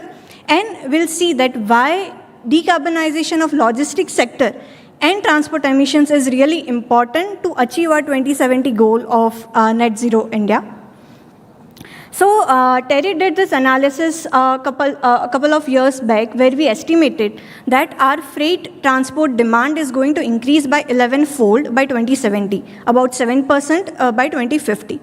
And if we look at the pie charts that we have made, it says that majority of this transport demand, freight transport demand, would be catered by MHGV segment, that is medium and heavy duty goods vehicles. Those are the trucks that we see on the road. All of these trucks are primarily run on diesel with very few share, like countable numbers of LNG and electric trucks currently deploying in India. If we continue to, use the same technology, vehicle technology for the freight transportation movement, our emissions would rise by 86% by 2050 and 90% by 2070. That is a huge contribution to the total emissions, and that does not align with our goals of decarbonization or net zero. So what are the key strategies that needs to be deployed? It is electric vehicles, it is LNG trucks, it is also a modal shift to more cleaner modes of transport like railways, inland waterways, shipping as when where possible. So this chart is basically here to emphasize the need of taking and call and action to make the transition to transport sector. Because when we look from the business perspective, our primary focus is the production. What are my scope 1 emissions? We generally do not get into much detail about scope 2 and scope 3 emissions because it is not mandatory for all the industries to report it, to take care of it. But if we look at from the general good perspective as well, this is the area which needs a high intervention and attention. If we take one step back from the transport and we look at the Indian logistics scenario, we are having about 8 to 9% share of logistic cost as GDP. This is the recent NCER study. There are various reports that also quote that it is about 12 to 13% of share of the GDP, which is really very high as compared to many other countries. And when we look at what consists of this logistic cost, the key share is from the roadways, the road transport, followed by storage and warehousing sector, which makes one of the key component of the entire logistics industry. And all industries are very much aligned or very much involved in all of these operations. So the decarbonization or the strategies are not only important from the perspective of bringing down the emissions, but it is also important from the perspective of bringing down the logistic cost. And the second chart, which is here, the line chart which is there, that is also important from the industries and MSME segment, that what cost of, out of my total output, what is the share of cost is going for the logistics, for the scope 3 activities. And as we go from larger scale industries to small scale industries, the cost of logistics as a percentage of output is increasing. It's about 16% for the MSME units which are up to 5 crore output. But as you go higher, the share comes down to about 8% of the total cost. But that is also a segment that from the money and business perspective, we would like to address. I guess there has been enough talks about scope 1, 2, 3 emissions, BRSR reports, CBAM implications, and carbon border adjustment mechanism. So I'll not get into more details. But what I would like to talk about is the recent work that we did for the Naroda GIDC with very good support of Naroda Industries Association, I must say. So the key idea behind undertaking this study was to understand that majority of studies that we are doing are from the how do we transition for the two-wheeler, freight segment, passenger segment, how EVs could be deployed. But what is the actual demand, what is the actual transport pattern of an industrial area, and how that scale of demand could be leveraged to make the transitions happen. Because if you compare an industrial estate and a normal residential unit or an institutional area, the type of movement, the type of freight vehicles involved, the type of passenger vehicles involved, and the frequency of movement is very different. There is a very high movement of freight vehicles adding to the total air pollutants generated by the industries in the industrial estate, and we are just adding to the so much of emissions in a very small area. So how, what is the current status and how that emissions could be brought down was a key focus of the study when we started this work. So these are few numbers that again you can have a look at later. But the key important chart is the last chart, where we see that out of total annual emissions, about 60% of the emissions are coming from the freight segment. But when we look at the transport demand, that out of total transport movement happening in Naroda GIDC, about 1/3 of the movement is by the freight vehicles, but they have about 2/3 share in the emissions. So that is why when we say that, electrification of freight segment is really important, or why government should also push. Government is pushing through the policies like PME drive and different state and city level policies, but the effort from the industry side is also as much important. So few issues we identified, that there is a high number of volume, public transport is not getting used, there are very less number of EVs. So we came up with a few brief strategies that how this entire scenario could be changed. We understand that any change takes a time. It takes a time, it takes a cause, it takes an intention to make a change happen. So the first question when we went to industries or we went to transporter was that you are asking us to shift to electric vehicles. We understand it saves emissions, but what about cost? Because the general perception about electric vehicle has been that, it is very much expensive as compared to my current diesel vehicle, and why should I shift if I am happy with my current performance? But when you look at the numbers, electric vehicles, especially in small and medium goods vehicle category up to 1.5 ton payload capacity, offer the cost savings ranging from 40% to 60% in all the cases scenarios that we studied for different industries in Naroda GIDC. So these electric vehicles are now not only the solution for your emission effectiveness or bringing down the emissions, but they are also solution to manage your transport and logistic costs. So the report includes the detailed analysis that, how the cost varies with distances and with the help of, with different number of vehicles. So, but this is something that we know, but then we go to the industries. How do you make them aware? How do you help them understand what is the cost associated? So we came up with one dashboard, and I must say that my teammates Abhishek, Yashashwini, Varun, they all are here, and they worked really hard on developing this dashboard, where you just have to put in your industry-specific parameters, that this is my monthly average trip distance, this is the type of vehicle that I generally use based on payload category, and you just give the details whether you would like to own your vehicle for 5 years, you're looking for 8 years of ownership period. And this tool would give you entire details that for your use case, these are the electric vehicle models which are suitable for you. This is how much it would cost and how it would compare to your current diesel or CNG vehicle. And this is something that we initially made specifically for Naroda Industries Association, but we would love to share this with any industries, transporters, or even GCCI ESG task force if they wish to integrate that or make use of this tool to make any changes or educate or aware people about the cost benefits of the EVs as well. Another interesting thing that we did with Naroda GIDC was, and which was talked about in many previous sessions, was about demand aggregation. There were bit conversations going on in previous session that, we all are working in silos.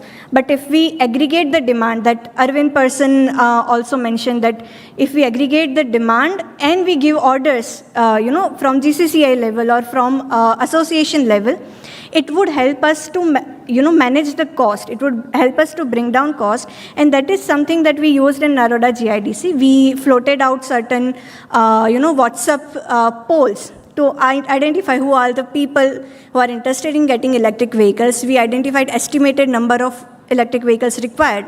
And then we connected with the OEMs that this is the demand, this is the scale that we are giving, and you give us the better pricing. And we are happy to say that we were able to lock bit lesser prices than the current market prices of this electric vehicles as an additional benefit. And this is also something that could be deployed or used by many industry players, aggregators. Another key part is that what is the role of associations like, say, industrial association of a particular industrial estate or forums like GCCI. They can be the institution of the change. They can be the nodal agencies to nudge this change and shift. Because if GCCI had not done this amazing event, Sustainability Summit, we would not be discussing this ESGs in the last year and this year as well. And many of us would not know about all the nuances of carbon markets or BRSR reporting or logistics. So this is the role that an institution or philanthropic organization as well can play at scale to ensure that the information, the ideas, the new technology are disseminated to a wider public, more number of industrial players and industries, so that the adoption becomes easier, the faith in any new technology or system increases, and that is how we upscale. Upscaling is not just in terms of learning about new things, it's about implementing things, and that is where the events and forums like this summit can be pivotal and can be of great help. Few other recommendations we came up with were for AMC, AMTS, and traffic calming measures and strategies, that how our junctions, our areas should be planned to ensure that there is no conflict between the passenger and freight vehicle, and the traffic moves very seamlessly without any health or any other hazards. So we have, this is about 140-150 pages report, and we have tried to bring it down to 5 to 10 slides to discuss. But the key point we wanted to make, or we strongly believe, is that this type of forums and associations are really important to reach to the wider people, and they should continue to play this greater role to ensure that the transition is taking place. With that note, we would like to formally launch the report for the event. It is available on the website as well, but I would like to call upon our GCCI ESG Chair Samir Sinha sir, Ajay Patel sir, Sharif, Tilma ma'am, yes ma'am please, and our esteemed panel as well, Mr. Kumar Ramaiya, Head Sustainable Consulting, West Asia JLL. Mr. Ajay Pratap Singh, CEO and Co-founder, Switch Labs. Professor Anish Sugathan, Chair, Center for Sustainability and Corporate Governance, IIMA. Mr. Arjit Soni, Founder and CEO, MyBike. And our very own moderator for the day, Ms. Trupti Deshpande, Associate Partner and Lead Electric Mobility. And of course, my amazing team, Yashashwini, Abhishek, and Varun. Please, if we can do the honors for the stage, please. So, please.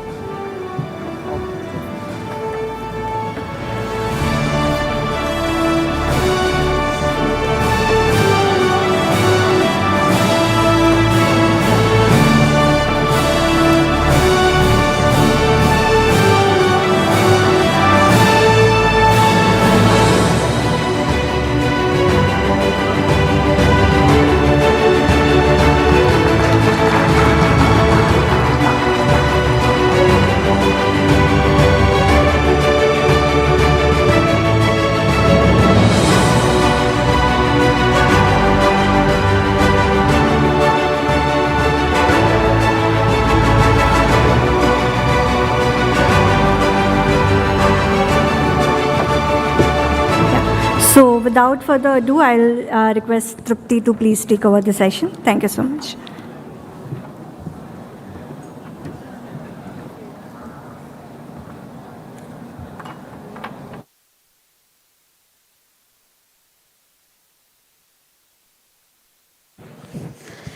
Good afternoon, everyone. And I would like to thank Sharif for setting the context really well, and to Viral to showcase the things that are going on, the efforts that have been put in, and where do we stand when we talk about decarbonization of freight and transportation. With that, I would like to welcome all our panelists, and without wasting any more moment, to avoid whatever delays we can and be on time, I would directly like to dive into the discussion. Logistics and freight sector, I won't talk much about because Viral has already set the context. Just to make a mark, just 3 to 4% of the total vehicles are trucks, and they create emission which is almost 40 to 45%, which is a huge number.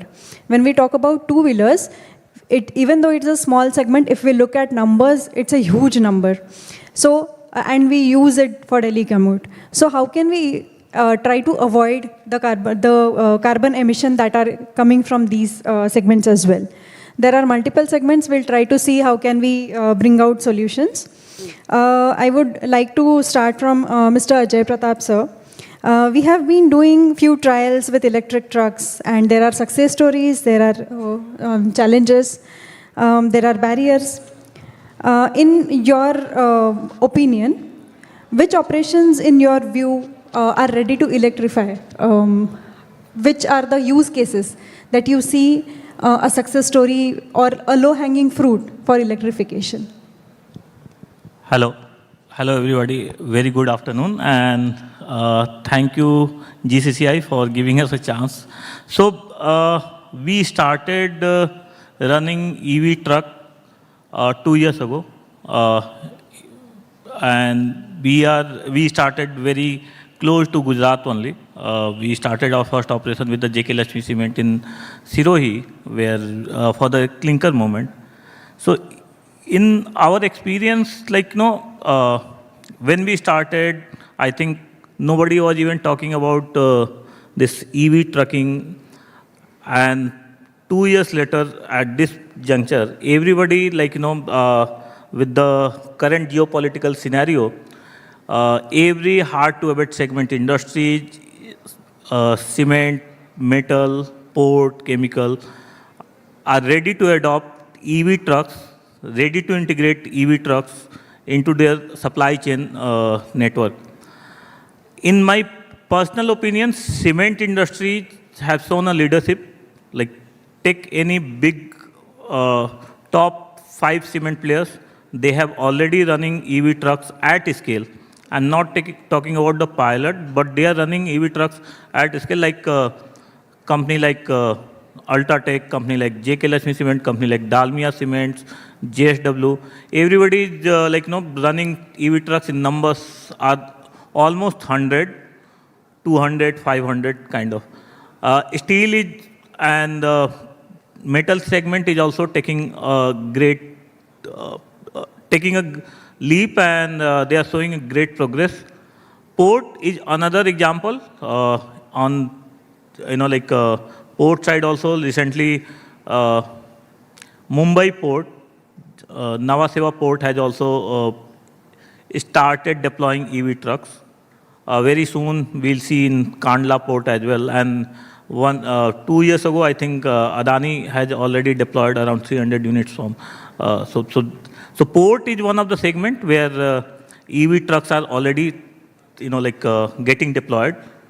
So we see that any supply chain distribution model where there is a fixed route, long-term demand, so and up to 500 kilometers of single-side journey, EV trucks are economical, predictable, and more suitable than their diesel counterpart. So we see by next 4-5 years, at least 20-30% of these hard-to-abate segment industry supply chain, the trucks will be converted into EV only. So and the current, the way we are seeing it, diesel prices, already industrial diesel are being sold to industry at more than 150 rupees per liter. So we may see a rise in diesel prices. Yesterday night itself, diesel prices has gone up by 3 rupees.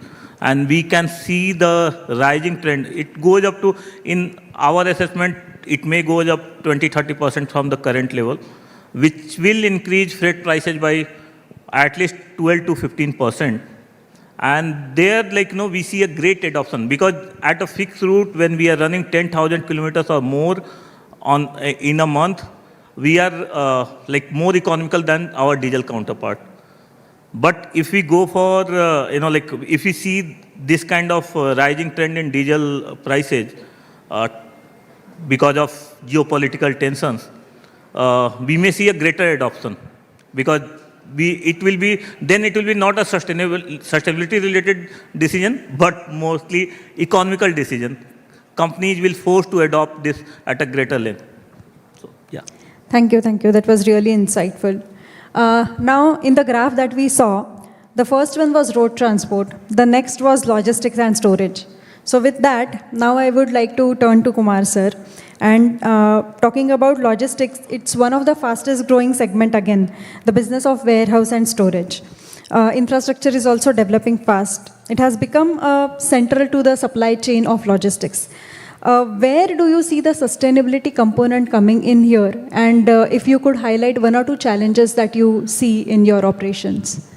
Thanks to GCCI, first of all, for organizing this and inviting me here.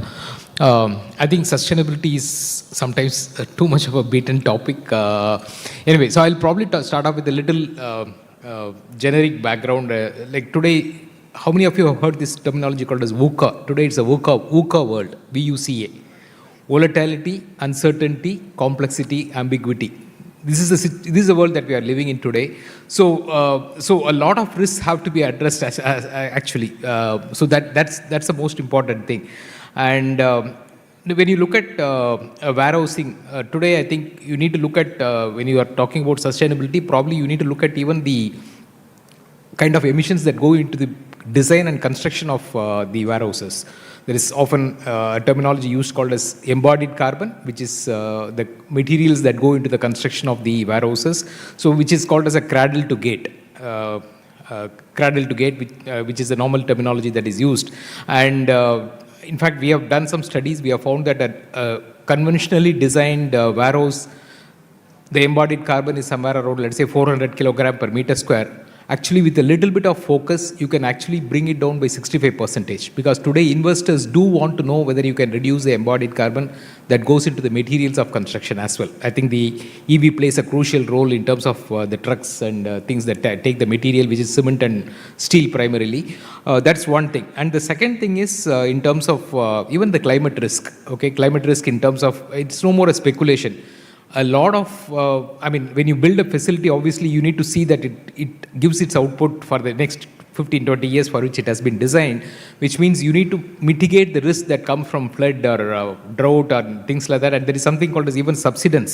Subsidence is actually the vertical movement of the earth, and these are risks that are being faced, and if you don't address these risks and mitigate those things in the beginning of the project, it becomes a waste of investment actually. Some of the two things I mean, when it comes to energy efficiency, I think most of you know insulation, evaporative cooling, EV charging, all these things can be done. But one of the most difficult thing is when a developer puts up a infrastructure, he does not know who is going to come and occupy. The build-to-suit concept, which is common in commercial buildings, is not yet common in the industrial and warehouses segment. As a result of which, a building which has a warehouse which has been built probably is not suited for cold storage. But then so these are some of the challenges that need to be addressed. And then just two more things, and probably I'll wind up with that because it's only showing 20 more minutes only. So policies with respect to net metering, I think this is still a challenge. So battery energy storage system have to get integrated, otherwise it's going to be a problem. And every state, this is a challenge with respect to net metering, even if you have a warehouse, because warehouses do not have a lot of energy requirements, consumption requirement.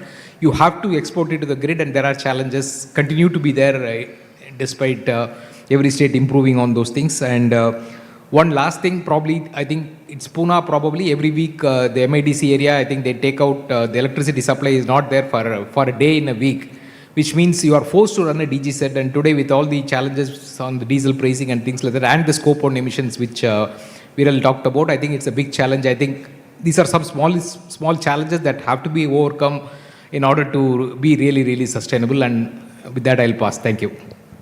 Thank you, sir. Now that we have talked about logistics, I would definitely like to talk about e-commerce and the role that e-bikes play in the e-commerce. So basically, this is also one area which has actually seen an expansion, I think, post-COVID. Post that, e-scooters have tried to utilize this as an opportunity.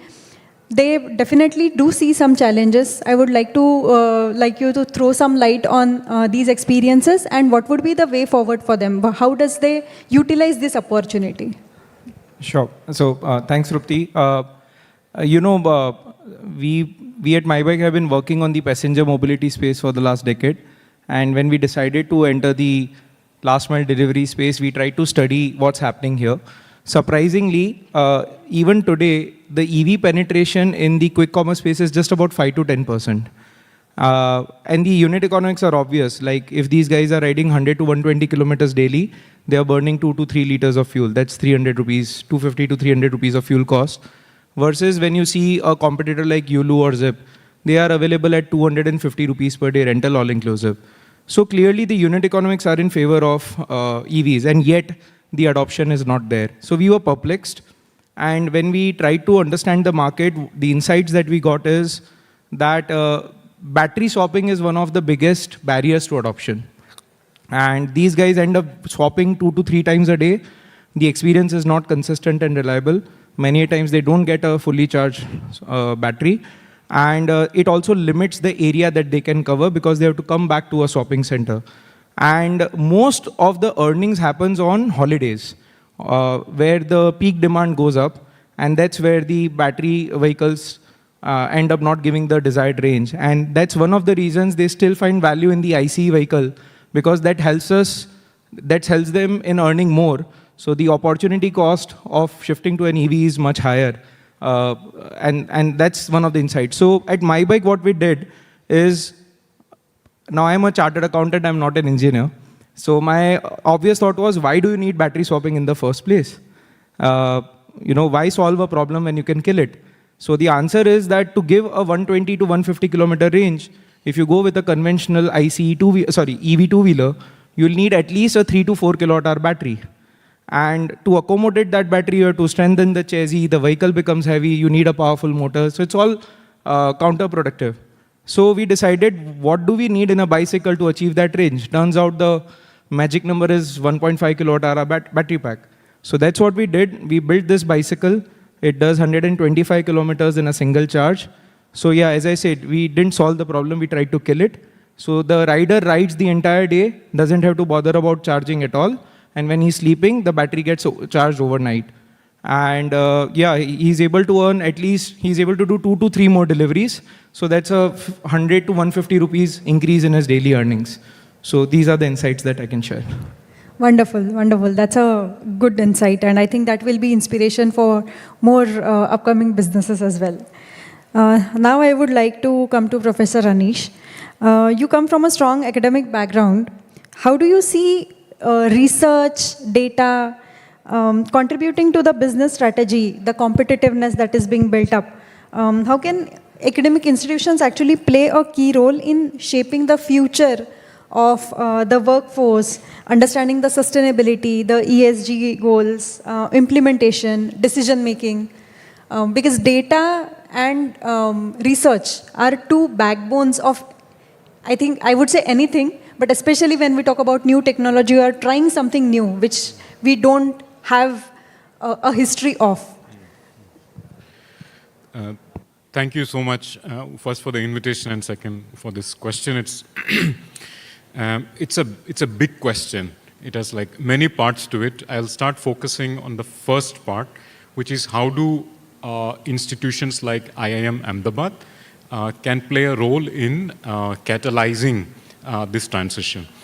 It will be useful to think in terms of what do we do as an institution to start with. And if I think IIM Ahmedabad it has a research component, but we do not really do moonshot research or pure conceptual research. It's an applied school. So we do research at the intersection of what is practically useful. So all the data and research that we conduct has some problem that we need to solve for. So that is where our first sort of utility comes up in this space is, like they say, if you want to learn something, you make fast and you break fast, right? So there has to be a space for prototyping. And institutions like us provide that space, which is taking up problems which probably, a startup which has to hustle with 17-18% cost of capital will not have the bandwidth, nor the corporation will have the bandwidth. So that is one space sort of, we come in. Second, very important role that I feel we do is the role of translation. Today I'm sitting here in the midst of, many of you practitioners and researchers. Tomorrow I might be sitting with a bunch of bureaucrats. Day after I will be sitting with a lot of students, very young as well as, very senior. And the common thread is we keep hearing, we keep learning, and we keep translating from one audience to another. So in the sustainability space, this translation we feel is a roadblock. There are very brilliant ideas that happens in one sector, one particular group of stakeholders, completely missing in a different conversation. So that translation is something which, we do. And the third important part which research comes up, you may be, surprised, not surprised at all, is the one single most common question which people approach me with has nothing to do with what I teach. I teach business strategy. So after the class, pretty much invariably somebody will walk up and they will ask, ki, AI is coming, mera bacha so-and-so is like planning this, career advice kya karna, what is the future? Okay, so, and this is not only with career. I see that research institutions also end up playing the role of an astrologer, a play of, trying to play the role of an oracle. Everybody feels ki we have some mysterious, magical view of the future. Kya ho sakta hai? I teach a course called Strategies for the Turbulent Times. and I've been doing it for the last 1 year, primarily focusing on geopolitics and all. And the number one question after career counseling is कि सोने पे invest करना है कि नहीं करना है? Okay, and I've been consistently telling people कि हाँ invest करना है. After day after yesterday's speech, I continue to maintain my position. It is a worthwhile investment. Commodity cycle is changing. So this is the third part is to be able to see into the future. So we develop those tools to develop predictive capabilities, and that is our third, I feel, capability that we, in whatever little form we can add value to. Thank you. Very interesting to know that. After this, I would now like to turn to Sharif. We have been talking about sustainable transportation, and there is no one solution or one technology that can provide sustainable transport pathway. We need transition, we need different technologies, we need multimodal integration. From your experience, what can enable industries to decide on the sustainable logistic chain or build in a sustainable logistic chain which will be feasible for them, like financially, operations-wise? Thank you so much. Yeah, thank you so much. Now, what we have seen in this panel is when we talk about supply chain, it starts right from two-wheeler to heavy-duty trucks that we are running on highways and expressways. Cycles, particularly in the urban sphere, trucks, particularly in the highway, intercity, between warehouses, depots to manufacturing units. So that's the typical run that we see. Now, when we talk about sustainability, from ours, जब हम लोग बात करते हैं as researchers, when we go and talk about the topic of sustainability, it's easier to tell people in the same, I think in the previous few sessions we heard that there is a very small concentration or small number of people who talk about sustainability given the population that we are looking at. So we have to talk about, जब हम बात करें sustainability की, it has to reach to the masses as well, so that the adoption towards sustainability is faster and easier.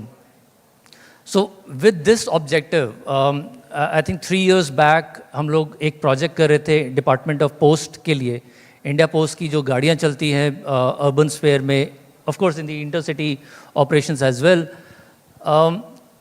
Typical question that was asked was, हम लोग अपने mindset से गए थे कि हम emissions बचाएंगे, tailpipe emission कम करेंगे, diesel कम करेंगे. The first question that was asked to us was, कितना कम पैसे में ये आएगा? What is the TCO for electric vehicle vis-a-vis diesel vehicle? Is it safe? Will it impact my current supply chain, logistics plan? These were the questions that were thrown at us. We said that, give us time, we'll come back with a detailed research. They gave us 6 cities. Ahmedabad was one of the cities that we studied for Department of Post, apart from 5 other cities, which were Chennai, Mumbai, Hyderabad, Kolkata, and Delhi, and of course Ahmedabad here. हम लोग 6 महीने में study करके गए, detailed analysis करा, and the first question that they asked, the answer to it was, the current cost of your operating diesel vehicle, the light commercial vehicle, was coming to about 8 to 10 rupees per kilometer. And we said, as per our analysis, जो भी हम लोगों ने data collect करा है आपके system से, and there's no data on digital. These are all we have to do diary-based survey in those vehicles. We moved in those vehicles and did those diary surveys. हम लोगों ने जो number उन्हें बताया था वो था 2 रुपये 10 पैसा vis-a-vis 8 से 10 रुपये डीजल का उसमें. They were very enthused कि ठीक है, and they had some bit of confidence in Terry and the work that we did.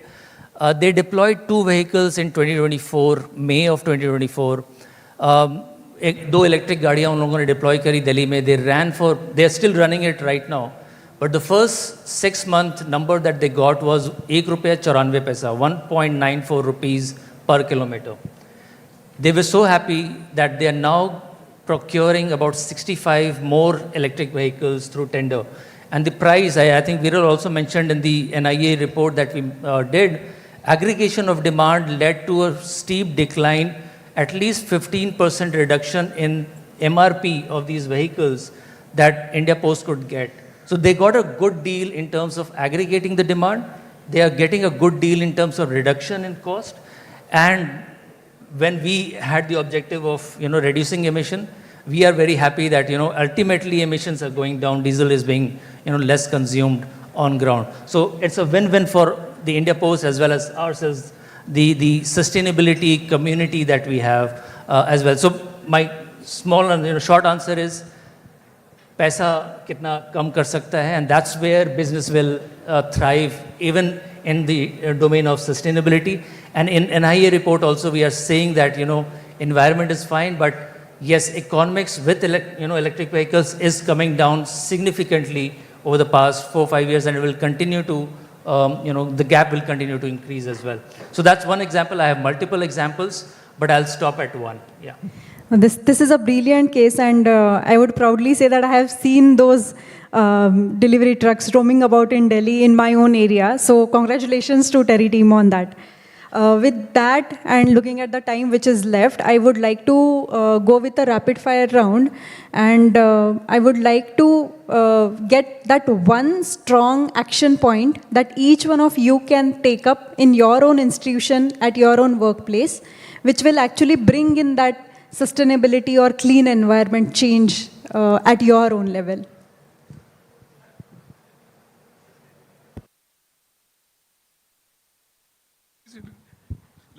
Arijit, you can start probably, and then we can.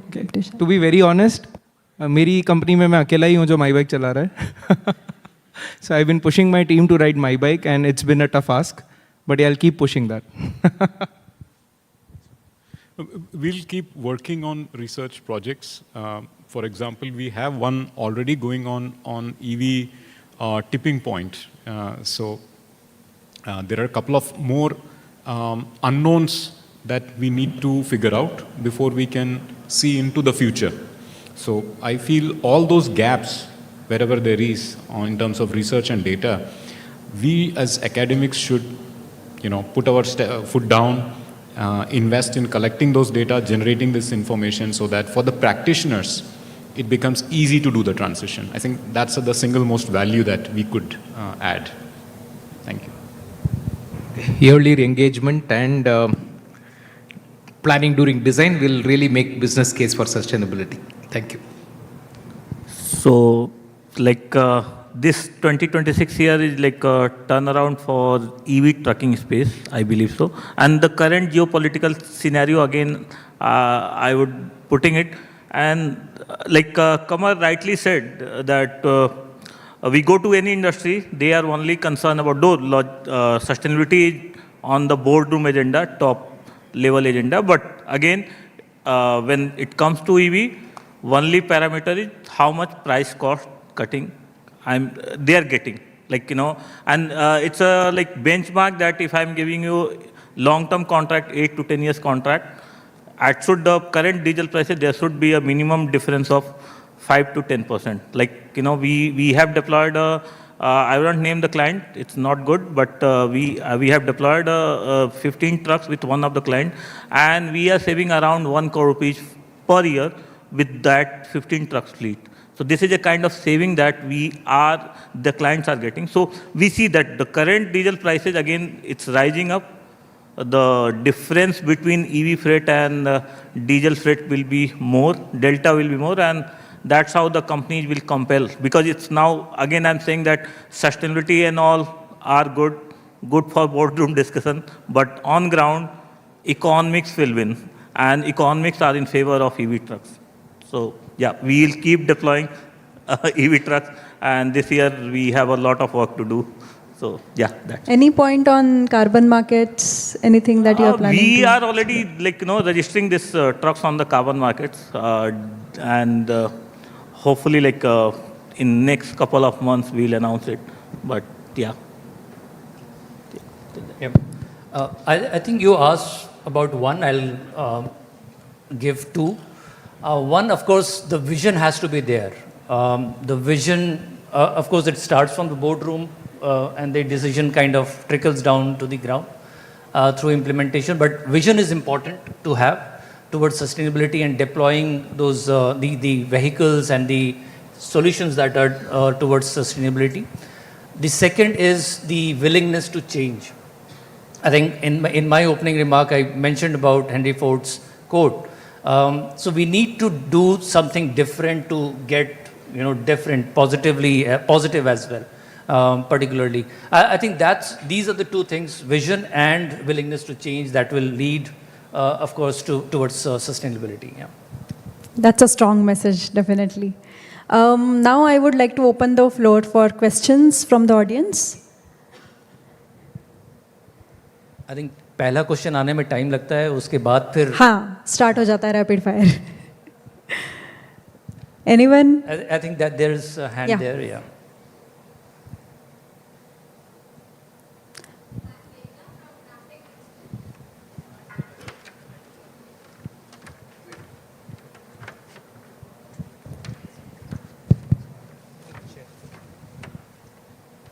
Hello, I am Meghna from Namtech Institute.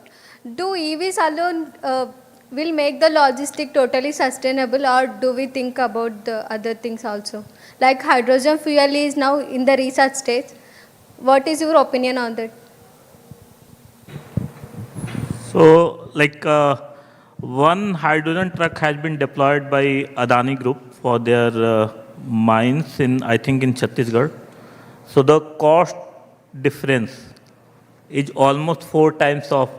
So EV truck as of now are at least 2 to 2.5 times costlier. When I talking about 55 ton GVW, the 18 wheels or 22 wheels trucks, it's a 2.5 to 3 times costlier than their diesel counterpart. But when we talk about the hydrogen trucks, capex wise, it's 4 times costlier than EV, and cost of production of fuel is also higher. So if we talk about per kilometer pricing, it's almost as compared to diesel.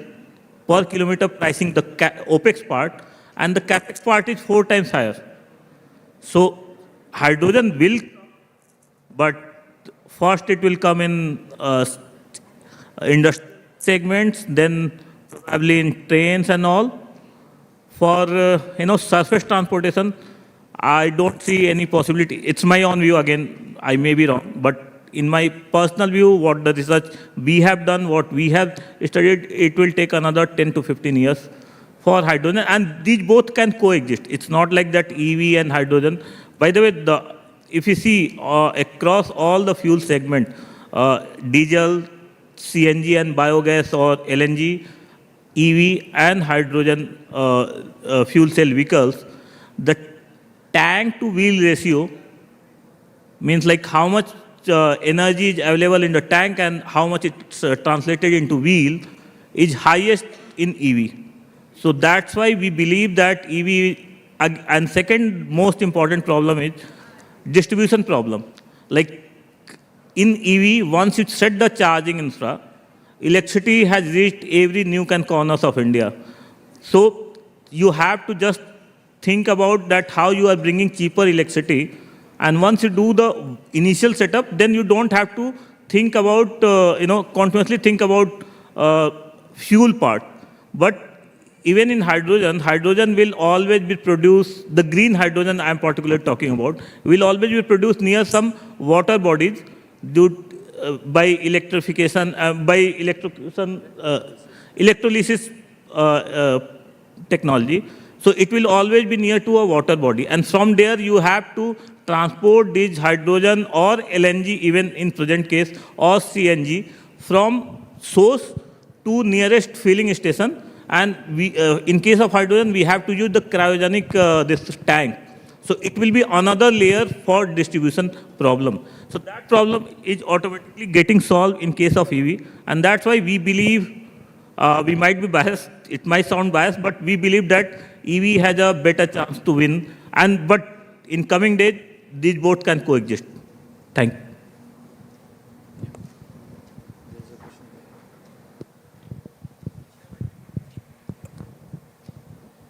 If you would like to add any name of any panelist whom you want to direct the question, please feel free to do so. anybody can answer. So I'm Sneha Chaudhary from Vishaka Group. So my question is, if EV is cheaper and sustainable and everything, it's benefiting the environment as well. So why people are reluctant to buy it? Like be it industry or common people, nobody wants to. In general, nobody wants to buy it, and you must have seen videos such as some EV got blasted or caught fire. So obviously people would get a negative part of it. So what's the solution?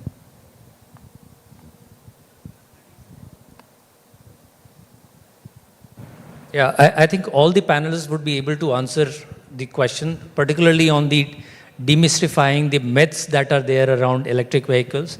Of course, there were challenges, taking your last point, there were challenges about battery and the safety of batteries and electric vehicles and also the lives of people. After that 2023 incidents, there were multiple incidents. There were stringent standards that were set by the authorities in India. And thankfully, since then, almost zero. There would be some, but these numbers have come down drastically. So these batteries are now much more safer. And if you look at the AIS standards that are there in battery and battery management, these are much more stringent than what perhaps Europe also has. We have the table, we can share it with you, but there are detailed tests being done on batteries right now so that to make sure that such instances do not happen and life of people are not impacted at all.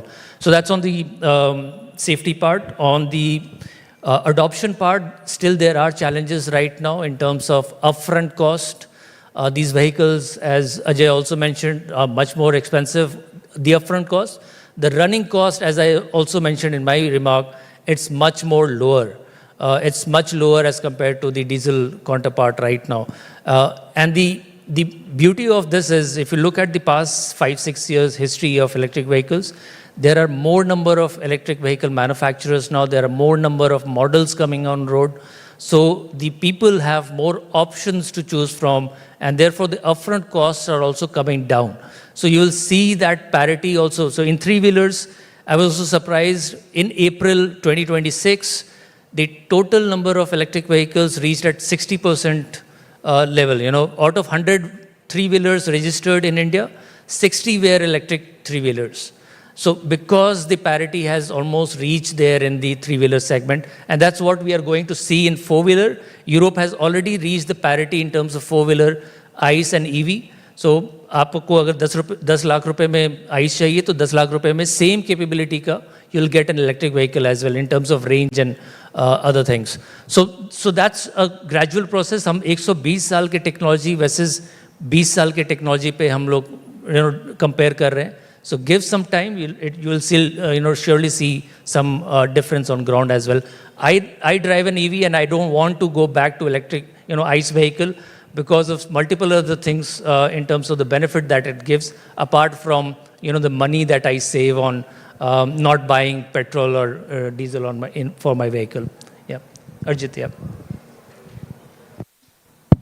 So I would like to add my perspective. If you closely see, EV adoption is the poorest only in one particular vehicle type, and that's a four-wheeler. If you look at two-wheelers, the adoption is pretty good. If you look at three-wheelers, the adoption is amazing. I'm sure the adoption will grow in trucks as well. And one of the reason is because a four-wheeler is a highly subsidized and underutilized asset. And because in EV you pay the upfront cost for the fuel, unless your mileage is higher, you are not going to get your payback. So that's the only segment where EV is not making sense. Otherwise, in a two-wheeler, it is meeting a customer's range expectation.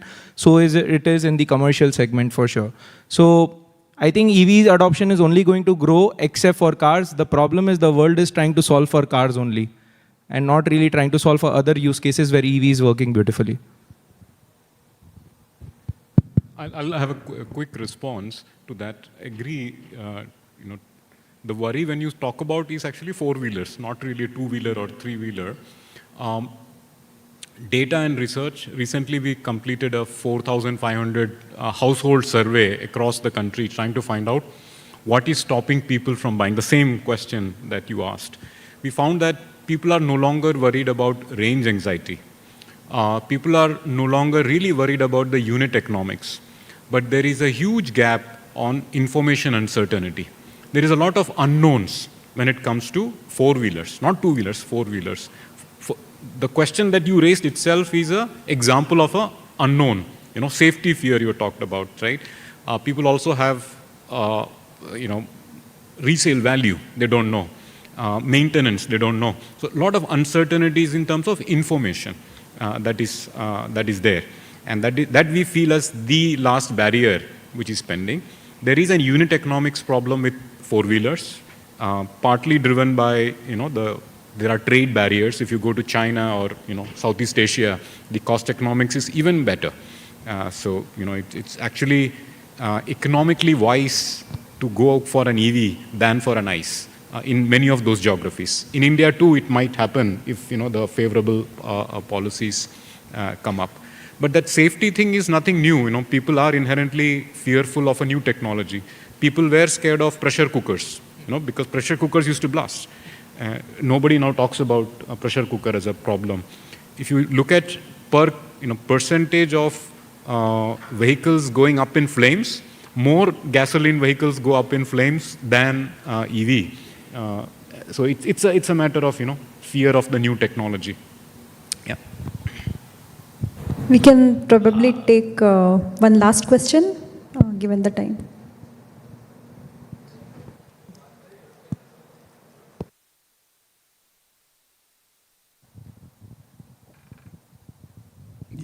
I am Raju Shah from S-Contact.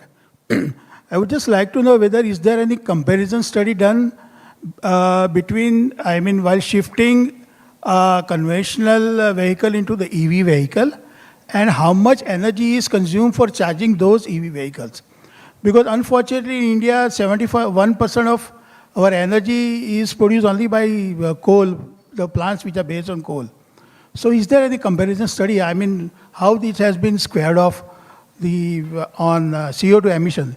Because it seems that we are talking more on economic efficiency rather than energy efficiency and the decarbonization. Otherwise, what will happen? We will have an impression that we are just shifting the scattered emission into the centralized emission. So I would just like to know about any results of this comparison study. Thank you. Very interesting, and I was hoping कि कोई ये सवाल पूछेगा. मेरा यहाँ अहमदाबाद में आके जाना मेरा असफल हो जाता अगर ये सवाल नहीं आता तो. So it's a very genuine question, and a lot of people ask this question. I think for the general audience as well, for knowledge. So one is electric versus ICE. If you talk to any automotive engineer जो गाड़ी बनाते हैं, the efficiency of ICE engine is about 30% max. मतलब बढ़िया अगर अच्छा engineer और engine हो गया तो 32-33% efficiency होती है per unit of fuel that is consumed. Electric vehicle on the other side has efficiency of about 65-75% as well. So efficiency की अगर बात करें in terms of fuel intensity, EVs are much better as compared to ICE vehicle. So that's a proven engineering fact that is there. On the life cycle analysis, जहाँ पे हम electricity की बात करते हैं, where we keep hearing कि 70% is thermal, is still dirty in terms of, so electric vehicles are not clean as we say. So that also we did one study 3 years back, 2023 में, where we compared Tata Nexon के petrol, diesel और electric vehicles. उसके पूरे well two wheel analysis हम लोगों ने करा. Lithium का माइनिंग, उसका कंजम्पशन कितना हुआ, वाटर मैन्युफैक्चरिंग में कितना जाता है, and all phases of manufacturing as well as post manufacturing as well. The ultimate final result, I can share the report with you. The final report is says that EVs is still at the current grid emission factor of 0.71. EVs are 15 to 20% lower in terms of carbon footprint as compared to diesel and petrol vehicles. एक और चीज़ जो मैं I'll pass it over. एक और चीज़ जो मैं add करना चाहता हूँ, the maximum emission from a vehicle that occurs is during the operational phase. It's not during the manufacturing phase, particularly ICE vehicle.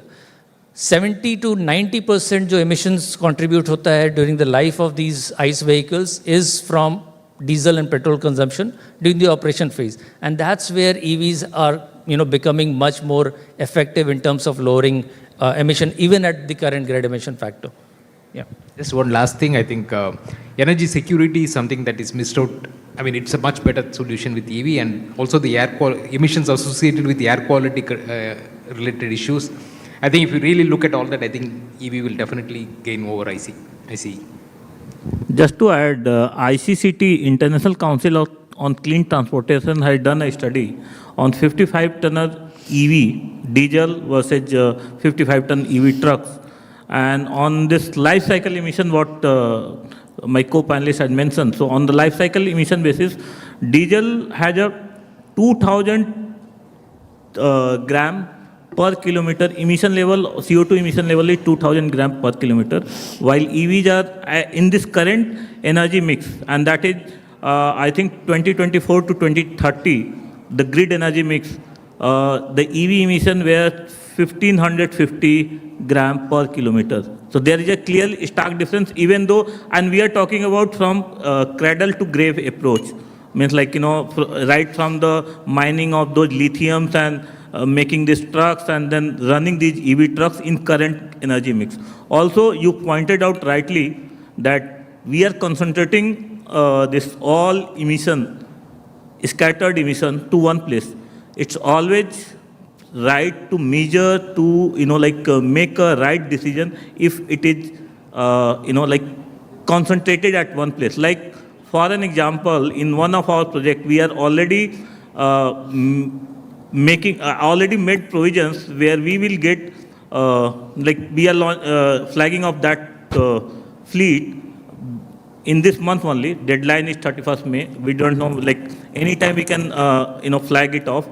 So in that particular fleet deployment, we are making sure that 80% of our electricity are being, we are getting from solar and wind energy mix of sources. So when we are talking, I'm not talking about the two-wheeler, three-wheelers, because I am not expert on that. But when I'm talking about this kind of big trucks and their energy intensity, the kind of energy they required, we can always go for solar and wind energy in open access mode, and we can always decarbonize. I'm not saying anything is 100% clean. I'm saying relatively we can decarbonize this segment. We are already doing that.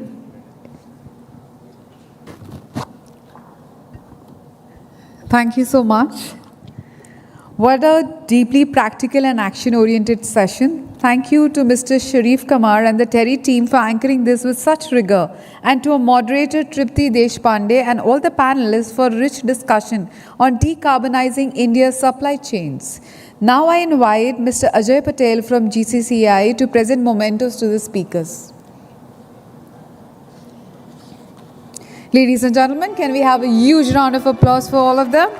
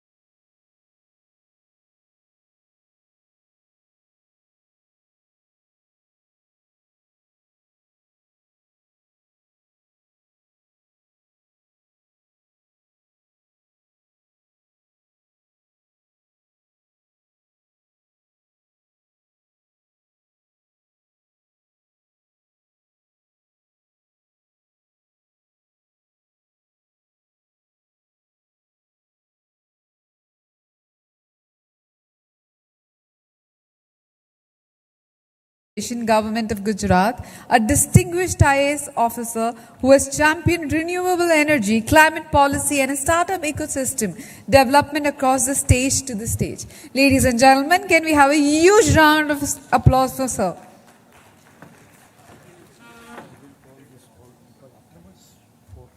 Should I just do it right now only? Yes. I would also like to invite all the panelists joining us on the stage today are 4 remarkable climate entrepreneurs from Gujarat. Mr. Sohil Patil, founder and CTO OZM, using IoT and AI to democratize environmental data across 90 plus cities worldwide. Mr. Alap Pandya, founder Drop-On, transforming urban last mile delivery through EV-led green logistics. Mr. Nishant Shah, founder Duro Green, pioneering decentralized waste to compost system and circular economy solutions. Ms. Shikha Shah, founder Altmat, converting agriculture waste like hemp and banana into high-performance natural fibers. Please welcome them all on the stage. Can we have a huge round of applause for all of them?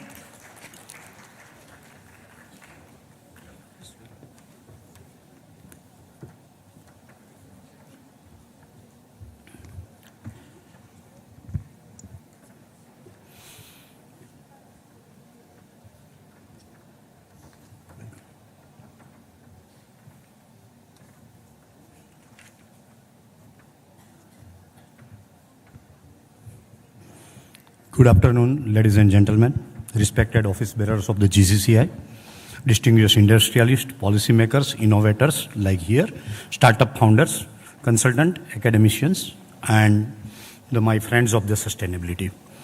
It is a privilege to stand before this extraordinary gathering in the Gujarat Sustainability Summit 2026. I want to not begin with the climate change word. I want to begin with the word business, because climate change is no longer only an environmental issue. It is now an economic issue. It is now an competitiveness issue. It is now a supply chain issue, and also it is a financial issue. And very soon it will become a survival issue for the industries that refuse to adapt. For them it is a survival issue. And so, most important sentence I want this audience to remember is this: sustainability is no longer corporate social responsibility. Now we have to change it into the corporate survival responsibility. We have to jointly work together, because now it is a question of survival. Now the new frontier of the market leadership, we can say, is that for 20 years, just since 1993, we are discussing about the sustainability and all seminars, workshops. For the next 20 years now, we will discuss about sustainability to decide the market leadership. We will decide who will lead the market. And for this, the company who will reduce the carbon faster, who will use the energy more smarter way, who will save the water in a better way, and who innovate the cleaner products very early or very soon, they will become the next global champions. And so race is beginning. And now it is intensifies after the Hormuz incident. And so we can say, Gujarat is uniquely positioned to lead this transformation. You can say why. Reason is this: because Gujarat is not just a state. Gujarat is India's industrial engine. From chemical to, you can say, ceramics, from port to petrochemical, for textile to engineering, and from renewables to manufacturing. If India is the growth engine of the world, then we can say Gujarat is the engine room of the Gujarat India. And that is why climate tech-driven innovation matters enormously now, and it is going to stay over here. So let us understand one reality very clearly, I think so. Climate change is not a future problem anywhere. When farmers face irregular monsoons, when industry faces the water shortages, water stress, when city experience the unbearable heat like Ahmedabad, and you also know presently out of the 100, 90 cities are having the enormous pollution, and we are in the top 90 chart in the out of the 100. And when coastal infrastructure also become very vulnerable in all over the world, 2,300 kilometer longer coastline, at that time, I think this is not just a climate, is the theory. That is the economics already impacting our balance sheet, and we have seen in our PM's address also. That is more pertaining to the climate change things only. And so, but ever major disruption industry, should we worried? I think there is a two side. One, we have to create this also massive opportunity. Look back into the history. You see, digital revolution always created the tech giants. Then internet revolution created the platform giants. And then after the green revolution, if we are going to create today, then that will create the climate tech giants, and that time is now arrived. And so next billion-dollar companies may not emerge from the social media. They may emerge from the carbon resilience, carbon intelligence, smart energy adoption, hydrogen, battery adoption, circular economy, blue economy, water efficiency, and industrial decarbonization. And some of those companies can emerge from Gujarat also. That is why today's session is very important, because startups are not a small entity or small companies anymore. Startups are fast-moving laboratories of the future. Presently, they are doing the practicals, but I think that will be adopted by the companies very soon, and then I think that are the laboratories of the future. Large industry optimize the present. Presently, large industry, they are optimizing the things in a present way, but startup invent the future, and so future is arriving faster than many people think, and this is time has come. The three wave of the climate tech we can definitely say. One is the infrastructure, first wave, solar park, wind farm, EVs, battery storage. Since solar park we have seen from the Charanka 2007, and so India and Gujarat has already made the remarkable progress over here. We are presently going up to the 2029 largest solar park of the world, up to 30,000 megawatt, we say 30 gigawatt we are producing in Kutch, Khavda. And so infrastructure is there, but infrastructure alone is not enough. We can see 4 gigafactory in Jamnagar, and everything is happening. 10 lakh hectares of the land already government has given on lease to the bigger companies for the solar and wind production. So infrastructure, yes, we have a good progress in Gujarat, and we are going to do it very fast and very well. But second wave is the intelligence, which is the current wave, I can say. How do industry reduce the emission intelligently? How do factories optimize the energy consumption? For that, we need energy auditors, energy managers, and this all force of the things. And I think government is doing rightly in Delhi in right way. So we are also going to make a Gujarat Energy Efficiency Company Limited. For all 120 industries and all 18 sectors, we are going to change ourselves from the PET formula to carbon market and other different kind of optimization techniques. So factories optimize energy consumption very well. How do we monitor the carbon in real time? And how do we reduce the waste using AI and data analytics and other softwares? So this is where software meets the sustainability. And India has a natural advantage here, because Indian engineers know how to build scalable, affordable, high impact solutions under the constraints. COVID is the example. We have 4 companies who are producing the COVID vaccination within the record time compared to the all over world, and we have simultaneously giving it to the other countries. So, yes, under the constraints we are doing very well, that we can see from the COVID example also. But third wave is the, I think, deep climate technology. This is really we need, and this is the most transformative, and today we require. So green hydrogen, carbon capture, battery storage technology, advanced different type of materials for the batteries, alternative fuel techniques, next generation batteries, smart agriculture system. This is where science, technology, and entrepreneurship merge together and evolve in a different way. And let me something say very directly. The company that will define India's net zero economy are probably not famous yet.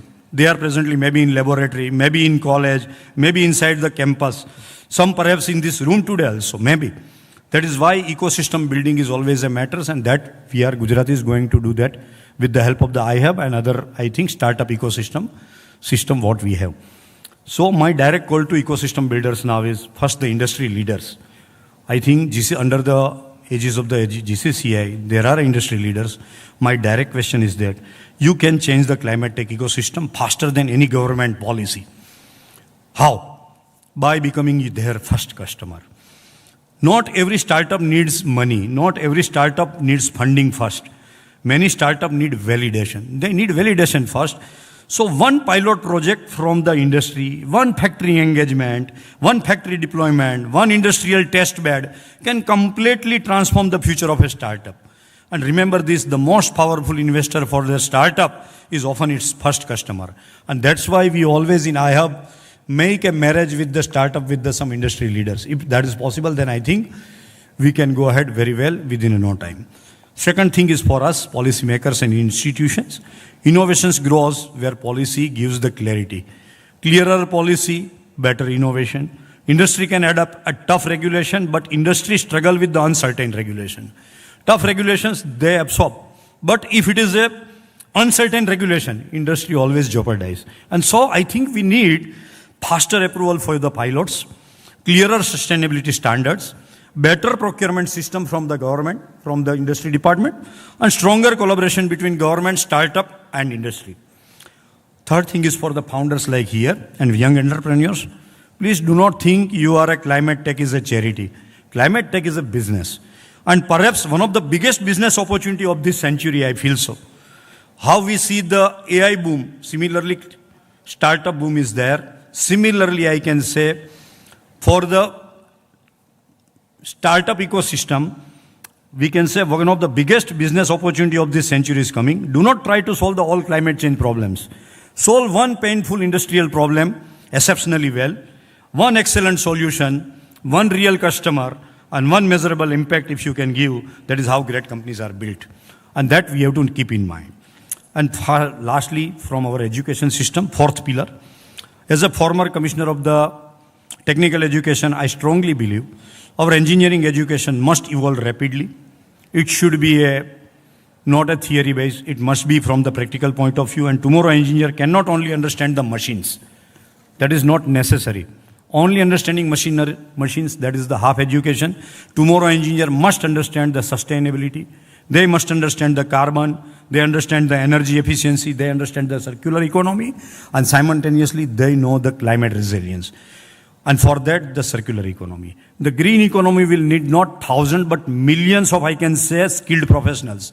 Because 15 lakh crore investment in green sector, already our PM has told when they have set up the green hydrogen mission. Out of 8 lakh million metric ton production of the hydrogen, 5 million metric ton production of the hydrogen will going to do in the Gujarat within the next 5 years. And so opportunities are enormous. And so finally, I can say, let me now conclude with a thought that is both hopeful also and urgent also. It is urgent. Climate change will not wait for us to become a comfortable. The world is changing fast. It is changing now. Markets are changing now. Technology is also changing now. And everything is evolved very fast. And so history teaches us one important lesson. The future does not belong to the biggest players. The future belongs to the fastest learners who are learning very fast, adopt it and make it into the practice. I think the future belongs to them. And so Gujarat has the entrepreneurship. Gujarat has the industrial strength. We have the engineering talent. We have the policy ambition. And so Gujarat must also become the capital of the climate innovation, I think so. And so the 4 startups you are about to hear today are not just presenting business idea, they are presenting possibilities also. They are with us in iHub. And so possibilities for the cleaner industry, possibility for the smarter manufacturing, possibility for the better energy system, and a stronger, more resilient economy for the Gujarat. As we listen to them today, let us not ask only what is their valuation. Let us also ask them, what problem are they solving for the humanity, for the climate? Because ultimately, sustainability is not about saving the planet. The planet will survive it itself. But the real question is, can humanity, can we build an economy that is profitable, inclusive and sustainable at the same time? I believe Gujarat can help answer that question. And I believe the answers may begin in a room exactly like this one. And that's why with this, I conclude my lecture. Thank you very much. Jai Hind, Jai Bharat, Jai Jai Gujarat.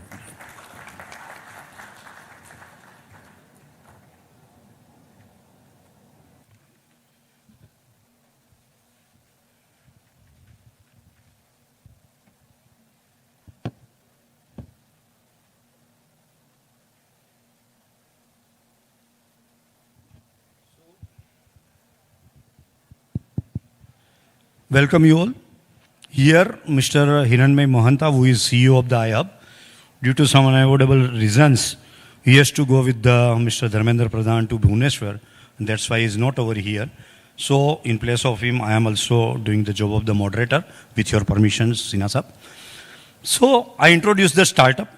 Our first startup is working on the fighting CO2 problem, co-founded by the Alap Pandya. They have already fulfilled more than 5 lakh deliveries on EV and CNG. What makes their approach distinctive is that they are utilizing green logistic in last mile delivery. Please welcome Drop On, I think so. My second startup is tackling the dual problem of agriculture waste and textile materials pollution. The company has scaled a new age textile material made from agri residue to one of the largest manufacturing capabilities. Shikha Shah brings deep expertise in entrepreneurship, deep tech, and material science.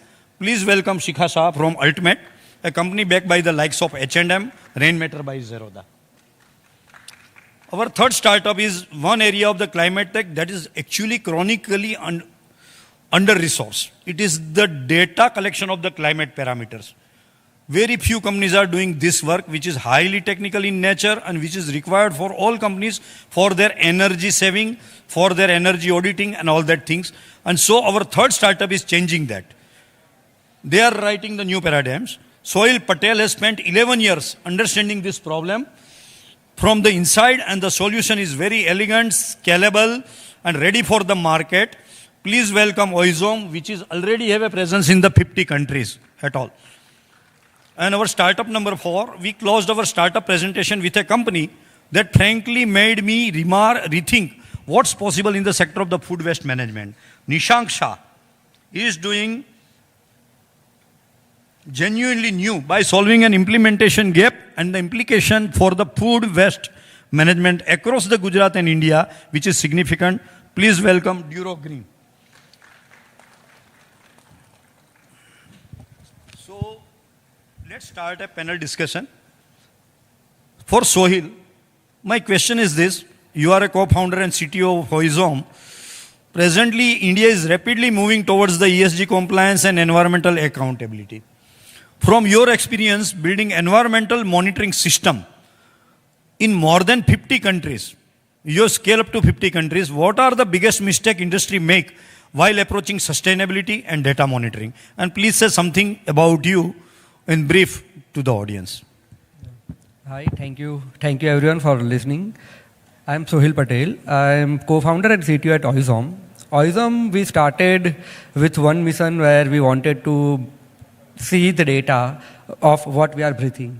So there are very few companies when we started who is really working on the technologies through which we can monitor the environment. And without monitoring, I don't think so we can do any actions. So we started building few sensors in India. We started deploying those sensors in industries and the cities. And based on our research and analysis, we were doing the same thing since last 10 years. Right now, we have deployed more than 5,000 stations across 80 plus countries across the world and collecting data of more than 250 million human beings who is living on the planet, what they are breathing actually. So in this still we see a lot of gap. The first one I think so I really want to mention is that we know that there are a lot of compliances to monitor first. So in that people generally take compliances as a starting point and they just monitor because they wanted to match the compliance. They wanted to do a checkbox of the compliance, but they do not see what actually the data is saying. So that is one challenge which we still see, that whenever we deploy the sensor, we need to train them what the data is actually about and how you can use this data to actually find a solution. The second challenge, I think so, sir, I could say that not all the companies are building all the sensors. So even in lot of industries and lot of areas where we deployed, the data comes from different instruments to a different platform. So there is very few people who actually aggregate all the data and take a decision. So that is also one problem which we found in last 5 years, and we are trying to build some solution where we as a platform can give a overall holistic intelligence of all the sensors and all the data related to environment. So sir, this is the two problem which I could say. Sahil, can you tell me, you have started from the DIY electronics kits and all that things. Yes. and you have done the innovation kits, and then after eventually you build a globally recognized climate tech start company. What advice would you give to these young entrepreneurs and engineers and startups on converting a technical idea into a scalable global business? How you have done that? So, sir, frankly speaking, I think so. When we also started, we started with a simple one problem: just monitor what we breathe. So, I would suggest if anyone is starting a new thing, just stick to the problem instead of a solution. So, solution can be anything. The kits or the product can be anything, but the problem, if you are emphasizing more and more on the problem, you will definitely reach to a solution. So I would say we should not stick, or we should not more emphasize on the product. Instead of that, we should more emphasize on the problem statement. So that is first thing. And the second, which we realize also, because when we started in second or third year itself, we started putting our product in global scale. Like our first deployment was in the cars. And cars, the temperature is minus 32 degree when we deployed our first sensor. So I would say that as soon as if you can go global, just try it out. We should not worry what will happen if we fail or not. At least try the global market, because problems everywhere is the same. So if we are making some product for a bigger problem, you will see the market globally for sure. So just try the global market as fast as possible instead of just putting up in your own regions. Now, Mr. Alap, for you, you are a co-founder and CEO of the Drop-on Delivery. Can you say me, because logistics is traditionally seen as a fuel-heavy and inefficient sector very well, how can AI, data analytics, and electric mobility fundamentally transform urban delivery system in India over the next 5 years? What is the outlook for these next 5 years? So the problem statement that we identify is lie in your question, sir, that it is a fuel-heavy industry and it is heavy on CO2 emission. So we wanted to address this problem, and that's why we came up with a solution called Drop-on. It's an on-demand delivery service based on green logistic concepts. So, sir, what we identified is that there are two major issues as far as the logistics are concerned, be it two-wheeler, three-wheeler, four-wheeler, and heavy vehicles as well. That is, one is the if you can reduce the consumption of the fuel by adopting a new kind of algorithms using AI technologies, data points. That is the first point. And the second point is that a vehicle should not run without an order.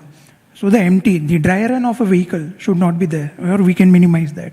So these are the two main areas that we identify. And for this, we are in Ahmedabad, Gandhinagar, in Surat since 3 years. So we have gathered a lot of data points around this. So the AI algorithm is now working in such a manner that we can predict the demand and we can give the supply at the same time. So our mechanism works on both customer side as well as the rider side, because it involves a huge amount of rider ecosystem as well. So we wanted to bridge that gap. So what all data points, AI algorithm that we are using that focuses only on two things, that it predicts, that one is the predictive model, that where the demand is right now and where the supply is sitting. So we are trying to bridge that gap using these data points and using different AI algorithms. And we were able to reduce 10% of fuel consumption by utilizing this concept. And if I say the carbon emission is the second most point that we hit, so around 14 to 20% kind of lesser CO2 emission with electric vehicles. This is only with the help of the AI and algorithms and data analytics, right? So it's a part of the entire idea that we are building, but it is a major part of the entire thing. Okay, now my second question is, you moved from banking. Earlier you are in the banking. Yes, sir. And then you coming into this startup entrepreneurship. Many professionals in this audience also there who want to transition into the startup ecosystem, but hesitant because of the risk, because it is a very risky business. People are thinking, what mindset you have a shift help you make that leap successfully? So, sir, in banking, I was analyzing the balance sheets of the lot of customers. So, typically, I was able to, decide what credit should be given to them as far as the working capital and term and everything is concerned. So, I could able to read the balance sheet. So, the first question to myself was that if these people can, turn this around, then I should give it a try. So that was my motivation, coming into the business. So before the logistics sector, I was into gaming sector where the entire we were promoting esports, but looking at the outset, we understood that the sustainability and green logistics would be the thing in future. Yeah, so we identified that opportunity, and then I came up with the startup Drop-On. Okay, Shikhaji. She is a founder and CEO of The Ultimate. My first question to you is the circular textiles, because you are doing exactly the job which is circular textiles we want to do for the blue economy. India is one of the world's largest textile hub, you also know, but also faces the major sustainability challenge. As earlier Puneet Lalbhai has told, maximum water consumption, maximum energy consumption, everything is there. How can agriculture waste become the future raw material for the textile industry? And what opportunities does this create for Gujarat, particularly over here? Well, thank you for that question. So, as you identified, people do not realize that textile is omnipresent, right? From your shoes, clothes, to the chair you're sitting on, the carpet you're walking on, everything is textile. And as you mentioned, it is one of the most pollutive countries. What we do at Altmat is we identify these materials and rethink them. One of the key materials is called Altag, which is exactly where we let the farmer grow the crop for food. So if you see, fertile land is a scarce resource and we need to protect it for the food given the rising population. Now imagine that the farmer is happily growing this plant for food. Once the food is taken, they're left with biomass. This biomass is one of the big regenerative gold mine, but unfortunately, it is not being directed to anything useful most of the times. What we're able to do is we're able to take that in, apply a patented process or a deep tech science and transform them into a cotton-like structure. When we do that in the process, if you see the LCA, we are able to save more than 99% water as compared to cotton, 80% carbon as compared to lyocell, much more energy, and there are other 15 parameters like eutrophication, sulfur, and others that we measure. Now, the thing that you probably asked me that how can Gujarat really work this out is that Indian textile ecosystem has been chasing the volume game. It's always been about how can we reduce the cost. But the truth be told, we are no more that developing that we will be able to beat the pricing of some of these other countries. And it's time that we relook into how do we market our textiles, or how do we really focus on what matters. Agriculture, being a combination of agrarian and manufacturing nation, actually puts us at a position which other nations might not be able to do, is utilize a waste or a byproduct of one industry into making something that is being chased by the world because of its sustainability criteria, not only, but also because of its performance criteria and things like that. So I think India is at a very interesting point where if we relook and rethink the way what we have in terms of resources, we might be able to redo our value proposition for the global markets. And Altmat is one such very interesting company standing right in front of you and scaling the manufacturing capacities. Now, one more thing I want to ask you from the investor perspective. You have worked globally.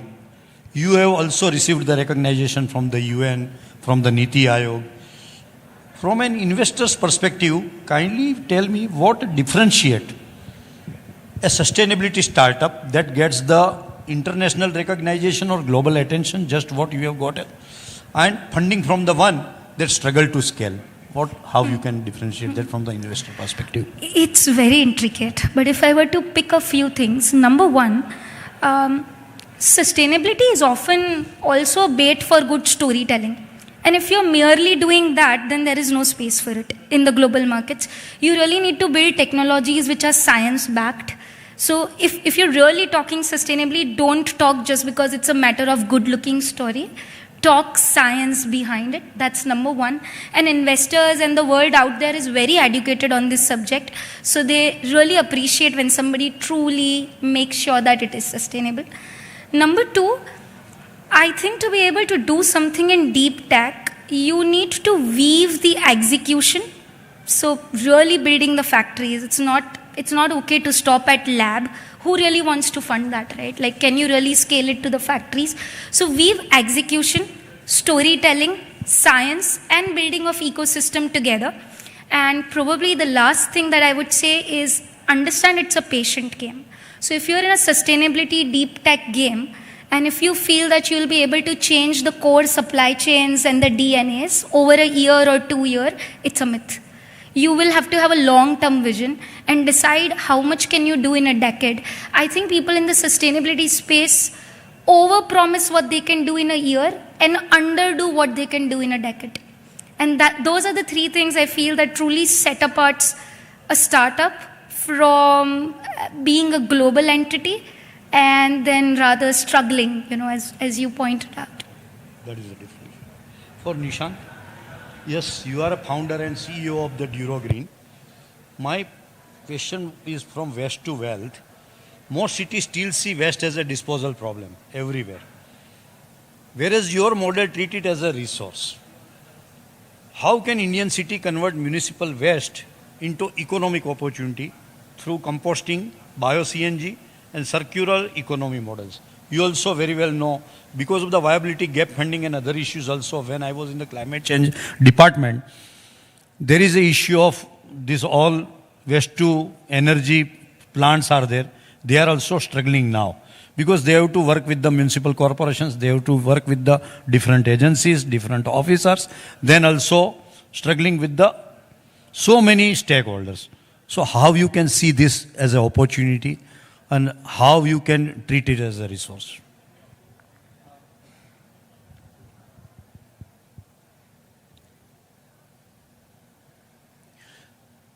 Yes, so thank you for the question. So the corporations that have been, working with waste, there's definitely a challenge. I see it with two perspectives. The first perspective being from the corporation's perspective or any municipal corporation perspective, and second is the perspective as a resource. When we talk about from a corporation perspective, recovering waste or recovering money from the entire waste as a resource becomes a challenge, and it's a fact. So whenever we come up with this thing where waste is supposed to be a resource, but it is an add-on cost.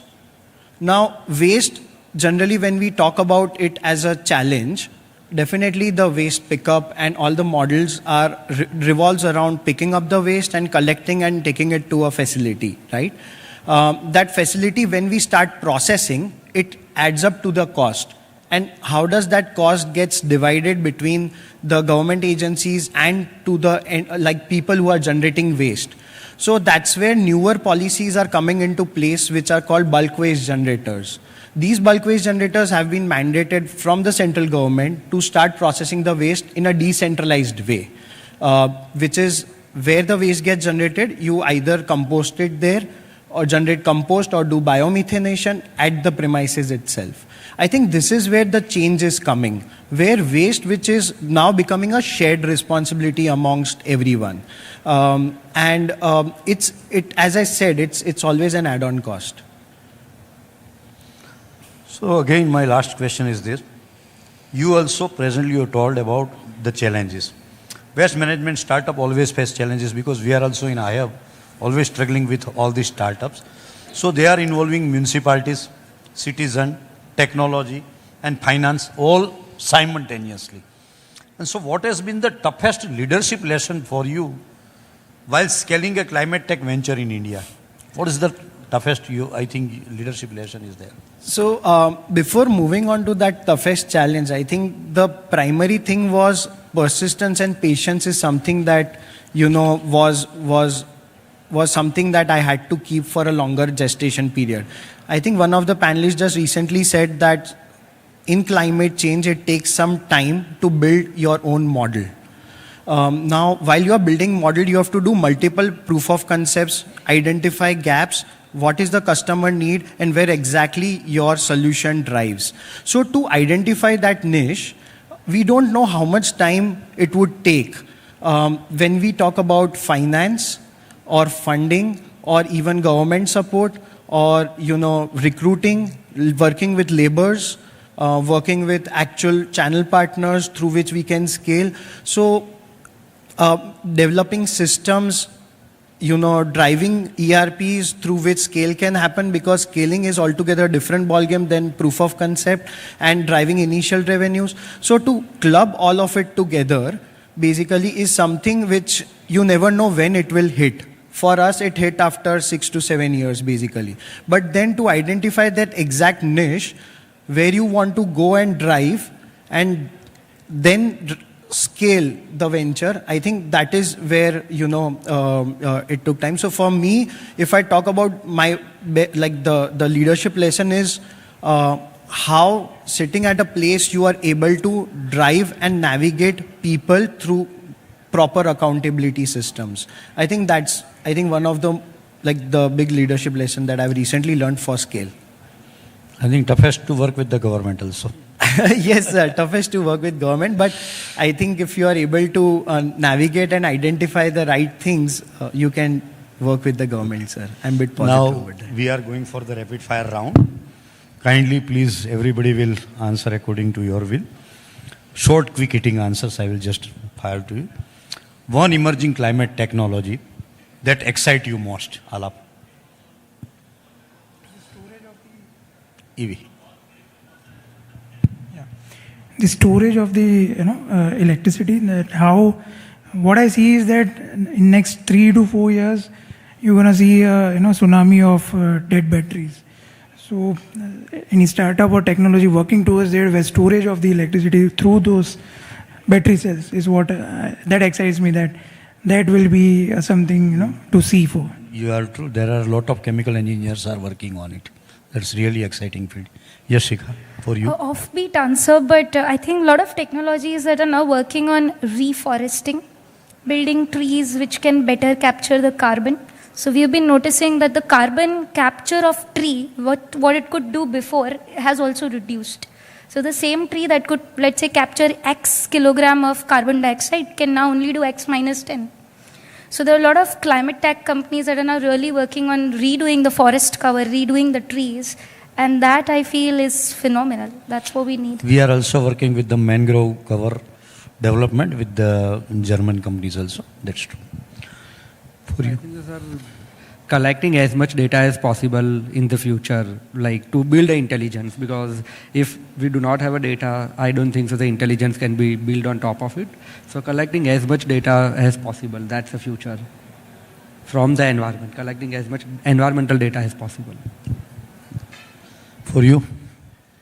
I think it's the bio-CNG sector volume. Sorry. It's the bio-CNG sector that I feel is coming up greatly now. Bio-CNG? Yes. Yes. That is the upcoming thing. Okay. Yes. Sir, startup funding, would you want to or a government policy, would you want to encourage you to most? I think which matters more initially. Afterwards, that's fine. Because we are working with the government policy in IAB, but you are working with the startup funding also. So what you found it very interesting in initial stage, and what all people should take lessons from them? So what I feel is that both the things are important, so I would not choose any one of them. No. I am retired now, you can tell. Not an issue. Sir, it's not because of you, but this is generally my view is that both the things are important. At the inception level, the grants, the support matters, and to scale or to put the idea into the market, the funding matters. So it a vice versa thing. I mean, it complements with each other. So I think both the things matters for me. Shikha, please, because for the startup, that is very essentially know in the earlier stage of the development, when they are in the prototype stage, or mind to market is the very late journey. But minimum viable product or prototype stage, which you found out of these two things very interesting and which is really required? I think early on you need funds and infrastructure. It's much later when you're ready for the scale, you need to interact with policy. Okay. So startup funding is the most. Yes. Yeah. Early on that, much later when you're prepared to talk to government, then talk to them, because it is a mammoth task. Sorry, I think you have not a good experience with the IAB. I just correct for the sake of audience. I really invite you, all of you, to at least visit the iHub, because in iHub we are just at the ideation stage. Straight away we give 2.5 lakh, up to 10 lakh. And when you are making the prototype or the minimum viable product, we are reaching up to 10 lakh. And for 10 lakh, money is not important. In iHub, with the help of the GCCI, with the help of the PICI, with the help of the every possible institutions, and with the battery of the 3,100 professors, with the Commissioner of Technical Education, there is, I think, mentoring is provided free of charge, and it is, I think, invaluable input for every startup when they are struggling with the finance, struggling with the something you can, when you want to scale, then you need a help of the chartered accountant, you want to help for the attorney on everything. Everything is available under one roof, and that is the iHub. I invite all of you to please visit the iHub. It is the Government of India and Government of Gujarat organization, and it works not as a government, but it is working as just a startup also, because Mr. Hiranmay Mahanta presently is not over here, but he is the force behind all these things, and I really recommend you can contact them also, and this is really a good to go. Yes, Mr. I think the policy comes first for me, because it can generate a demand. As an example, we seen that we have used cameras across whole India, which is imported most of the time. But as soon as the government started making a policy of making your own Indian camera version, we see there are plenty of startups and plenty of businesses which grow really well in the camera field. So the same way I said, even the startup policy, as sir, you rightly mentioned, we've seen that in last 10 years, we have evolved. Like when we started, like I used to sit with Hiranmay sir when he was in ACPC, right, with the GTU, GIC, GTU Innovation Council. So that policy also, we build a really, really good policy for Gujarat, and that is why we can see that there is a lot of growth happening due to these policies. Even with the same we are seeing with the semiconductor, none of other, like we as a technology builder, we are into semiconductor, but 80% of the material we need to import right now. But due to this new policy, we see that maybe in future, in next 3 to 4 years, we may not be importing even 20% of the material from outside India. So I think the policy makes sense a lot. Funding, if you are working on a good problem statement, you will get the money. I don't think so there is a problem of the money if you have a really, really good and scalable problem which you are working on.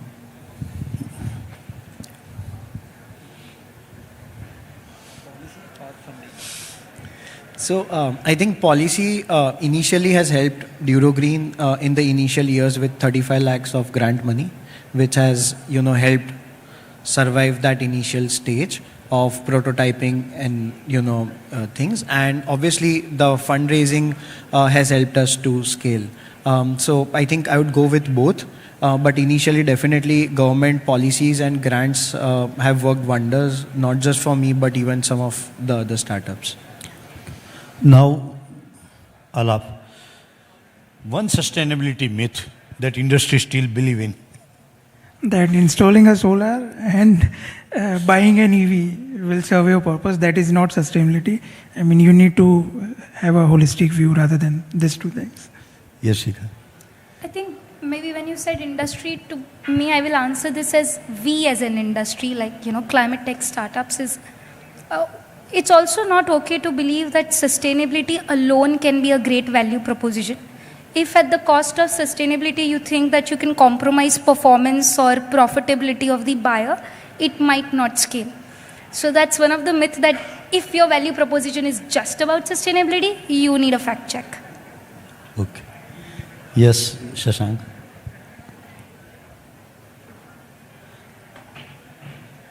I think so. Nowadays, like for us also as a company, as a OISM, inside the OISM, sustainability we see as a cost right now, but I think that's a myth. In couple of cases where we followed the SOPs and we tried to follow the standards, which is there, which is a sustainable standards, we even overachieved, which we couldn't achieve if we haven't followed the standards. So yes, following a standard, initially it's a cost, definitely. We need more employment, we need more people, we need more money to follow the standards. But yes, after following it, we see the results really well.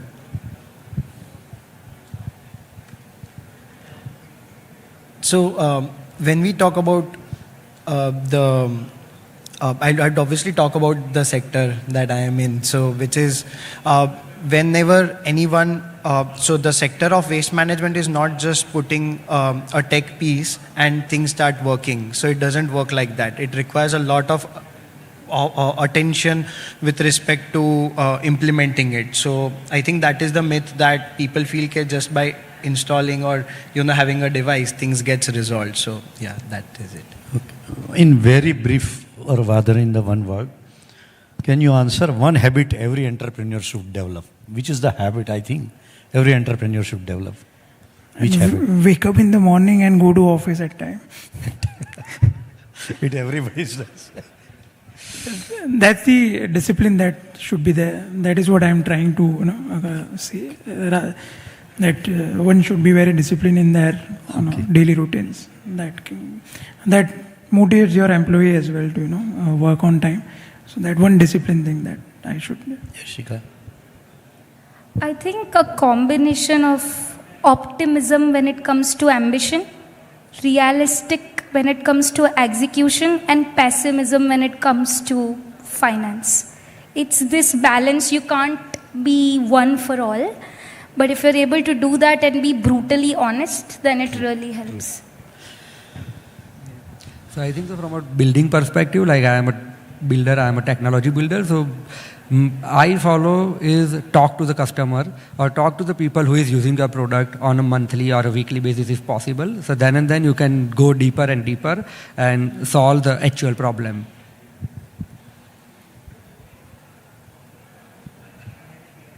So it's patience and persistence in a combination. Yeah. Okay. Now my last question. Ahmedabad can become the next global hub for which green revolution?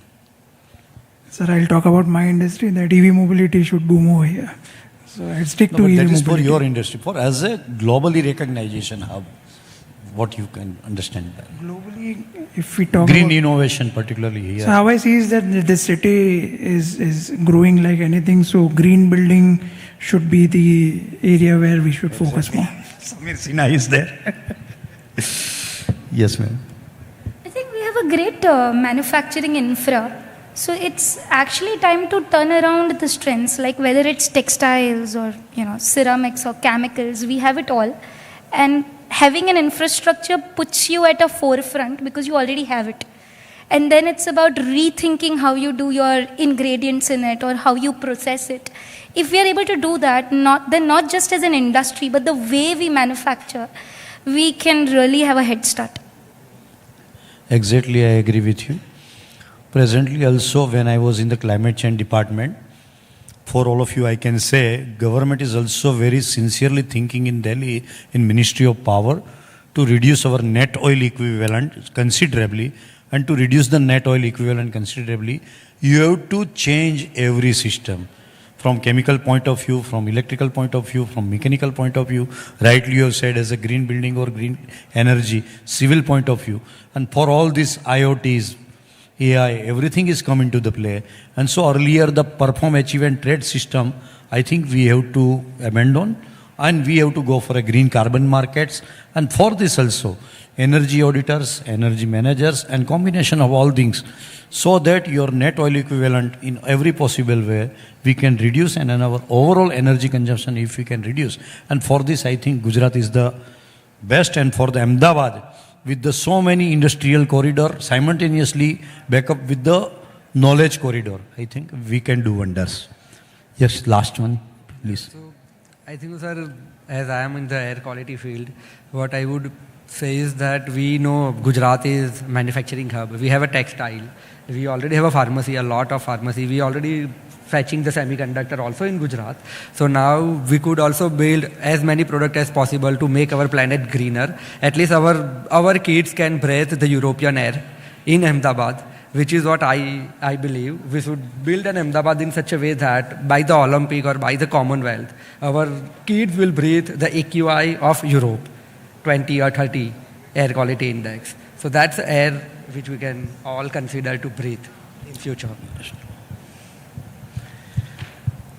So I think something as simple as this summit, right? Sorry.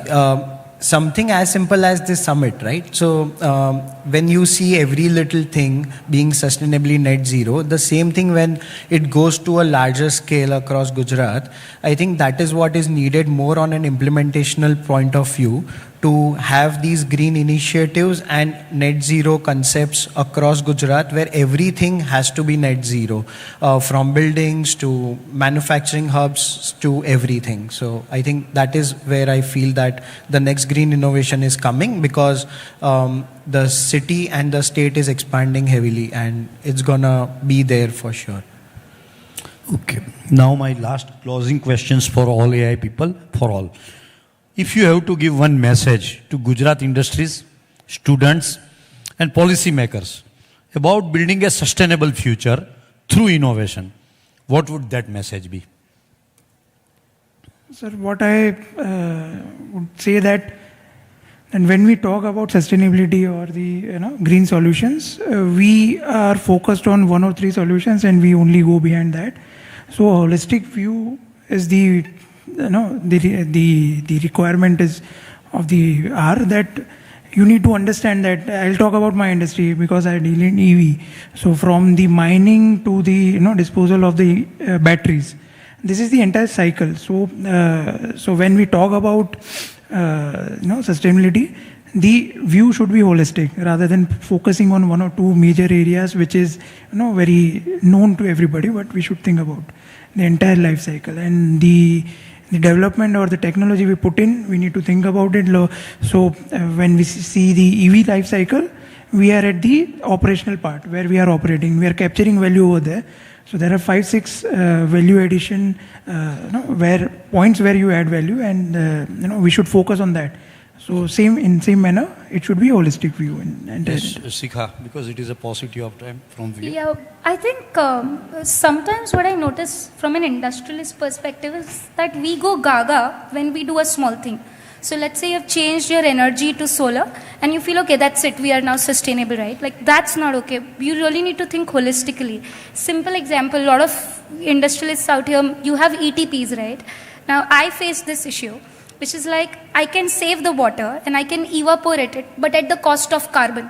Now, these are real questions. Saving water at the cost of carbon is not truly sustainable. So if you're truly industrialist in nature and you do have capital excess, please think beyond doing one thing.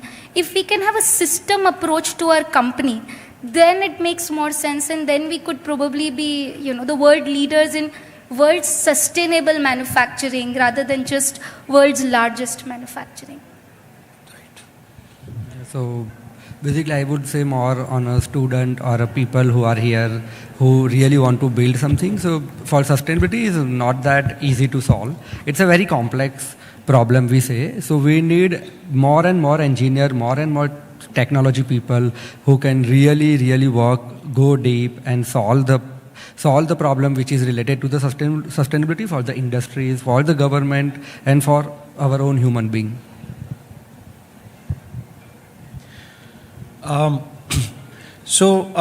According to me, it's go to the market, first identify the gap.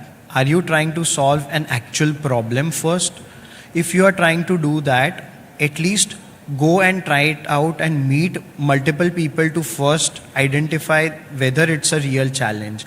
If even that is sorted, then at least identify whether it can be scaled up or not.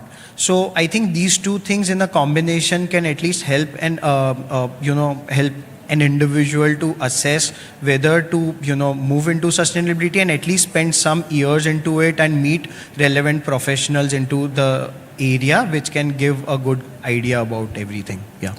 Thank you very much, all of you. I think this is everything is up over here. Only last thing I want to say, opportunities are always there. You have to need to grab it. Suppose presently, because of the Commonwealth game and even the Olympic is future, we want to come back into the Ahmedabad. There is a pollution of air pollution. That is the biggest issue that government has to fight, that corporation has to fight. And for that, Ahmedabad Municipal Corporation, I have, and everybody has given the enough money if we can take this challenge, we can take this problem statement, and at least if we can reduce the air pollution in Ahmedabad and AQI can make better. If Shanghai can, then why not Ahmedabad? This is also a solution. If you can provide with the startup, I think there is enough room for the innovation, for development, and because you also know, if that solution is working over here, then more 90 cities are in line in government of India to work with the pollution. And so there are enormous, I think, possibilities are there. Just we have to awake, we have to grab, and we have to scale it up. Thank you very much. What an inspiring close to an extraordinary day. Thank you, Bipin Talati ji, for such a powerful panel. And I Hub Gujarat for creating this platform for Gujarat's climate innovators, and to our incredible startup founders for reminding us that the future is already being built. I now invite Mr. Amit Parekh, ex-committee member from GCCI, to present mementos to our distinguished guests. May we have Amitji on the stage?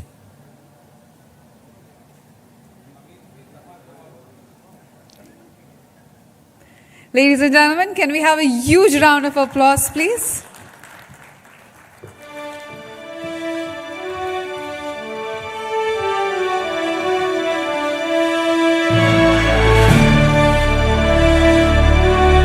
Again, keep the claps coming.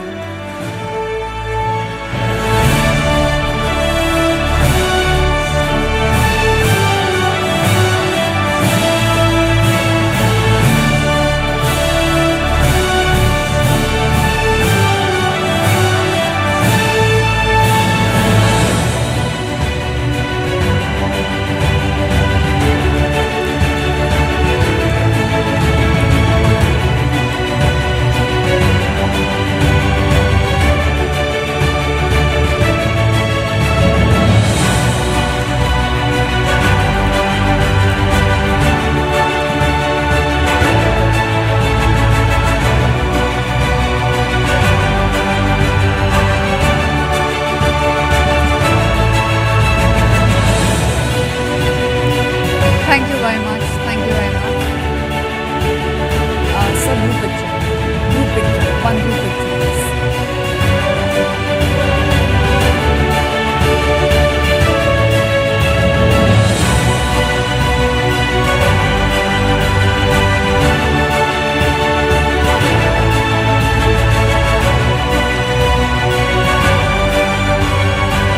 Thank you very much. As we draw the curtains on the GCCI Gujarat Sustainability Summit 2026, it is only fitting that we hear from the man who made today possible. I invite the chairman of the GCCI ESG Task Force and the managing director of Savi Group, Shri Sameer Sinha, to deliver the closing remarks. Can we have a huge cheer for him?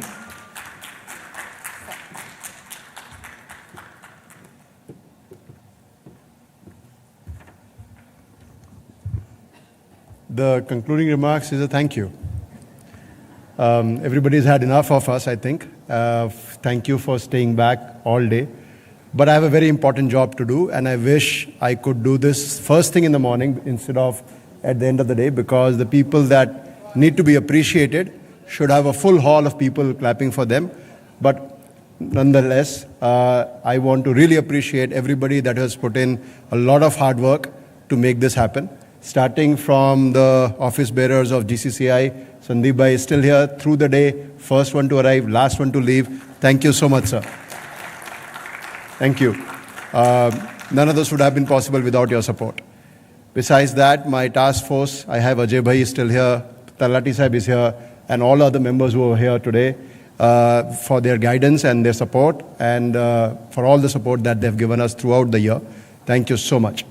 The rest of the people, I want to name a few, and I would like them to come on the stage one by one, starting with Mukesh Bhai, Geeta Ben, Rahul from GCCI. Please come on the stage. They really deserve a round of applause and appreciation, because they are the ones who do all those. Please, आओ.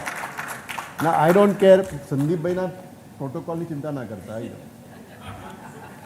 Mukesh Bhai, please come on the stage.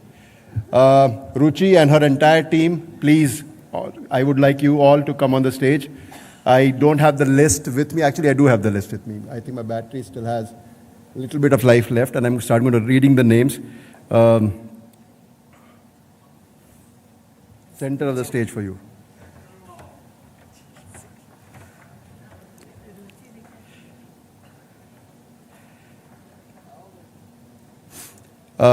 I also want to name all the office bearers, Rajesh Bhai, Apurva Shah, Ajay Patel, Sudhanshu Mehta, Bipin Bhai Jadeja, Gaurang Bhagat, all of you were there throughout the day. Thank you so much.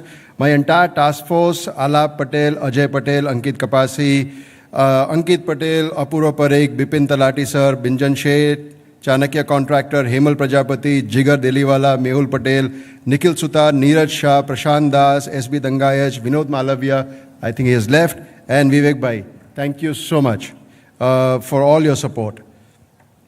Now is the more important list, and I don't have all, okay, I do have some names. Okay, so all of you, please come on the stage, starting with Ruchi, please. Shaurya, Shrey, Aditya, Ruta, Neil, Ritika, Niti, Shruti, Ruchira, Ishita, Prashansha, Yash, everybody. Dhwani, Shruti, Donika, Hetvi, Heer, Zainab, Vishwam, all the interns, Alok, Gaurav, Neeraj, Daniela, she has been the one responsible for all the design that you see on the happening on the team. All of you, this is only the people who have been doing this work. And there is one more person that I want to invite who should be at the center of the stage, Anjani, for putting this entire thing together and curating this. Thank you. These are the people who do all the hard work. I have really had nothing to do this time except showing up this morning. So thank you so much for all the effort. Thank you.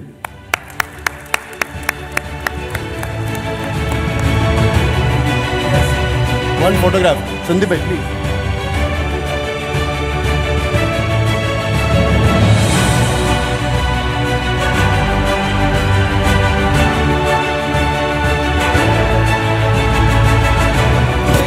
Forget Kejal, where is she?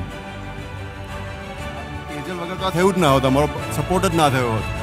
I don't see her there.